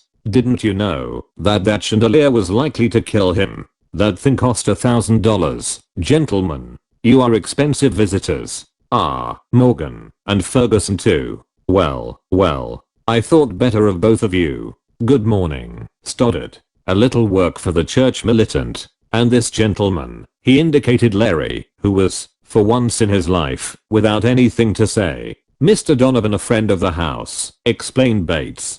"Pleased, I'm sure," said the old gentleman. "Glad the house had a friend. It seems to have had enemies enough," he added dolefully, and he eyed the wreck of the room ruefully. The good humor in his face reassured me, but still I stood in tongue-tied wonder, staring at him. "And Pickering." John Marshall Glenarm's voice broke with a quiet mirth that I remembered as the preface usually of something unpleasant. "Well, Arthur, I'm glad to find you on guard, defending the interests of my estate. At the risk of your life too." Bates: "Yes, Mr. Glenarm. You ought to have called me earlier. I really prize that chandelier immensely. And this furniture wasn't so bad." His tone changed abruptly. He pointed to the sheriff's deputies one after the other with his stick. There was, I remembered, always something insinuating, disagreeable and final about my grandfather's staff. "Clear out," he commanded. "Bates, see these fellows through the wall. Mr. Sheriff, if I were you, I'd be very careful, indeed, what I said of this affair. I'm a dead man come to life again, and I know a great deal that I didn't know before I died. Nothing, gentlemen, fits a man for life like a temporary absence from this cheerful and pleasant world. I recommend you to try it." He walked about the room with the quick eager step that was peculiarly his own, while Stoddard, Larry and I stared at him. Bates was helping the dazed sheriff to his feet. Morgan and the rest of the foe were crawling and staggering away, muttering, as though imploring the air of heaven against an evil spirit. Pickering sat silent, not sure whether he saw a ghost or real flesh and blood, and Larry kept close to him, cutting off his retreat. I think we all experience that bewildered feeling of children who are caught in mischief by a sudden parental visitation. My grandfather went about peering at the books, with a tranquil air that was disquieting. He paused suddenly before the design for the memorial tablet, which I had made early in my stay at Glenarm House. I had sketched the lettering with some care and pinned it against a shelf for my more leisurely study of its phrases. The old gentleman pulled out his glasses and stood with his hands behind his back, reading. When he finished, he walked to where I stood. "Jack," he said, "Jack, my boy." His voice shook and his hands trembled as he laid them on my shoulders. "Marion." He turned, seeking her, but the girl had vanished. "Just as well," he said. "This room is hardly an edifying sight for a woman." I heard, for an instant, a light hurried step in the wall. Pickering too heard that faint fugitive sound, and our eyes met at the instant it ceased. The thought of her tore my heart, and I felt that Pickering saw and knew and was glad. "They have all gone, sir," reported Bates, returning to the room. "Now, gentlemen," began my grandfather, seating himself, "I owe you an apology. This little secret of mine was shared by only 2 persons. One of these was Bates." He paused as an exclamation broke from all of us, and he went on, enjoying our amazement, "and the other was Marion Devereux. I had often observed that at a man's death his property gets into the wrong hands, or becomes a bone of contention among lawyers. Sometimes," and the old gentleman laughed, "an executor proves incompetent or dishonest. I was thoroughly fooled in you, Pickering. The money you owe me is a large sum, and you were so delighted to hear of my death that you didn't even make sure I was really out of the way. You were perfectly willing to accept Bates' word for it, and I must say that Bates carried it off splendidly." Pickering rose, the blood surging again in his face, and screamed at Bates, pointing a shaking finger at the man. "You impostor, you perjurer. The law will deal with your case." "To be sure," resumed my grandfather calmly, "Bates did make false affidavits about my death, but possibly it was in a Pickwickian sense, sir," said Bates gravely. "And in a righteous cause," declared my grandfather. "I assure you, Pickering, that I have every intention of taking care of Bates. His weekly letters giving an account of the curious manifestations of your devotion to Jack's security and peace were alone worth a goodly sum. But, Bates." The old gentleman was enjoying himself hugely. He chuckled now, and placed his hand on my shoulder. "Bates, it was too bad I got those missives of yours all in a bunch. I was in a dahabeah on the Nile, and they don't have rural free delivery in Egypt. Your cablegram called me home before I got the letters. But thank God, Jack, you're alive." There was real feeling in these last words, and I think we were all touched by them. "Amen to that," cried Bates. "And now, Pickering, before you go I want to show you something. It's about this mysterious treasure that has given you and I hear the whole countryside so much concern. I'm disappointed in you, Jack, that you couldn't find the hiding place. I designed that as a part of your architectural education. Bates, give me a chair." The man gravely drew a chair out of the wreckage and placed it upon the hearth. My grandfather stepped upon it, seized one of the bronze sconces above the mantel, and gave it a sharp turn. At the same moment, Bates, upon another chair, grasped the companion bronze and wrenched it sharply. Instantly some mechanism creaked in the great oak chimney breast and the long oak panel swung open, disclosing a steel door with a combination knob. "Gentlemen," and my grandfather turned with a quaint touch of humor and a merry twinkle in his bright old eyes, "Gentlemen, behold the treasury. It has proved a better hiding place than I ever imagined it would. There's not much here, Jack, but enough to keep you going for a while." We were all staring, and the old gentleman was unfeignedly enjoying our mystification. It was an hour on which he had evidently counted much. It was the triumph of his resurrection and homecoming, and he chuckled as he twirled the knob in the steel door. Then Bates stepped forward and helped him pull the door open, disclosing a narrow steel chest, upright and held in place by heavy bolts clamped in the stone of the chimney. It was filled with packets of papers placed on shelves and tied neatly with tape. "Jack," said my grandfather, shaking his head, "you wouldn't be an architect, and you're not much of an engineer either, or you'd have seen that that paneling was heavier than was necessary. There's $200,000 in first-rate securities, I vouch for them. Bates and I put them there just before I went to Vermont to die. I've sounded those panels a dozen times," I protested. "Of course you have," said my grandfather, "but solid steel behind wood is safe. I tested it carefully before I left." He laughed and clapped his knees, and I laughed with him. But you found the door of bewilderment and Pickering's notes, and that's something. No, I didn't even find that. Donovan deserves the credit. But how did you ever come to build that tunnel, if you don't mind telling me? He laughed gleefully. That was originally a trench for natural gas pipes. There was once a large pumping station on the site of this house, with a big trunk main running off across country, to supply the towns west of here. The gas was exhausted, and the pipes were taken up, before I began to build. I should never have thought of that tunnel in the world, if the trench hadn't suggested it. I merely deepened and widened it a little, and plastered it with cheap cement as far as the chapel, and that little room there where I put Pickering's notes had once been the cellar of a house built for the superintendent of the gas plant. I had never any idea that I should use that passage as a means of getting into my own house, but Marion met me at the station, told me that there was trouble here, and came with me through the chapel into the cellar, and through the hidden stairway that winds around the chimney from that room, where we keep the candlesticks. But who was the ghost? I demanded, if you were really alive and in Egypt.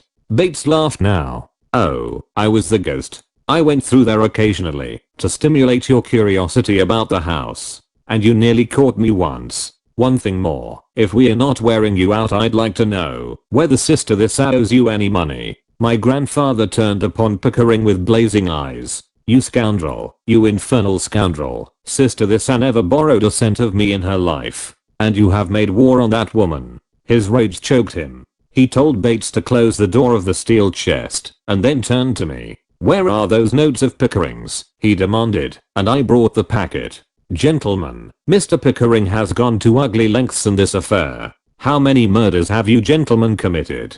We were about to begin actual killing when you arrived, replied Larry, grinning. The sheriff got all his men off the premises more or less alive, sir, said Bates. That is good. It was all a great mistake, a very great mistake, and my grandfather turned to Pickering. Pickering, what a contemptible scoundrel you are. I'll lend you that $300,000 to buy securities to give you better standing in your railroad enterprises, and the last time I saw you, you got me to release the collateral so you could raise money to buy more shares. Then, after I died, he chuckled, you thought you'd find and destroy the notes and that would end the transaction. And if you had been smart enough to find them, you might have had them and welcome. But as it is, they go to Jack. If he shows any mercy on you in collecting them, he's not the boy I think he is.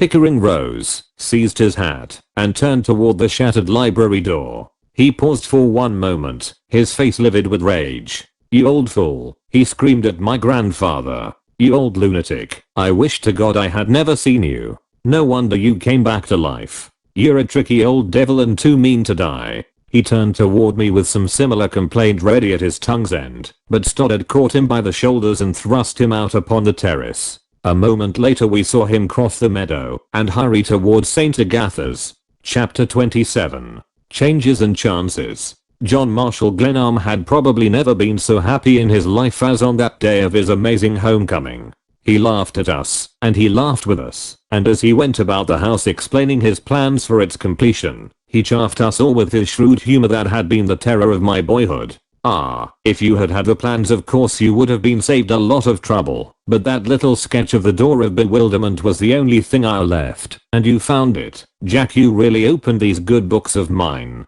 He sent us all away to remove the marks of battle, and we gave Bates a hand in cleaning up the wreckage. Bates, the keeper of secrets. Bates, the inscrutable and mysterious. Bates, the real hero of the affair at Glenarm. He led us through the narrow stairway by which he had entered, which had been built between false walls, and we played ghost for one another to show just how the tread of a human being around the chimney sounded. There was much to explain, and my grandfather's contrition for having placed me in so hazardous a predicament was so sincere, and his wish to make amends so evident, that my heart warmed to him. He made me describe in detail all the incidents of my stay at the house, listening with boyish delight to my adventures. Bless my soul, he exclaimed over and over again. And as I brought my two friends into the story, his delight knew no bounds, and he kept chuckling to himself, and insisted half a dozen times on shaking hands with Larry and Stoddard, who were, he declared, his friends as well as mine.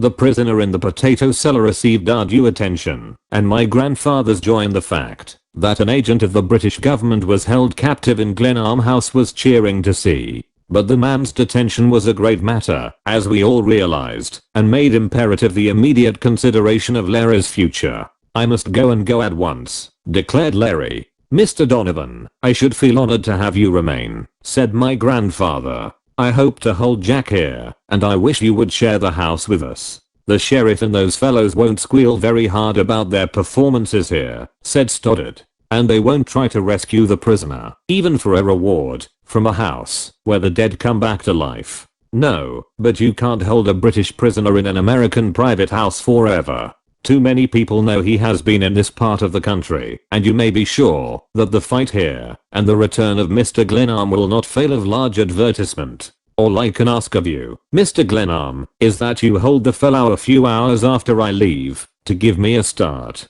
"Certainly. But when this trouble of yours blows over, I hope you will come back and help Jack to live a decent and orderly life." My grandfather spoke of my remaining with a warmth that was grateful to my heart, but the place and its associations had grown unbearable. I had not mentioned Mari and Devereux to him. I had not told him of my Christmas flight to Cincinnati, for the fact that I had run away and forfeited my right made no difference now, and I waited for an opportunity when we should be alone to talk of my own affairs. At luncheon, delayed until mid-afternoon, Bates produced champagne, and the three of us, worn with excitement and stress of battle, drank a toast, standing, to the health of John Marshall Glenarm. My friends, the old gentleman rose and we all stood, our eyes bent upon him in, I think, real affection. I'm an old and foolish man. Ever since I was able to do so, I have indulged my whims. This house is one of them. I had wished to make it a thing of beauty and dignity, and I had hoped that Jack would care for it and be willing to complete it and settle here. The means I employed to test him were not, I admit, worthy of a man who intends well toward his own flesh and blood. Those African adventures of yours scared me, Jack, but to think," and he laughed, "that I placed you here in this peaceful place amid greater dangers probably than you ever met in tiger hunting. But you have put me to shame. Here's health and peace to you." "So say we all," cried the others. "One thing more," my grandfather continued, "I don't want you to think, Jack, that you would really have been cut off under any circumstances if I had died while I was hiding in Egypt. What I wanted, boy, was to get you home. I made another will in England, where I deposited the bulk of my property before I died, and did not forget you. That will was to protect you in case I really died," and he laughed cheerily. The others left us Stoddard to help Larry get his things together, and my grandfather and I talked for an hour at the table. "I have thought that many things might happen here," I said, watching his fine slim fingers as he polished his eyeglasses, then rested his elbows on the table and smiled at me. "I thought for a while that I should certainly be shot, then at times I was afraid I might not be, but your return in the flesh was something I never considered among the possibilities." Bates fooled me. That talk I overheard between him and Pickering in the church porch that foggy night was the thing that seemed to settle his case. Then the next thing I knew, he was defending the house at the serious risk of his life, and I was more puzzled than ever. Yes, a wonderful man, Bates. He always disliked Pickering, and he rejoiced in tricking him. "Where did you pick Bates up?" "He told me he was a Yankee, but he doesn't act or talk it." My grandfather laughed. "Of course not. He's an Irishman and a man of education, but that's all I know about him, except that he is a marvelously efficient servant." My mind was not on Bates. I was thinking now of Mari and Devereux. I could not go on further with my grandfather without telling him how I had run away and broken faith with him, but he gave me no chance. "You will stay on here, you will help me to finish the house?" he asked with an unmistakable eagerness of look and tone. It seemed harsh and ungenerous to tell him that I wished to go, that the great world lay beyond the confines of Glenarm for me to conquer, that I had lost as well as gained by those few months at Glenarm House, and wished to go away. It was not the mystery, now fathomed, nor the struggle, now ended, that was uppermost in my mind and heart, but memories of a girl who had mocked me with delicious girlish laughter, who had led me away, that I might see her transformed into another, more charming being. It was a comfort to know that Pickering, trapped and defeated, was not to benefit by the bold trick she had helped him play upon me. His loss was hers as well, and I was glad in my bitterness that I had found her in the passage, seeking for plunder at the behest of the same master whom Morgan, Ferguson and the rest of them served. The fight was over and there was nothing more for me to do in the house by the lake. After a week or so I should go forth and try to win a place for myself. I had my profession, I was an engineer, and I did not question that I should be able to find employment. As for my grandfather, Bates would care for him, and I should visit him often. I was resolved not to give him any further cause for anxiety on account of my adventurous and roving ways. He knew well enough that his old hope of making an architect of me was lost beyond redemption. I had told him that, and now I wished to depart in peace and go to some new part of the world where there were lines to run, tracks to lay, and bridges to build. These thoughts so filled my mind that I forgot he was patiently waiting for my answer. I should like to do anything you ask. I should like to stay here always, but I can't.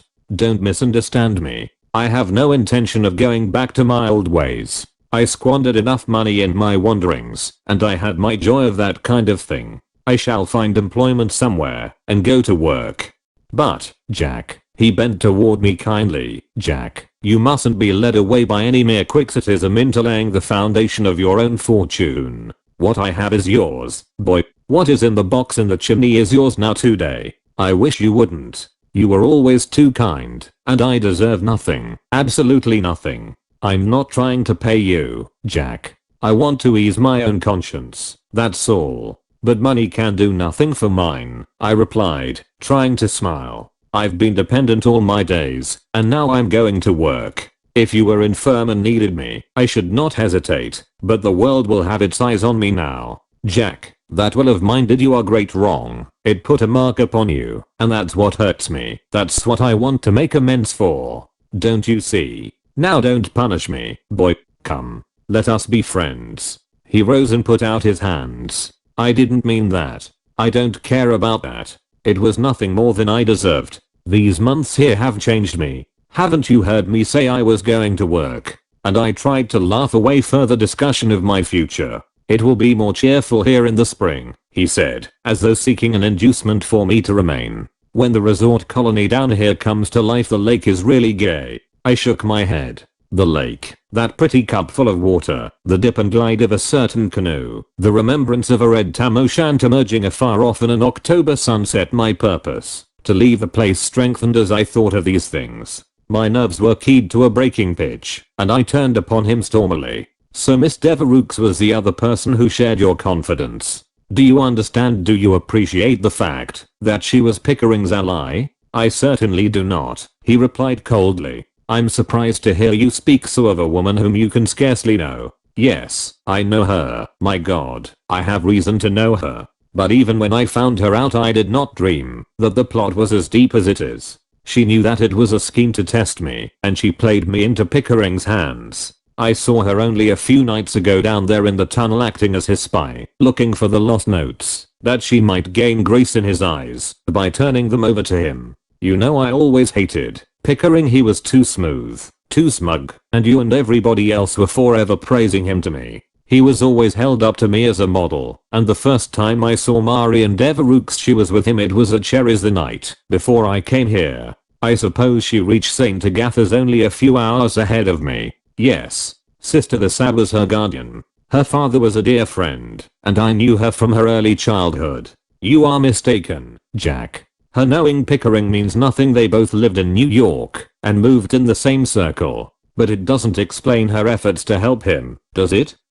I blazed. He wished to marry her sister. The Sat told me that, and I failed. I failed miserably to keep my obligation here. I ran away to follow her. Ah, to be sure. You were away Christmas Eve when those vandals broke in. Bates merely mentioned it in the last report I got as I came through New York. That was all right. I assumed, of course, that you had gone off somewhere to get a little Christmas cheer. I don't care anything about it. But I had followed her. I went to Cincinnati to see her. She dared me to come. It was a trick, a part of the conspiracy to steal your property. The old gentleman smiled. It was a familiar way of his to grow calm as other people waxed angry. She dared you to come, did she? That is quite like Marian. But you didn't have to go, did you, Jack? Of course not. Of course I didn't have to go. But, I stammered, faltered, and ceased. Memory threw open her portals with a challenge. I saw her on the stairway at the Armstrongs. I heard her low soft laughter. I felt the mockery of her voice and eyes.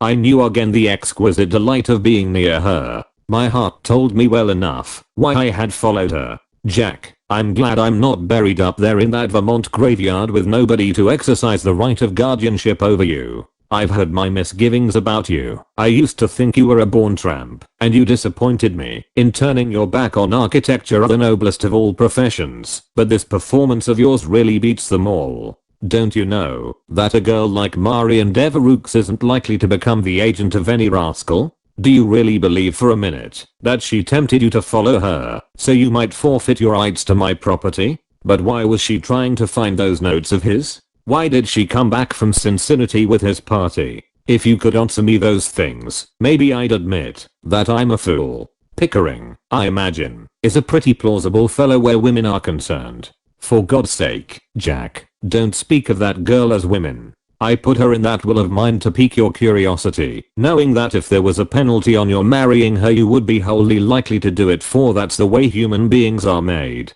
But you've mixed it all up now and insulted her in the grossest way possible for a fellow who is really a gentleman. And I don't want to lose you. I want you here with me, Jack. This is a beautiful country, this Indiana. And what I want to do is to found an estate, to build a house that shall be really beautiful, something these people hereabouts can be proud of. And I want you to have it with me, Jack, to link our name to these woods and that pretty lake. I'd rather have that for my neighbor than any lake in Scotland. These rich Americans, who go to England to live, don't appreciate the beauty of their own country. This landscape is worthy of the best that man can do. And I didn't undertake to build a crazy house so much as one that should have some dignity and character. That passage around the chimney is an indulgence, Jack. I'll admit it's a little bizarre, you see. That chimney isn't so big outside as it is in. And he laughed and rubbed his knees with the palms of his hands. And my bringing foreign laborers here wasn't really to make it easier to get things done my way. Wait till you have seen the May-apples blossom and heard the robins sing in the summer twilight. Help me to finish the house. Then if you want to leave I'll bid you Godspeed. The feeling in his tone, the display of sentiment so at variance with my old notion of him, touched me in spite of myself. There was a characteristic nobility and dignity in his plan. It was worthy of him. And I had never loved him as now, when he finished this appeal and turned away to the window, gazing out upon the somber woodland. Mr. Donovan is ready to go, sir, announced Bates at the door, and we went into the library, where Larry and Stoddard were waiting. Chapter 28. Shorter Vistas. Larry had assembled his effects in the library, and to my surprise, Stoddard appeared with his own handbag. I'm going to see Donovan well on his way, said the clergyman. It's a pity our party must break up, exclaimed my grandfather. My obligations to Mr. Donovan are very great, and to you too, Stoddard. Jack's friends are mine hereafter, and when we get new doors for Glenarm House you shall honor me by accepting duplicate keys. Where's Bates? Asked Larry, and the man came in, respectfully, imperturbably as always, and began gathering up the bags. Stop one moment. Mr. Glenarm, said Larry. Before I go I want to congratulate you on the splendid courage of this man who has served you and your house with so much faithfulness and tact. And I want to tell you something else that you probably would never learn from him. Donovan. There was a sharp cry in Bates' voice, and he sprang forward with his hands outstretched entreatingly, but Larry did not heed him. The moment I set eyes on this man I recognized him. It's not fair to you, or to him, that you should not know him for what he is. Let me introduce an old friend, Walter Creighton. He was a student at Dublin. When I was there I remember him as one of the best fellows in the world. For God's sake no, pleaded Bates. He was deeply moved, and turned his face away from us.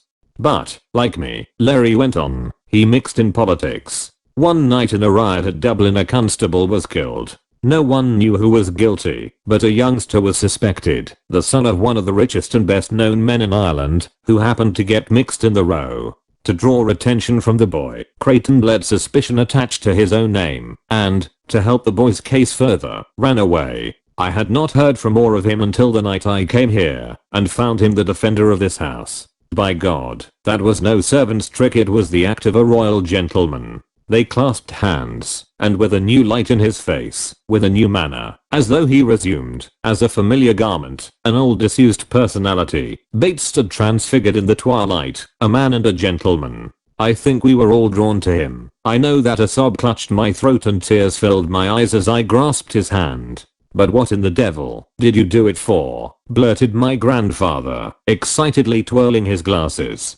Bates, I still call him Bates, he insists on it, laughed. For the first time he thrust his hands into his pockets and stood at his ease. One of us. Larry, you remember I showed a fondness for the stage in our university days. When I got to America I had little money and found it necessary to find employment without delay. I saw Mr. Glenarm's advertisement for a valet. Just as a lark I answered it to see what an American gentleman seeking a valet looked like. I fell in love with Mr. Glenarm at sight. It was mutual, declared my grandfather. I never believed your story at all, you were too perfect in the part. Well, I didn't greatly mind the valet business, it helped to hide my identity, and I did like the humor and whims of Mr. Glenarm. The housekeeping, after we came out here, wasn't so pleasant. He looked at his hands ruefully, but this joke of Mr. Glenarm's making a will, and then going to Egypt, to see what would happen, that was too good to miss. And when the air arrived I found new opportunities of practicing amateur theatricals, and Pickering's efforts to enlist me in his scheme for finding the money and making me rich gave me still greater opportunities. There were times when I was strongly tempted to blurt the whole thing. I got tired of being suspected and of playing ghost in the wall, and if Mr. Glenarm hadn't got here, just as he did, I should have stopped the fight and proclaimed the truth. I hope, he said, turning to me, you have no hard feelings, sir.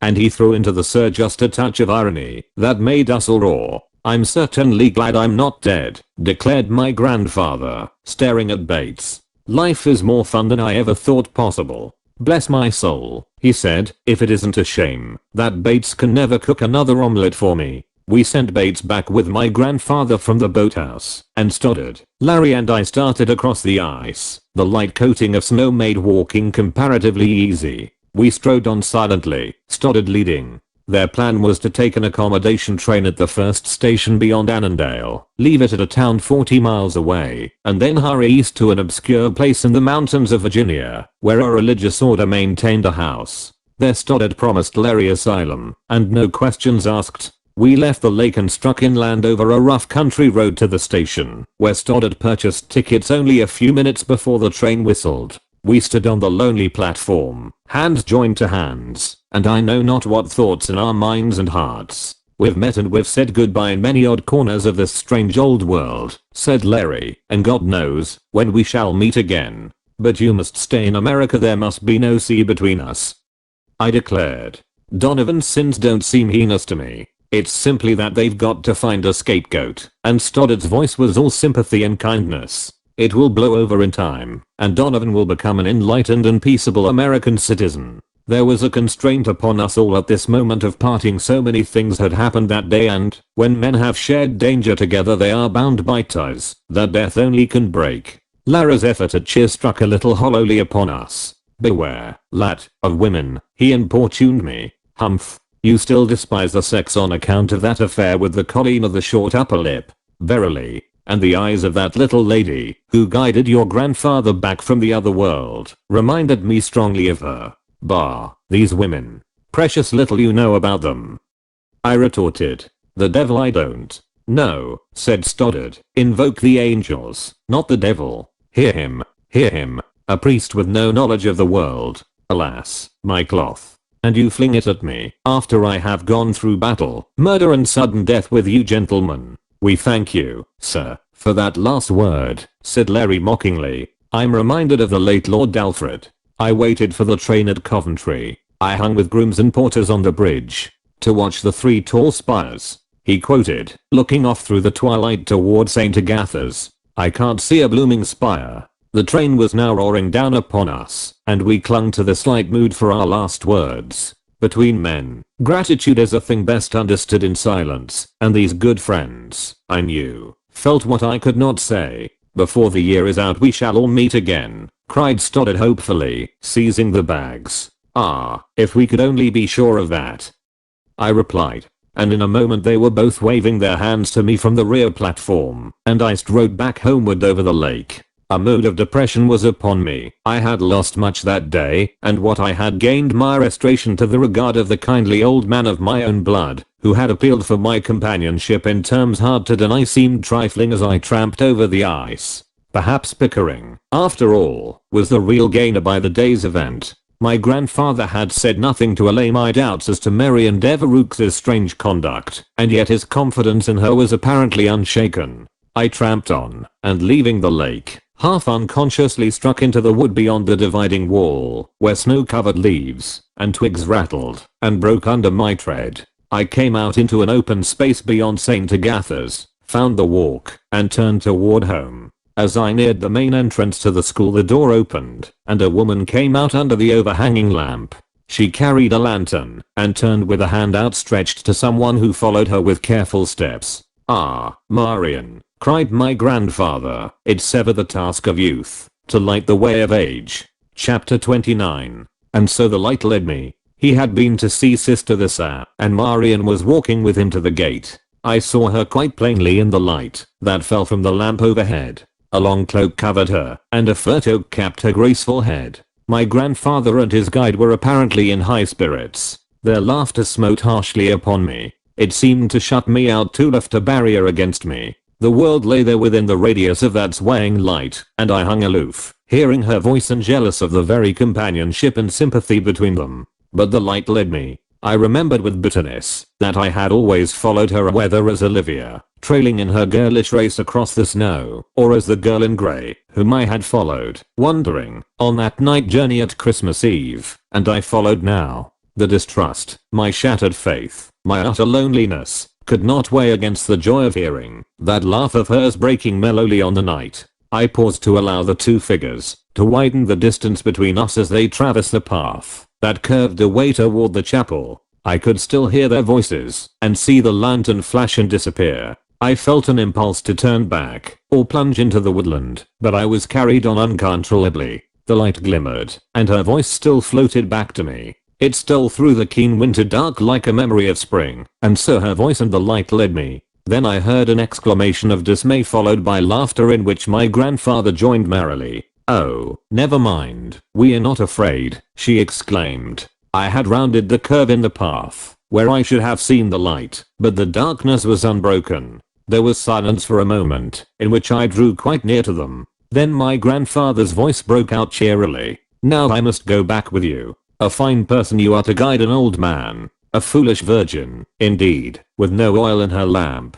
Please do not. Of course I'm going to see you quite to your own door. I don't intend to put my hand to the lantern and then turn back. This walk isn't what it should be," said my grandfather. "We'll have to provide something better in the spring." They were still silent, and I heard him futilely striking a match. Then the lantern fell, its wires rattling as it struck the ground, and the two exclaimed with renewed merriment upon their misfortune. "If you will allow me," I called out, my hand fumbling in my pocket for my own matchbox. I have sometimes thought that there is really some sort of decent courtesy in me. An old man caught in a rough path, that was none too good at best. And a girl, even though my enemy. These were, I fancy, the thoughts that crossed my mind. "Ah, it's Jack," exclaimed my grandfather. Marian was showing me the way to the gate and a light went out. "Miss Devereux," I murmured. "I have, I hope, an icy tone for persons who have incurred my displeasure, and I employed it then and there, with, no doubt, its fullest value." She and my grandfather were groping in the dark for the lost lantern, and I, putting out my hand, touched her fingers. "I beg your pardon," she murmured frostily. Then I found and grasped the lantern. "One moment," I said, "and I'll see what's the trouble." I thought my grandfather took it, but the flame of my wax match showed her fingers clasping the wires of the lantern.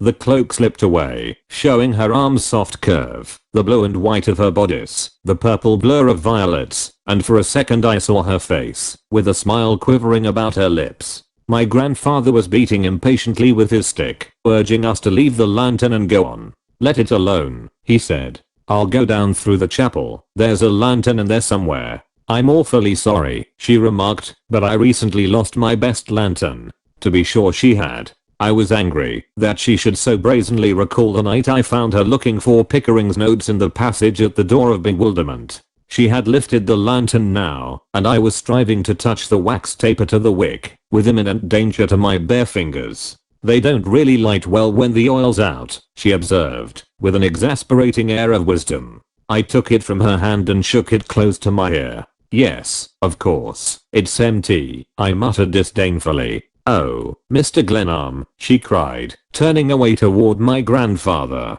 I heard his stick beating the rough path several yards away. He was hastening toward Glenarm House. "I think Mr. Glenarm has gone home." "Oh, that is too bad," she exclaimed. "Thank you. He's probably at the chapel by this time. If you will permit me." "Not at all. A man well advanced in the 60s should not tax his arteries too severely." I was quite sure that my grandfather ran up the chapel steps. I could hear his stick beating hurriedly on the stone. "If you wish to go farther," I began. I was indignant at my grandfather's conduct. He had deliberately run off, leaving me alone with a young woman whom I particularly wished to avoid.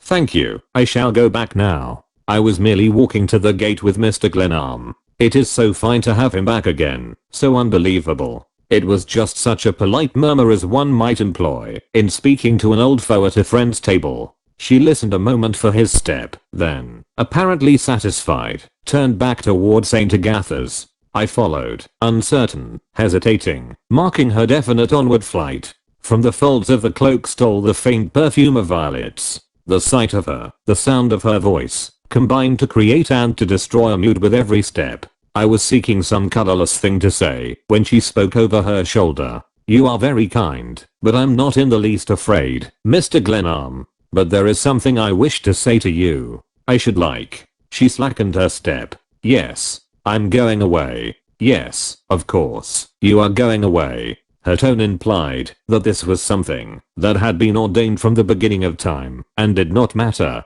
"And I wish to say a word about Mr. Pickering." She paused and faced me abruptly. We were at the edge of the wood, and the school lay quite near. She caught the cloak closer about her and gave her head a little toss I remembered well, as a trick compelled by the vagaries of woman's headdress. "I can't talk to you here, Mr. Glenarm. I had no intention of ever seeing you again, but I must say this. Those notes of Pickering's, I shall ask Mr. Glenarm to give them to you as a mark of esteem from me." She stepped backward, as though I had struck her. "You risk much for them for him," I went on. "Mr. Glenarm, I have no intention of discussing that, or any other matter with you. It is better so. But your accusations, the things you imply, are unjust, infamous." The quaver in her voice shook my resolution to deal harshly with her. "If I had not myself been a witness," I began. "Yes, you have the conceit of your own wisdom, I dare say. But that challenge to follow you, to break my pledge, my running away, only to find that Pickering was close at my heels, your visit to the tunnel in search of those notes, don't you know that those things were a blow that hurt? You had been the spirit of this woodland to me. Through all these months, from the hour I watched you paddle off into the sunset in your canoe, the thought of you made the days brighter, steadied and cheered me, and wakened ambitions that I had forgotten, abandoned long ago. And this hideous struggle here, it seems so idle, so worse than useless now. But I'm glad I followed you. I'm glad that neither fortune nor duty kept me back. And now I want you to know that Arthur Pickering shall not suffer for anything that has happened.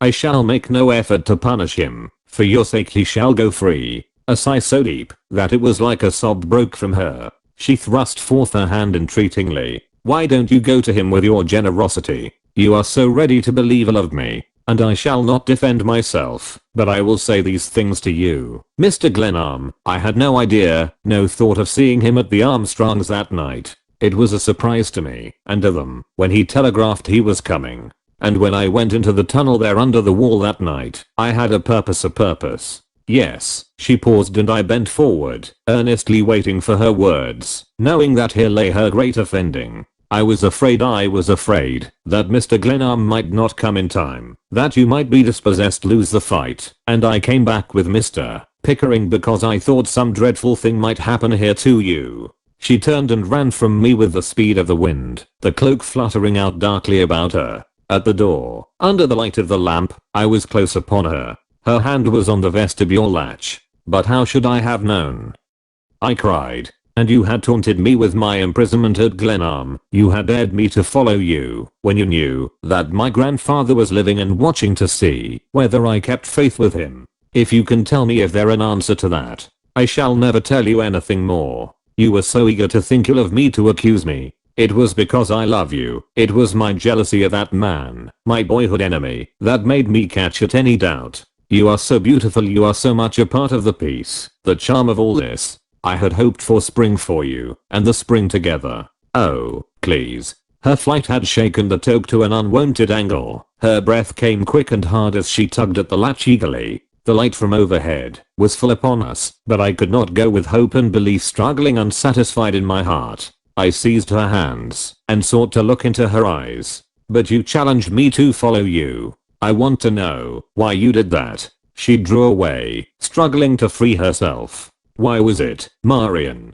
Because I wanted. Yes, I wanted you to come, Squire Glenarm. Thrice spring has wakened the sap in the Glenarm wood since that night. Yesterday I tore March from the calendar. April in Indiana. She is an impudent tomboy who whistles at the window, points to the sunshine, and, when you go hopefully forth, summons the clouds, and pelts you with snow. The austere old woodland, wise from long acquaintance, finds no joy in her. The walnut and the hickory have a higher respect for the stormier qualities of December. April in Indiana. She was just there by the wall, where now the bluebird pauses dismayed, and waits again the flash of her golden sandals. She bent there at the lakeside the splash of a raindrop ago and tentatively poked the thin brittle ice with the pink tips of her little fingers. April in the heart. It brings back the sweet wonder and awe of those days, 3 years ago, when Marion and I, waiting for June to come, knew a joy that thrilled our hearts like the tumult of the first robin's song.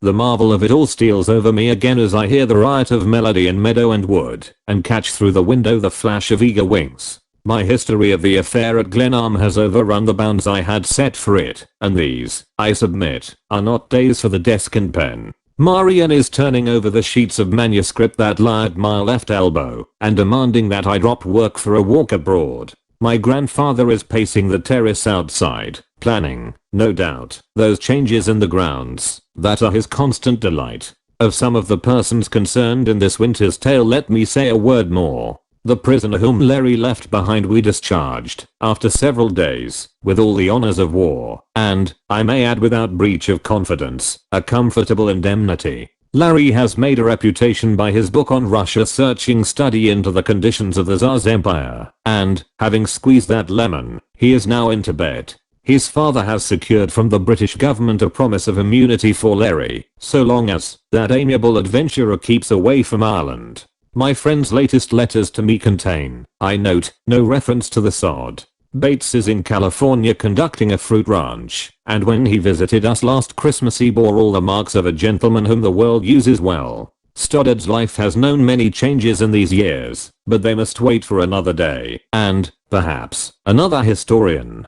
Suffice it to say that it was he who married us, Marion and me, in the little chapel by the wall, and that when he comes now and then to visit us, we renew our impression of him as a man large of body and of soul. Sister the sack continues at the head of St. Agatha's, and she and the other sisters of her brown-clad company are delightful neighbors. Pickering's failure and subsequent disappearance were described sufficiently in the newspapers, and his name is never mentioned at Glenarm. As for myself, Marion is tapping the floor restlessly with her boot, and I must hasten, I may say, that I'm no idler. It was I who carried on the work of finishing Glenarm House, and I manage the farms which my grandfather has lately acquired in this neighborhood. But better still, from my own point of view, I maintain in Chicago an office as consulting engineer, and I have already had several important commissions. Glenarm House is now what my grandfather had wished to make it, a beautiful and dignified mansion. He insisted on filling up the tunnel, so that the door of bewilderment is no more. The passage in the wall and the strong box in the paneling of the chimney breast remain, though the latter we use now as a hiding place for certain prized bottles of rare whiskey which John Marshall Glenarm ordains shall be taken down only on Christmas Eves, to drink the health of Olivia Gladys Armstrong. That young woman, I may add, is now a belle in her own city, and of the scores of youngsters all the way from Pittsburgh to New Orleans who lay siege to her heart, my wordies, may the best man win. And now, at the end, it may seem idle vanity for a man still young to write at so great length of his own affairs, but it must have been clear that mine is the humblest figure in this narrative. I wish to set forth an honest account of my grandfather's experiment in looking into this world from another, and he has himself urged me to write down these various incidents while they are still fresh in my memory. Marian, the most patient of women, is walking toward the door, eager for the sunshine, the free airs of spring, the blue vistas lakeward, and at last I'm ready to go. End of the Project Gutenberg ebook of the House of a Thousand Candles. By Meredith Nicholson. Asterisk asterisk asterisk end of this Project Gutenberg ebook the House of a Thousand Candles asterisk asterisk asterisk. Asterisk asterisk asterisk this file should be named 12441h.htm or 12441h.zip asterisk asterisk asterisk. This and all associated files of various formats will be found in http www.gutenberg.net/1/2/4/12441/ Produced by Jeffrey Corsiao. Updated editions will replace the previous one. The old editions will be renamed. Creating the works from public domain print editions means that no one owns a United States copyright in these works, so the Foundation and you can copy and distribute it in the United States without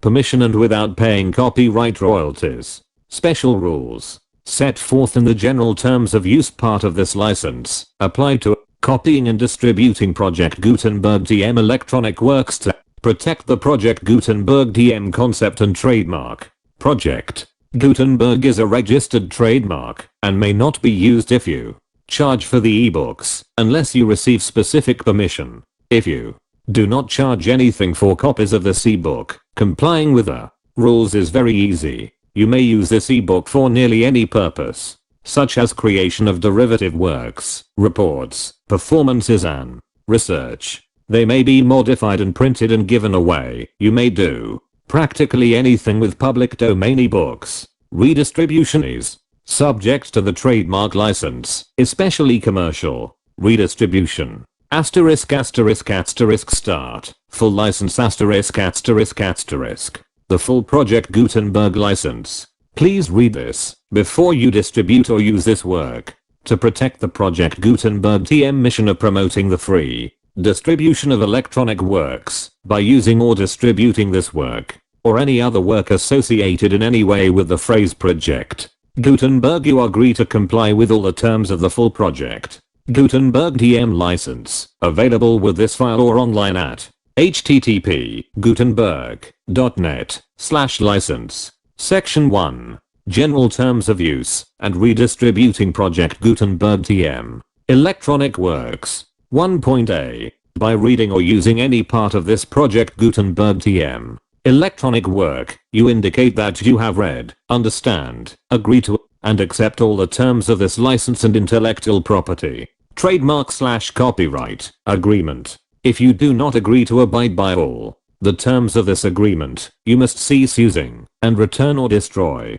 all copies of Project Gutenberg TM electronic works in your possession. If you paid a fee for obtaining a copy of or access to a Project Gutenberg TM electronic work and you do not agree to be bound by the terms of this agreement, you may obtain a refund from the person or entity to whom you paid the fee as set forth in paragraph 1.8. 1.b. Project Gutenberg is a registered trademark. It may only be used on or associated in any way with an electronic work by people who agree to be bound by the terms of this agreement. There are a few things that you can do with most Project Gutenberg TM electronic works, even without complying with the full terms of this agreement. See paragraph 1.c below. There are a lot of things you can do with Project Gutenberg TM electronic works if you follow the terms of this agreement and help preserve free future access to Project Gutenberg TM electronic works.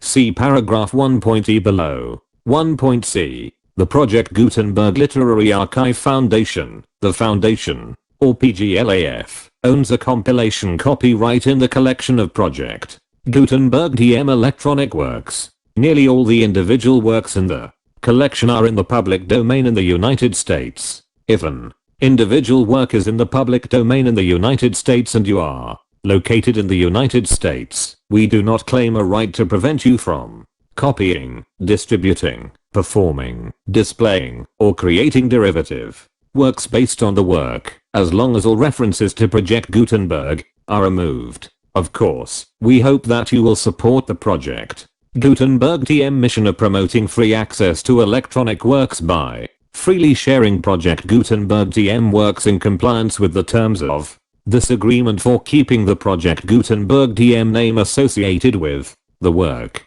You can easily comply with the terms of this agreement by keeping this work in the same format with its attached full Project Gutenberg TM license when you share it without charge with others. 1.d. The copyright laws of the place where you are located also govern what you can do with this work. Copyright laws in most countries are in a constant state of change. If you are outside the United States, check the laws of your country in addition to the terms of this agreement before downloading, copying, displaying, performing, distributing, or creating derivative works based on this work or any other Project Gutenberg TM work. The Foundation makes no representations concerning the copyright status of any work in any country outside the United States. 1.e. Unless you have removed all references to Project Gutenberg. 1.e1. The following sentence, with active links to, or other immediate access to, the full Project Gutenberg TM license must appear prominently whenever any copy of a Project Gutenberg TM work, any work on which the phrase Project Gutenberg appears, or with which the phrase Project Gutenberg is associated, is accessed, displayed, performed, viewed, copied or distributed. This ebook is for the use of anyone anywhere at no cost and with almost no restrictions whatsoever. You may copy it, give it away or reuse it under the terms of the Project Gutenberg license included with this ebook or online at www.gutenberg.net. 1.e2. If an individual Project Gutenberg TM electronic work is derived from the public domain, does not contain a notice indicating that it is posted with permission of the copyright holder, the work can be copied and distributed to anyone in the United States without paying any fees or charges. If you are redistributing or providing access to a work with the phrase Project Gutenberg associated with or appearing on the work, you must comply either with the requirements of paragraphs 1.e1 through 1.e7 or obtain permission for the use of the work and the Project Gutenberg TM trademark as set forth in paragraphs 1.e8 or 1.e9. 1.e3. If an individual Project Gutenberg TM electronic work is posted with the permission of the copyright holder, your use and distribution must comply with both paragraphs 1.e1 through 1.e7 and any additional terms imposed by the copyright holder. Additional terms will be linked to the Project Gutenberg TM license for all works posted with the permission of the copyright holder found at the beginning of this work. 1.e4. Do not unlink or detach or remove the full Project Gutenberg TM license terms from this work or any files containing a part of this work or any other work associated with Project Gutenberg TM.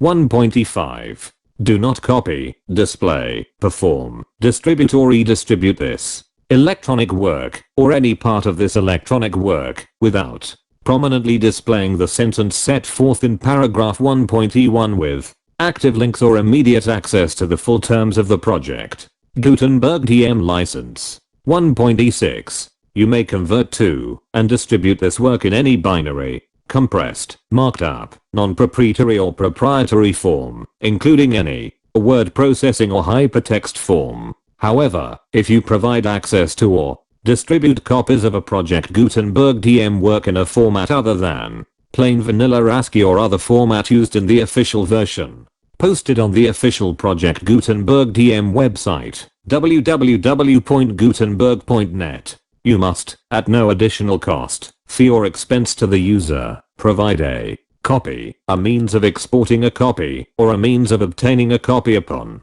request of the work in its original plain vanilla ASCII or other form. Any alternate format must include the full Project Gutenberg TM License as specified in paragraph 1.E1, 1.E7. Do not charge a fee for access to, viewing, displaying, performing, copying, or distributing any Project Gutenberg DM works, unless you comply with paragraph 1.E8 or 1.E9. 1.E8. You may charge a reasonable fee for copies of or providing access to or distributing Project Gutenberg DM electronic works provided that you pay a royalty fee of 20% of the gross profits you derive from the use of Project Gutenberg DM works calculated using the method you already use to calculate your applicable taxes. The fee is owed to the owner of the Project Gutenberg DM trademark, but he has agreed to donate royalties under this paragraph to the Project Gutenberg Literary Archive Foundation.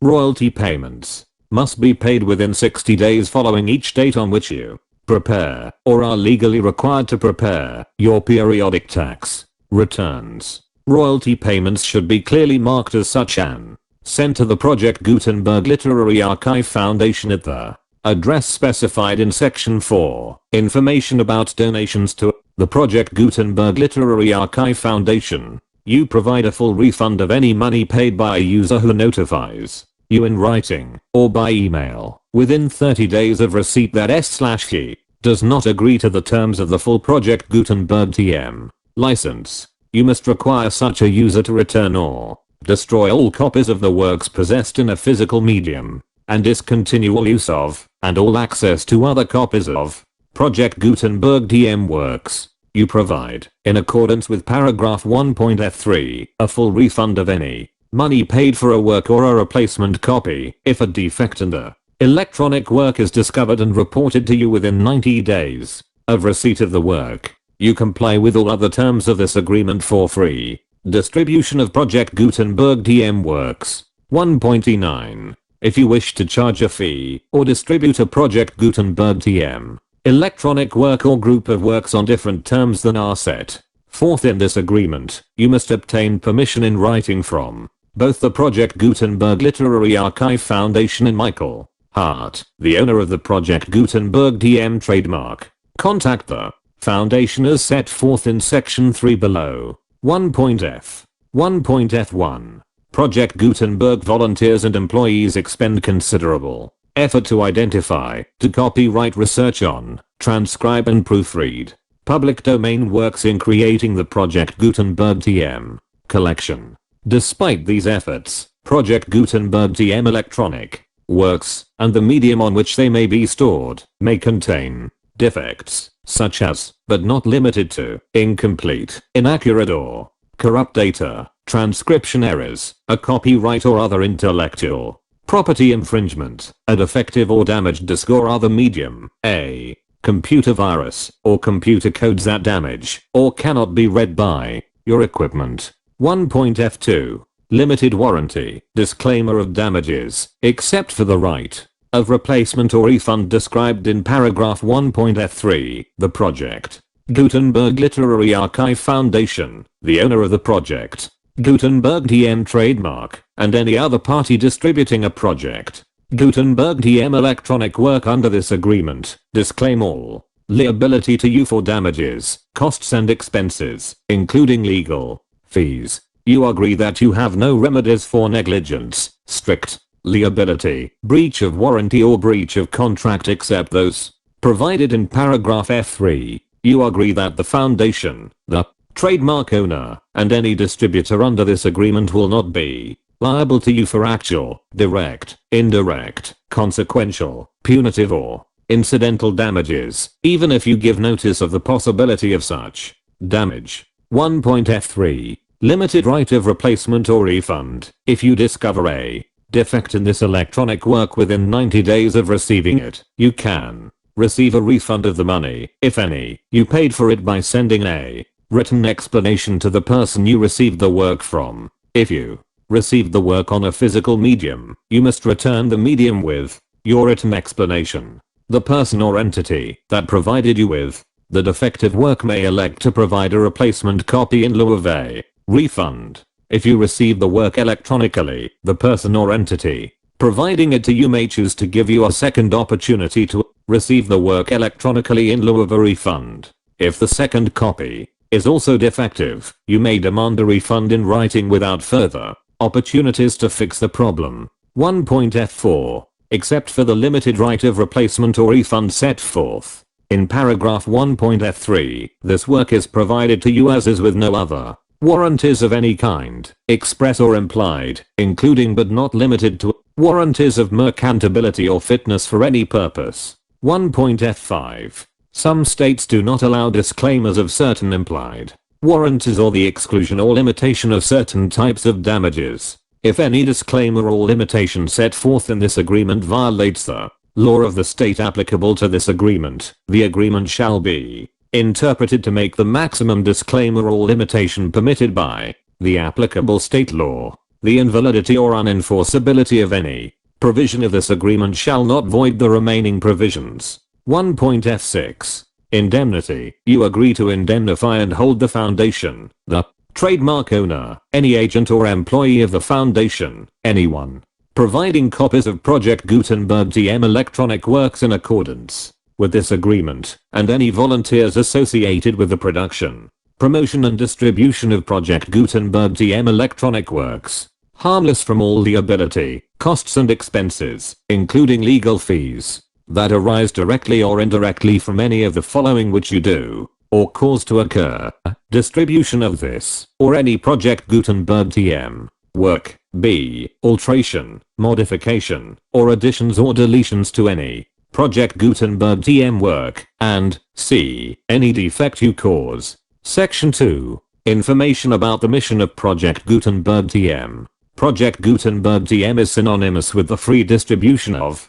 electronic works in formats readable by the widest variety of computers, including obsolete, old, middle-aged, and new computers. It exists because of the efforts of hundreds of volunteers and donations from people in all walks of life. Volunteers and financial support to provide volunteers with the assistance they need is critical to reaching Project Gutenberg TM's goals and ensuring that the Project Gutenberg TM collection will remain freely available for generations to come. In 2001, the Project Gutenberg Literary Archive Foundation was created to provide a secure and permanent future for Project Gutenberg TM and future generations. To learn more about the Project Gutenberg Literary Archive Foundation and how your efforts and donations can help, see sections 3 and 4 and the foundation webpage at http://www.pglaf.org.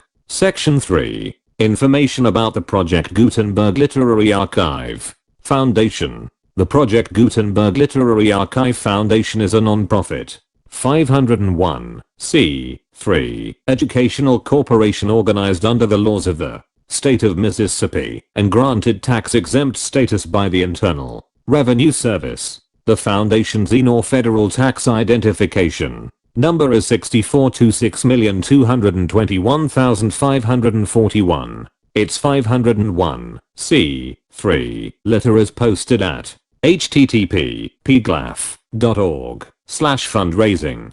Contributions to the Project Gutenberg Literary Archive Foundation are tax deductible to the full extent permitted by US federal laws and your state's laws. The foundation's principal office is located at 4557 Mellon Dr. S. Fairbanks, Alaska, 99712, but its volunteers and employees are scattered throughout numerous locations. Its business office is located at 809 North 1500 West, Salt Lake City, Utah 84116, area code 801-596-1887, email business@pglaf.org. Email contact links and up-to-date contact information can be found at the foundation's website and official page at http://pglaf.org. For additional contact information, Dr. Gregory B. Newby, Chief Executive and Director, gbnewby@pglaf.org. Section 4. Information about donations to the Project Gutenberg Literary Archive Foundation. Project Gutenberg TM depends upon and cannot survive without widespread public support and donations to carry out its mission of increasing the number of public domain and licensed works that can be freely distributed in machine-readable form accessible by the widest array of equipment including outdated equipment. Many small donations, $1 to $5,000, are particularly important to maintaining tax-exempt status with the eyes. The foundation is committed to complying with the laws regulating charities and charitable donations in all 50 states of the United States. Compliance requirements are not uniform, and it takes a considerable effort, much paperwork and many fees to meet and keep up with these requirements. We do not solicit donations in locations where we have not received written confirmation of compliance. To send donations or determine the status of compliance for any particular state, visit http://pglaf.org. While we cannot and do not solicit contributions from states where we have not met the solicitation requirements, we know of no prohibition against accepting unsolicited donations from donors in such states who approach us with offers to donate. International donations are gratefully accepted, but we cannot make any statements concerning tax treatment of donations received from outside the United States. US laws alone swamp our small staff. Please check the Project Gutenberg web pages for current donation methods and addresses. Donations are accepted in a number of other ways including checks, online payments and credit card donations. To donate, please visit http://pglaf.org/donate. Section 5. General information about Project Gutenberg TM Electronic Works. Professor Michael S. Hart is the originator of the Project Gutenberg TM concept of a library of electronic works that could be freely shared with anyone. For 30 years, he produced and distributed Project Gutenberg TM ebooks with only a loose network of volunteer support. Project Gutenberg TM ebooks are often created from several printed editions, all of which are confirmed as public domain in the US, unless a copyright notice is included. Thus, we do not necessarily keep ebooks in compliance with any particular paper edition. Each ebook is in a subdirectory of the same number as the ebooks.